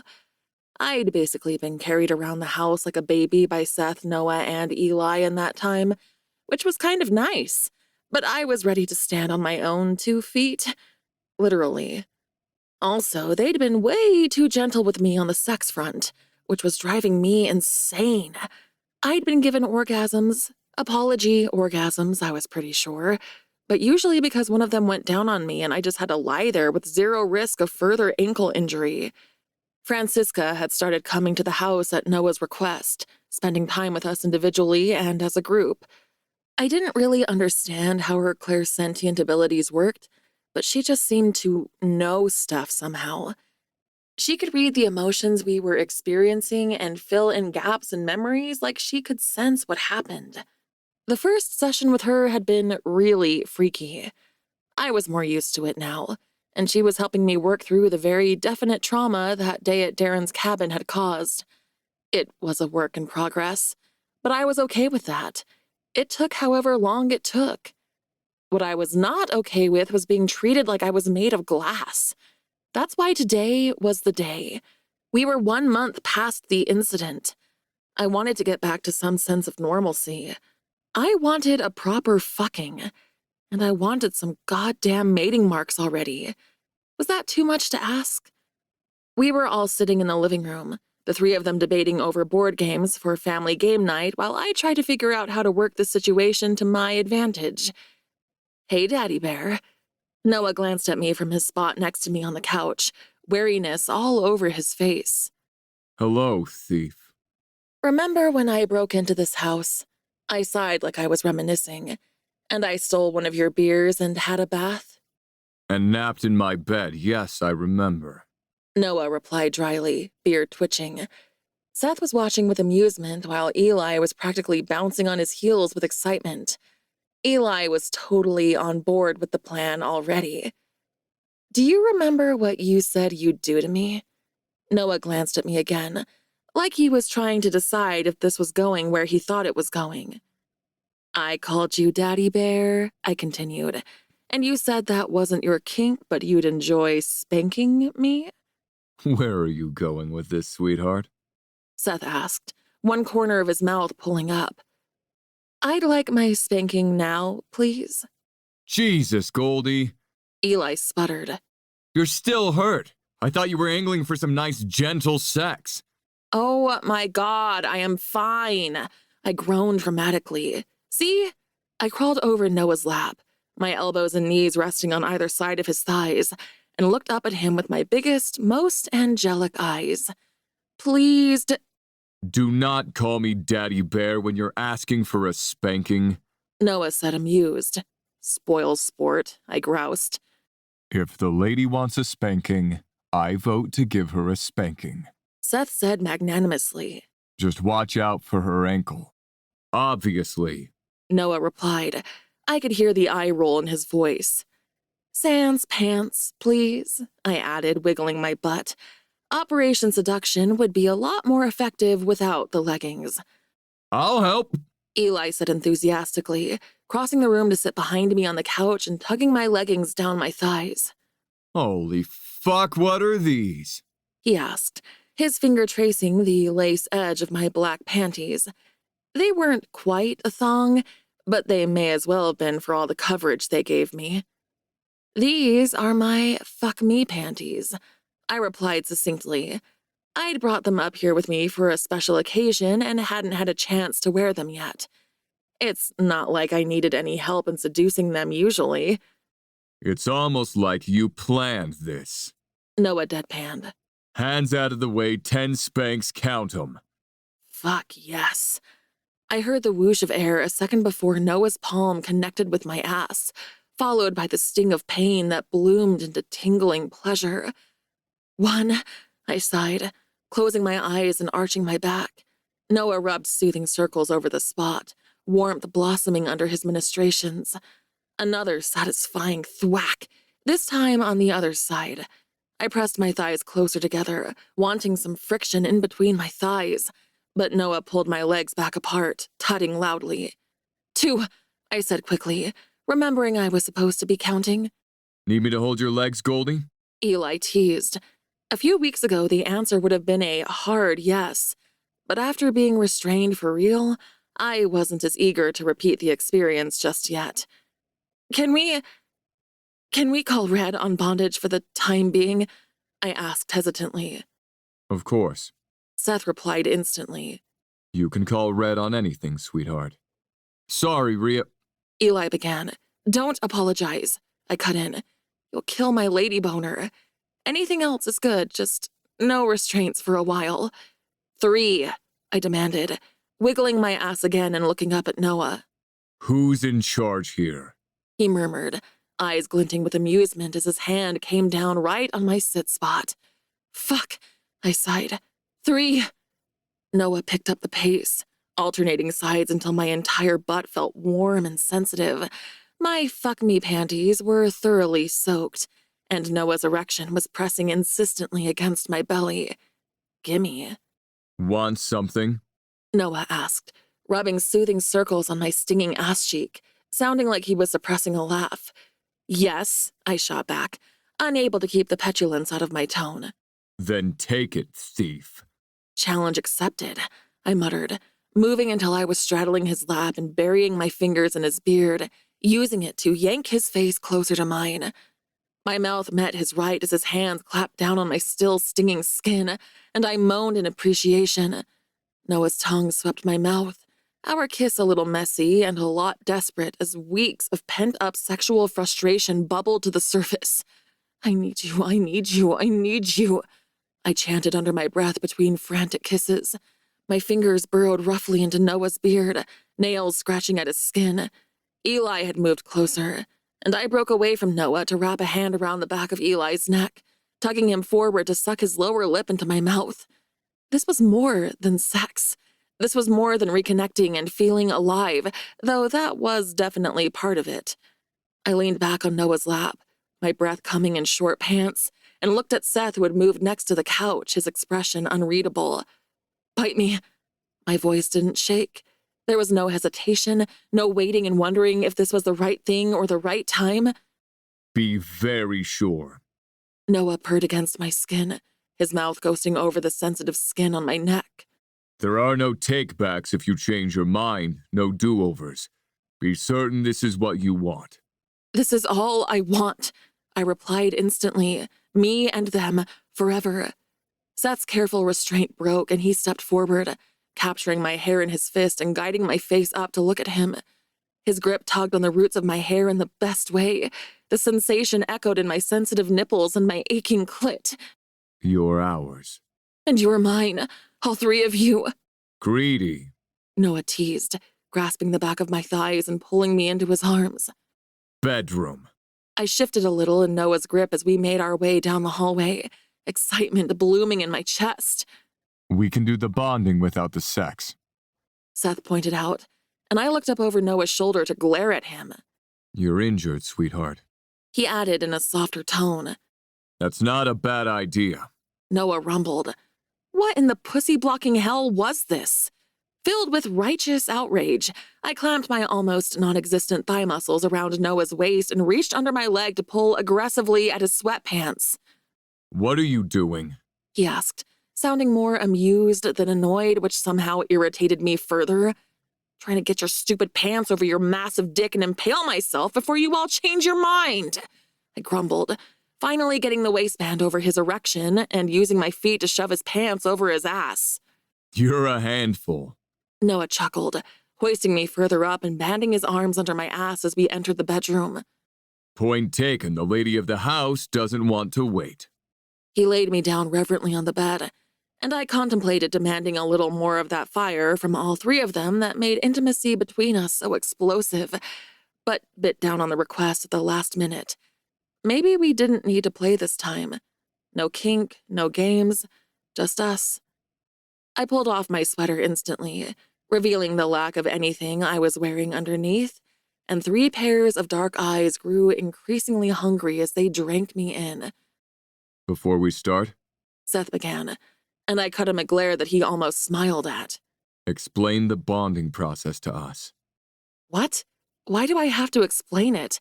You already know how it works, I replied sulkily. I walked my fingers up my stomach and over my ribcage, gently cupping my breasts. My nipples weren't going to play with themselves while all this talking was happening. Noah chuckled, climbing onto the bed next to me and leaning over my chest with zero preamble, sucking one hardened point into his mouth. Fuck me. We need to know that you understand it, sweetheart. Seth explained with his infuriatingly infinite patience. Bonding is irreversible. It's crucial that you know what you're signing up for. Besides, it might...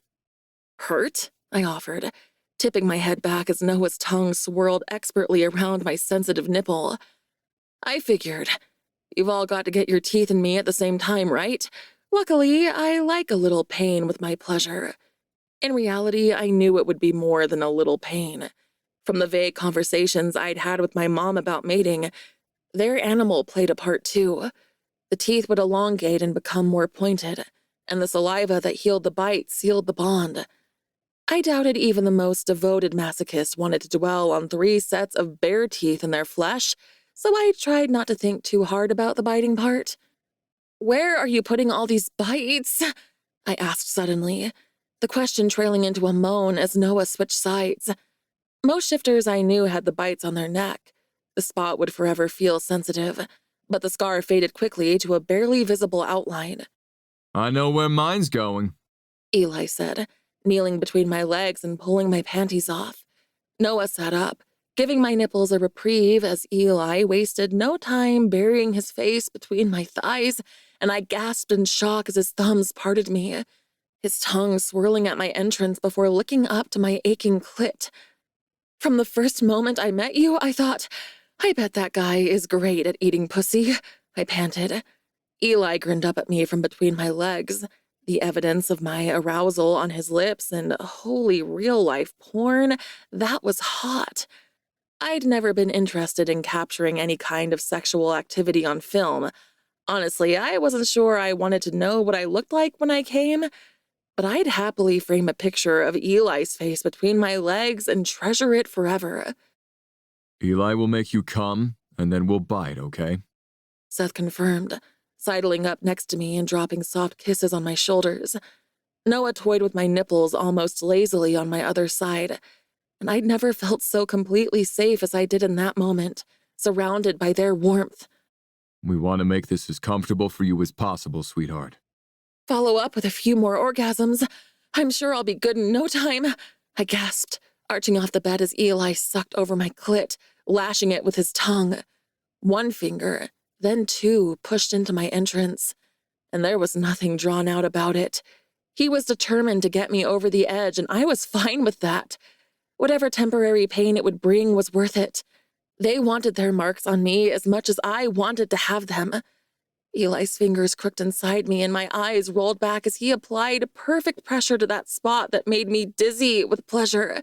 Within seconds, stars exploded behind my eyes, my mouth opening in a silent scream of ecstasy.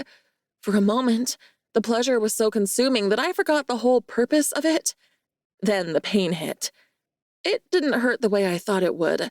The pain was shorter and sharper, like an aggressively pinched nerve. But the triple whammy was definitely uncomfortable. As the initial shock faded, I registered where the pain points were. Noah had picked a spot high on my neck, one that would be impossible to hide unless I started wearing turtlenecks. I wanted to laugh that he'd picked such a blatantly possessive spot. Caveman. Seth was on my other side, his mouth at the juncture of my neck and shoulder, a little lower, a little more discreet, but also an area he could easily clamp his hand over in public and make me weak in the knees. I had the feeling he would exploit his new secret weapon often. And my playful ball of love, Eli, who still had his fingers buried in my pussy, stroking me through the pain, had bitten down on my inner thigh. That was going to feel like sweet torture rubbing against my skinny jeans when it healed, the little shit. I drifted in a strange sort of in-between for what was probably minutes, but felt like hours. The threads I'd imagined wrapped around my heart felt like they were glowing and solidifying, and I idly wondered if the beginnings of a bond had been there all along. If I'd been more ready for this leap than I'd given myself credit for. Slowly, their teeth withdrew, replaced by gentle tongues laving softly at the wounds until I felt the pain ease entirely. The mating marks feeling warm and tingly, but no longer painful. I picked through them in my head in wonder, examining each bond individually. Eli was a mixture of relief, gratitude, and an intense horniness that was definitely contagious. Seth was more reserved even in his head, definitely relieved, and very much concerned that I was in pain. Experimentally, I tried to push comfort and reassurance at him, and we both jolted in surprise when it worked. That was a nifty tool. One day I'd try bombarding him with lusty thoughts and see if I could snap that control of his. A little apprehensively, I pulled at the thread that joined Noah and I. I expected to find a degree of hesitation, and I feared I would find panic or regret, but there was nothing of the sort. In the back of his mind were vague hints of self-doubt, but in that moment, Noah wasn't paying his demons any attention. He was too busy being crazy in love with me. My ego was going to grow out of control, I could already tell. How are you feeling? Eli asked, his voice muffled against my thigh. Check for yourself, I shot back lazily, feeling like I was floating on a cloud of love and gratitude and burning sexual attraction. Feels like you're ready for more. Eli replied confidently, shaking with laughter as he finally pulled his teasing fingers out of me and pressed a reverent kiss to my clit that made me shudder. Fuck yeah, I'm ready for more, I slurred, pushing up on my jelly-like elbows. I rolled onto my side facing Seth and crawled up his body, straddling his lap. I wanted to face him, to touch him. Unlike the other times we'd been together, I realized belatedly that letting someone touch him was strange for Seth, but I hoped the bond between us would offer him some comfort. He would always know and be able to trust my intentions before I did anything. I monitored our bond as Seth cycled through surprise, nervousness, gratitude, and then a wary sort of excitement. Slowly, giving him time to change his mind, I reached between us, pulling his cock free of his sweatpants and stroking it firmly from root to tip. "What's your safe word?" I teased, leaning forward to kiss his nose. His eyes drifted closed, a small smile playing around his mouth. Tree. He replied affectionately. I guided him to my entrance, then braced both hands on his shoulders, sinking down slowly until my ass met the top of his thighs. "I want to cuddle you," I whispered. Then cuddle me. Seth replied instantly, pulling me close. I snuggled against his warm chest, loving the feeling of his arms around me, the freedom I had to explore him with my hands with no reluctance on his part. This is all very romantic, but I have a fucking spectacular view of your ass right now and I'm losing my mind. Eli groused, not sounding all that annoyed. Out of the corner of my eye, I saw Noah reach across the bed to cuff Eli's head. "Why don't you make yourself useful and get the lube then?" I sassed back. Eli scrambled off the bed, and the laugh on my lips died as Seth gripped my chin and pulled my mouth up to meet his. It was a sultry reminder that while Seth may be letting me have my way with him, he was still very much the boss in the bedroom, and I was completely fine with that. As Seth plundered my mouth and Noah wrapped my hair around his fist, teasing me ever so subtly, Eli returned, kneeling behind me on the bed. I heard him pop the lid off the bottle and I clenched around Seth in anticipation. Excited, sweetheart? Seth murmured against my mouth before capturing my bottom lip between his teeth and soothing the scrape with his tongue. "Fuck yes," I breathed, making a strangled noise of pleasure in the back of my throat as the lube hit my skin, followed by Eli's fingers, rubbing teasing circles around my back entrance. I leaned into his ministrations as he pushed through the tight ring of muscle with one finger, then two as my back arched and I held myself, pushing against Seth's chest. I felt like I was in heat. The combination of how long it had been, how much I wanted them, and the almost overwhelming desire I felt through the bond on their end was driving me crazy. Had it really been weeks since my threesome with Seth and Eli? That seemed like a goddamn travesty, honestly. If there were a goddess of sex, she'd be looking down on me from sex heaven, shaking her head at how wasteful I'd been. I was so wound up, I ached. My breasts were heavy, clit throbbing, every inch of my skin was hypersensitive. Every nerve in my body screamed, "More! Give me more!" Fortunately, it didn't matter that I couldn't find the words to articulate that, because my lovers had an inside track to whatever filthy direction my mind went in. The blunt tip of Eli's cock pressed against my back entrance, and I let out a long exhale, relaxing myself enough to let him push in. My eyes rolled back into my head at the full sensation as Eli pushed all the way forward, taking his sweet time about it. Fuck. When I'd replayed our threesome in my head, it had always been good, but I'd forgotten just how incredibly good. This kind of pleasure wasn't of this world, I was convinced of it. This was some otherworldly, fantastical, alternate universe shit. This wasn't a threesome, though. This was a foursome, and I had to up my game to make sure no one was feeling left out. Eli and Seth found their rhythm, and before I totally lost my mind with how goddamn good it felt, I angled my upper body sideways to where Noah was patiently waiting, hands still fisted in my hair, reminding me he was still there but never pushing. I looked up at him, my vision hazy with pleasure, and he smirked down at me, beard twitching deliciously. I'd never taken Noah in my mouth, and I was practically salivating at the idea of tasting him. Plus, I could feel his own anticipation, which made it all the sweeter. Lacey should have warned me about this dangerous side effect of multiple bonds. I was just going to be walking around with damp panties for the rest of my life, apparently. I sent a pulse of urgency down the bond, hoping it would spur Noah on, but he just grinned at me. Come first. He ordered. You need to. Shit. He wasn't wrong about that. Wordlessly, Seth and Eli adjusted my angle between them. My clit rubbed against Seth's skin and I was a goner, contracting around them with an undignified squeal. Noah tugged me upwards and swallowed any other noises I made, kissing me so hungrily it felt like he was fucking my mouth in the best possible way. The moment my high faded, I shoved more urgency at him, and he pulled away with a grin, even as he tutted playfully at me. Impatient, He chided, pushing down his boxers and guiding my head to his throbbing erection. I opened for him eagerly, and despite Noah's grip on my hair, he let me take the lead, which was good because even though I was way too lust-drunk to properly tease him, I still wanted to have a little bit of fun showing him my lack of gag reflex.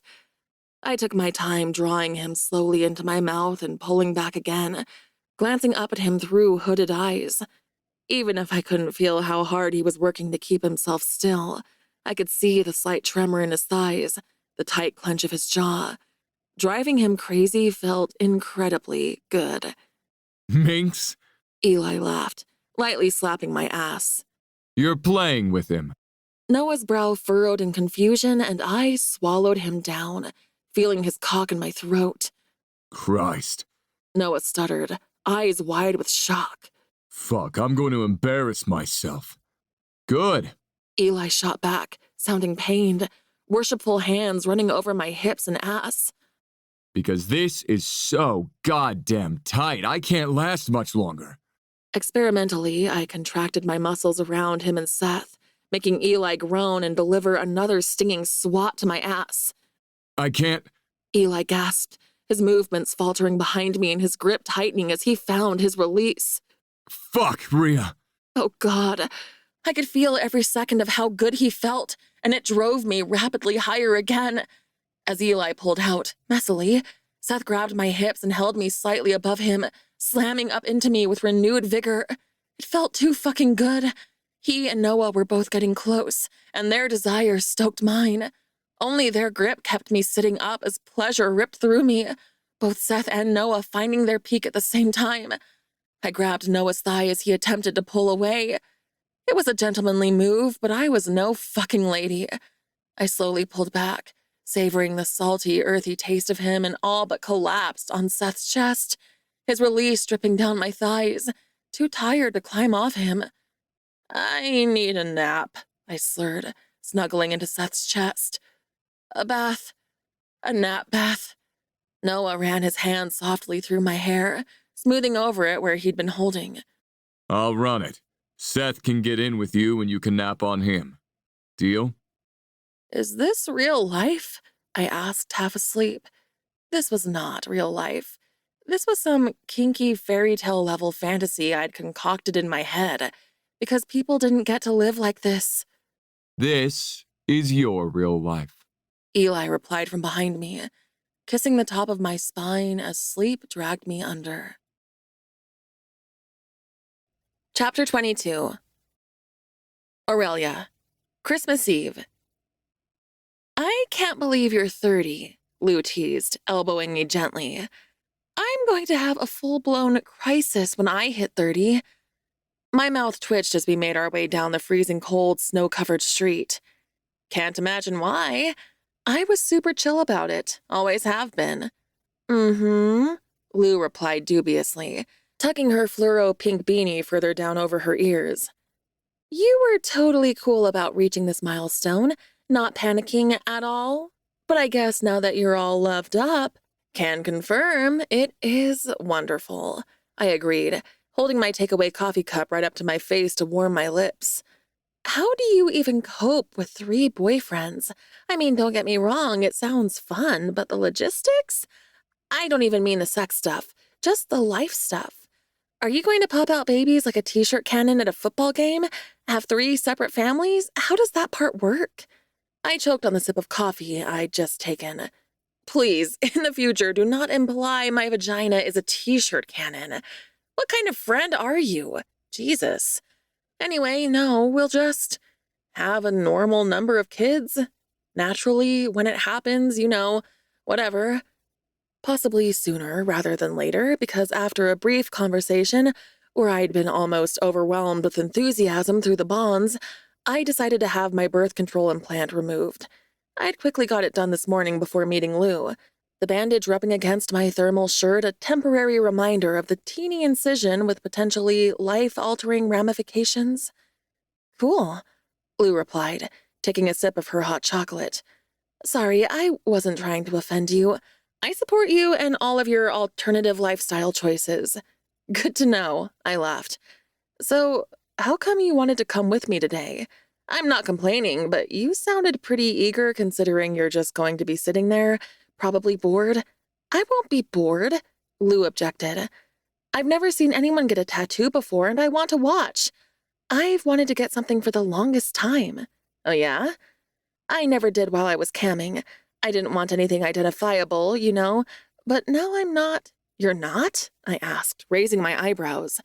Okay, maybe I needed to up my friendship game. Between everything that had happened since I'd moved back to Alaska, this was the first chance I'd had to spend any time with Lou.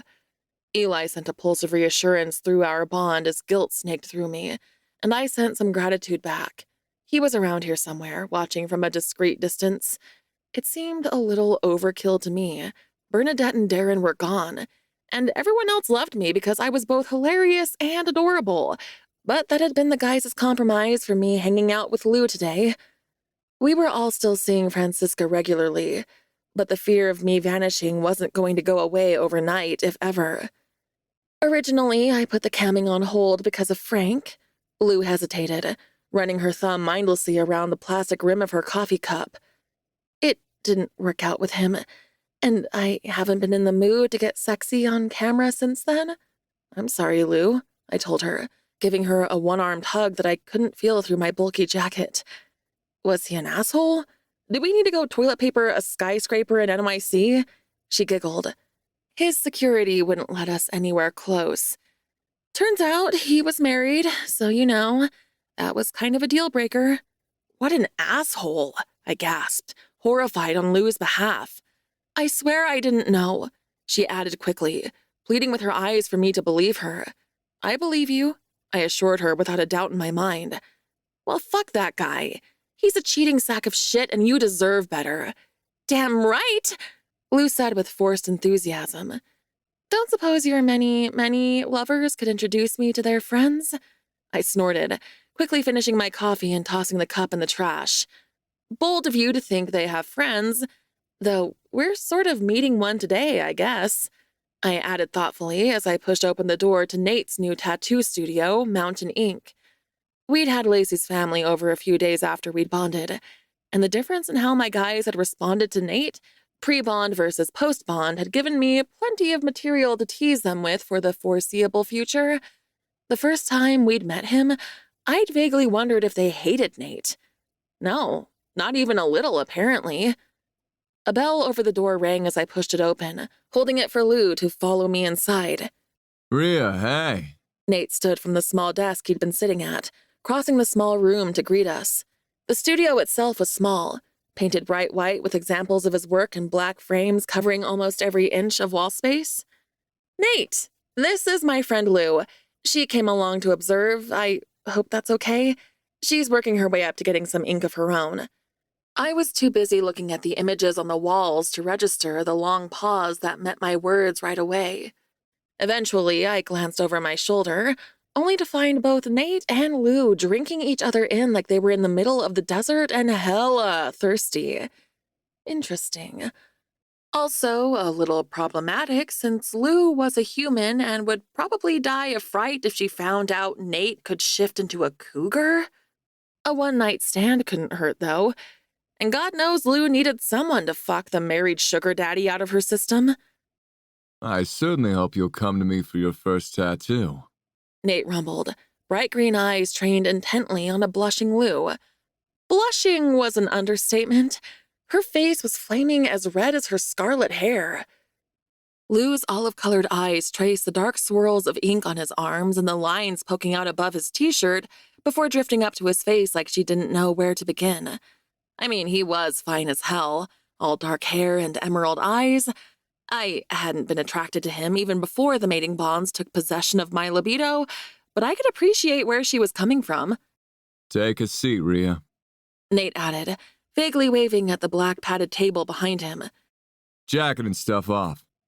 You better keep your eyes on me while you've got a needle in my skin, I muttered as I passed him to hop up on the bench.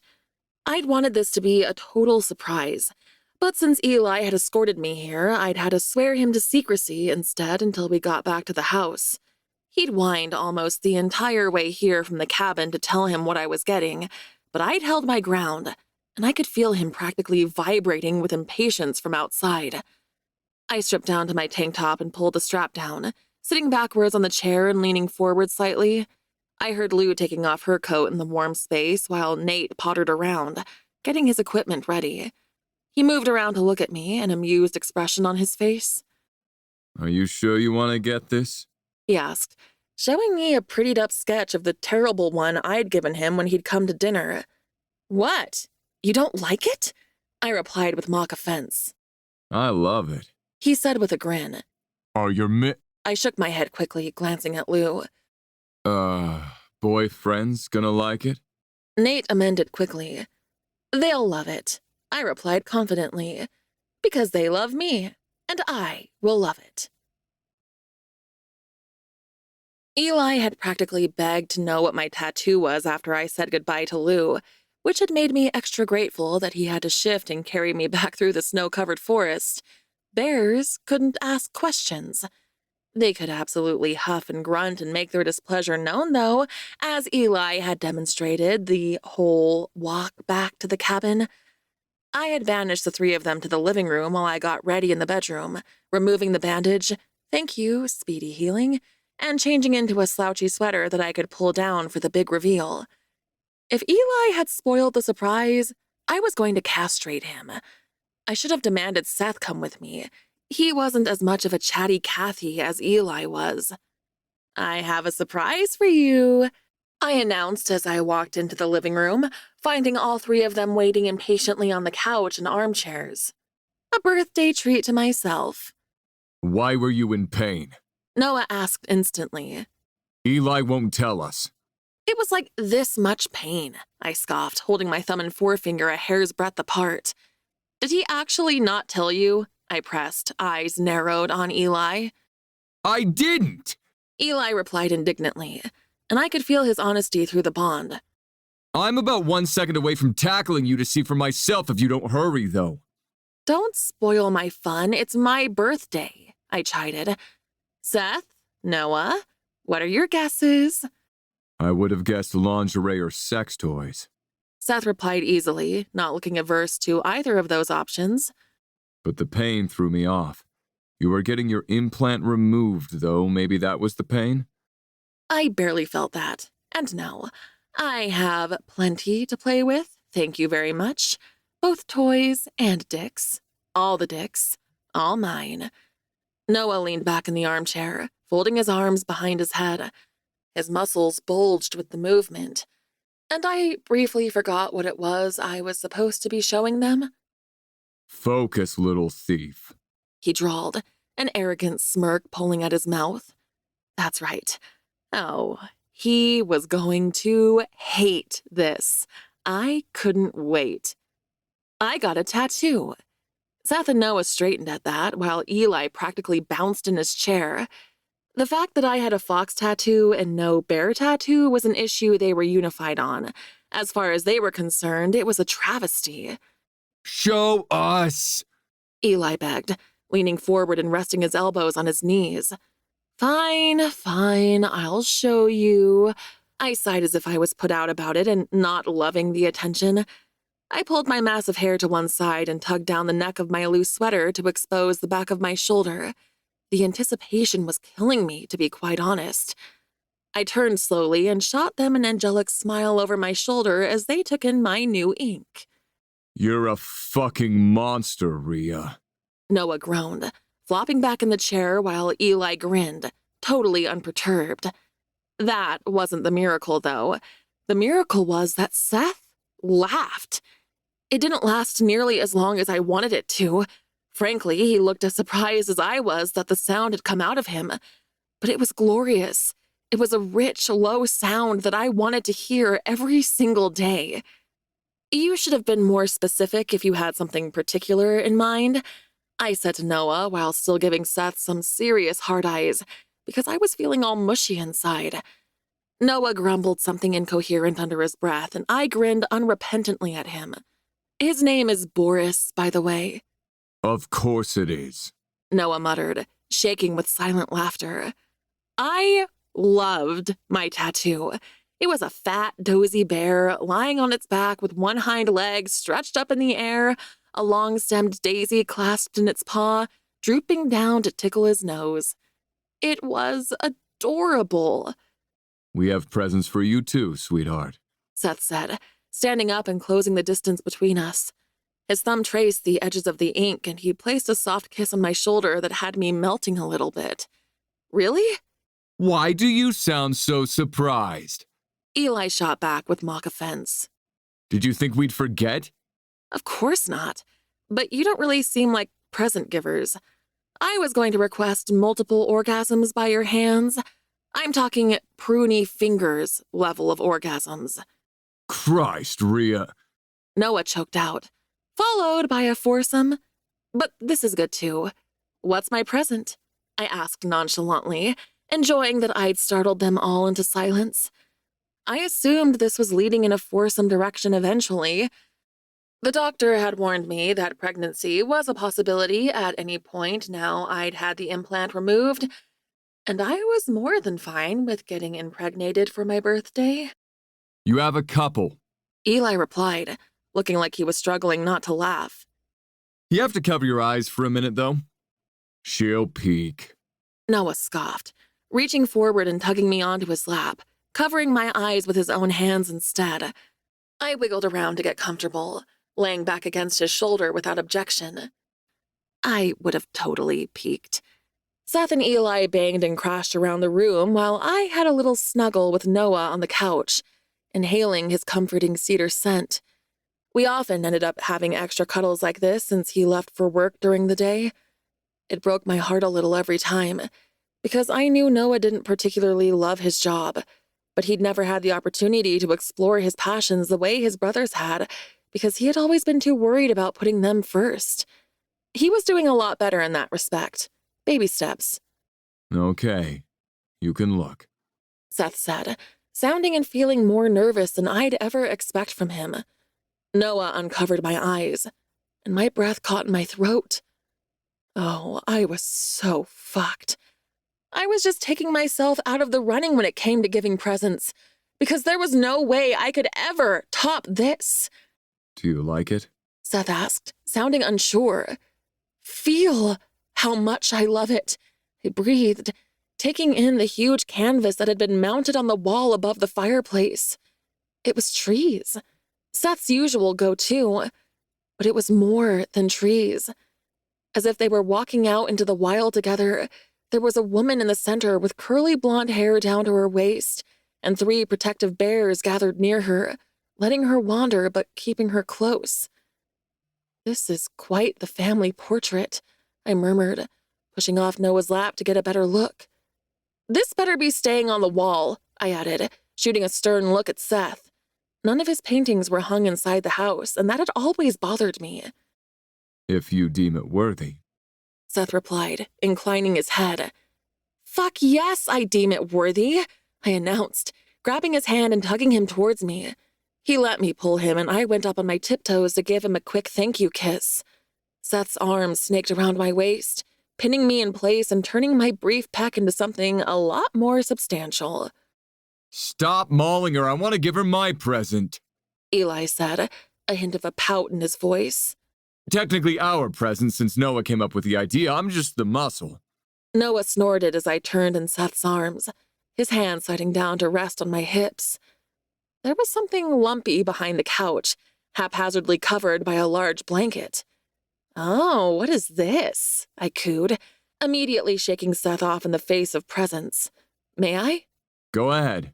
Eli replied, gesturing at the mystery item. I made my way around the couch and Noah turned, resting his arm along the back of the couch to watch. Carefully, in case whatever it was breakable, I peeled the blanket off, gasping in delight at what I found. A rocking chair. A proper, Rhea-sized rocking chair I wouldn't break with my ass this time. Though there was one next to it that I would definitely break if I tried to sit in it. It's a kid-sized one. For one day. Eli said casually, lifting one shoulder, though I could feel it meant more to him than he was letting on. I threw myself into his arms, wrapping my legs around his waist and using them to leverage myself up his body. Yoga hadn't worked out, but sex turned out to be fantastic exercise. My thigh muscles were the strongest they'd ever been. Happy? Eli asked with a grin that promised all kinds of trouble, his hands moving to cut my ass. So happy, I replied, kissing his nose. I'd like my birthday sex now, please. 1 orgasm for every year of my life. We've already established you always call red somewhere around your 7th orgasm. He replied with a laugh. That was before, I sighed. When I was in my 20s, I was young and foolish. I'm a mature woman now, and I want to come until I can't see straight. Fuck's sake. Noah muttered, his arousal burning red hot through the bond. Noah hasn't even given you his present yet. Eli chuckled, hips moving almost unconsciously against me where I wanted him most. I thought the chairs were from both of you, I asked breathily, tilting my hips for better friction. They are. Noah replied sharply. What Eli's talking about isn't much of a present at all. It's stupid, really. It didn't feel stupid. It felt really important to him. Put your dick away. I need to talk to your brother, I told Eli, leaning forward to nip his lower lip before unwinding my legs. You started it, Goldie. Eli laughed, swatting me on the ass as I walked back to the couch and straddled Noah. What is this stupid, not a present thing then? I asked, draping my arms over his muscular shoulders. Noah's beard twitched as he tried to suppress a smile, though I could see the nerves in his eyes even if I hadn't been able to feel them through the bond. I quit my job. What? I squealed. That is huge! I'm so proud of you! I leaned forward and peppered his face in the kind of noisy kisses that he pretended to hate, but I could feel he loved. Tell her all of it. Seth pressed, sounding amused. What's all of it? I asked between kisses. Noah confessed a secret hobby he'd always had an interest in, but never looked into because he was too busy making our dreams come true. Eli replied smugly. Noah growled irritably beneath me, and I absently stroked his chest. I looked at him expectantly, running through the possibilities in my mind. Maybe he wanted to film sexy lumberjack videos and post them online? I'd seen him chopping wood. He could get all the views. Chickens. Noah grunted sheepishly. Chickens? I repeated, eyebrows raised. You want to get chickens? It'll take a while to get the coop all set up, He replied, still feeling a little nervous. And they'll be okay out here? I asked, glancing at the winter wonderland outside. Certain breeds do better than others out here. Noah explained, his eyes lighting up a little. And I'll build a raised coop with an overhang so there isn't as much snow on the ground, and a cozy space underneath the coop they can go in and... Noah cut off abruptly, like he was worried he'd said too much, and I beamed at him. It was so nice to see him get excited about something the way Eli got excited about his woodworking projects, or Seth with his paintings, or even me with my slowly growing jewelry hustle. I love that idea, I replied, squeezing his shoulders. More importantly, I love that you love that idea. Yeah? He asked gruffly. Hell yeah, I said, pressing a kiss against his lips. I pulled back a little, my mouth still resting against his. Take me to bed, Daddy Chicken. I'm gonna spank your ass raw, thief. Noah replied, shaking with silent laughter as Eli laughed uproariously in the background, and Seth did that rough little chuckle I'd already fallen in love with. Do your worst, I challenged with a coy smile. I couldn't have imagined a 30th birthday better than this. Epilogue. Noah.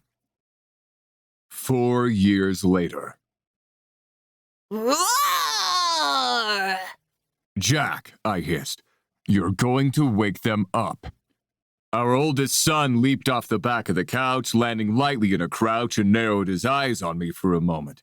I alpha stared him right back, and he backed down immediately, as he should, though I never underestimated him. He would give me a run for my money one day, but not at age 3, little hellion. Can you take off the bear suit today? I asked exasperatedly, already knowing the answer. Tomorrow. Jack replied decisively, crab walking along the floor, whispering his bear roars as he went. Shaking my head, I returned to the kitchen where Eli was negotiating with our other 3-year-old. It's too warm for me. Hudson insisted, shaking his head defiantly at his bowl of porridge. I tested it, Eli said exasperatedly. It's not too warm. I need a new porridge, please. He tacked on hastily, catching the matching dad faces Eli and I were giving him. Eli scooped up the bowl, returning to the stove and hiding it in front of him for a moment before bringing it back to Hudson untouched. This porridge is my favorite, Hudson announced, half of it falling off the spoon as he shoveled it enthusiastically into his face. The front door squeaked open as Seth returned with an armful of firewood, giving Hudson's outfit a bemused look. Why don't we ever send Joe and Vincent's kids bear outfits? He muttered good-naturedly. We're too nice. The costumes were Joe's idea, I replied absently. Vincent said he and Annette tried to talk him out of it. The fox costumes had arrived from their aunt and uncles on the twins' last birthday. Jack had no interest in his, or any clothes that weren't his bear suit, but Hudson adored his bright orange fox onesie, complete with bushy tail. There was a decent chance that he was a fox shifter, though we wouldn't know for a decade or so yet. It didn't matter to any of us either way. My brothers and I all perked up at the same time as we felt the bond brighten. Whenever Rhea woke up, it was like the sun coming out, shining light on everything it touched. God, it was a minor miracle she'd been able to sleep in at all, with Jack roaring from the moment he'd woken up. Mama's awake? Jack guessed, looking between the 3 of us, eyes bright with excitement. Stay here, I chuckled, leaning down to scoop him up around the middle as he darted towards the master bedroom. She'll be out soon, eat your breakfast. Porridge is not my favorite. Jack complained as I sat him down next to his brother. Porridge is my favorite. Hudson countered, and then they were arguing. You're not even having porridge, Jack, Seth said, taking over in the kitchen and bringing over a plate of peanut butter toast. One of us always made toast in the morning anyway, since Rhea hadn't touched porridge in 4 years. Toast! Good morning, family. Rhea announced, stepping into the living room with the tiniest member of our family cradled in her arms. Sissy! Jack shouted.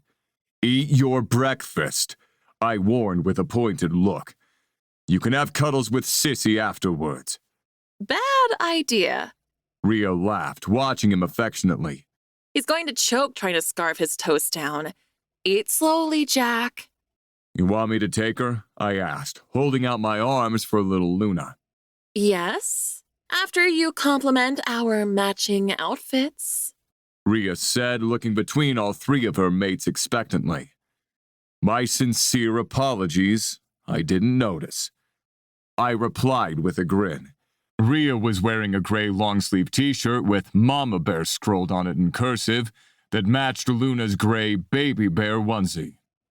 Fuck, Eli began, pausing when Rhea cleared her throat pointedly.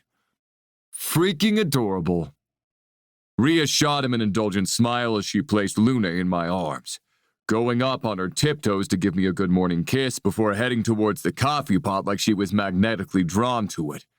Which made sense, I thought as I adjusted Luna's cream-knitted hat with bear ears that her grandma in New York had knitted her, Luna was a sweet, perfect little angel, but she didn't sleep for shit.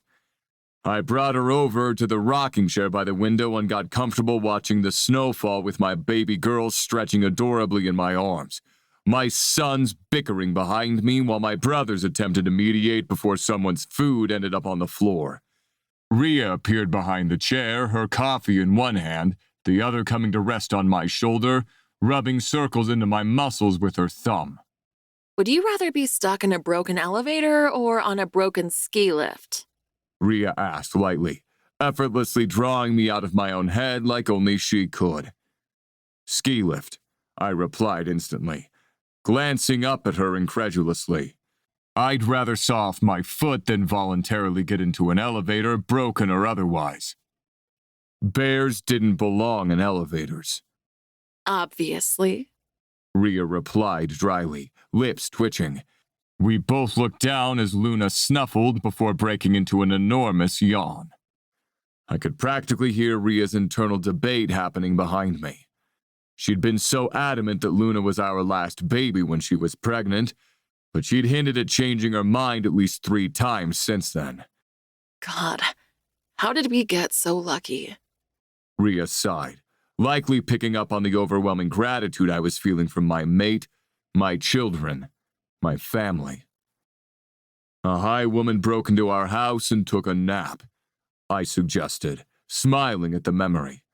Rhea laughed, leaning down to kiss the top of my head affectionately. That is a decision you are grateful for every damn day, Daddy Bear.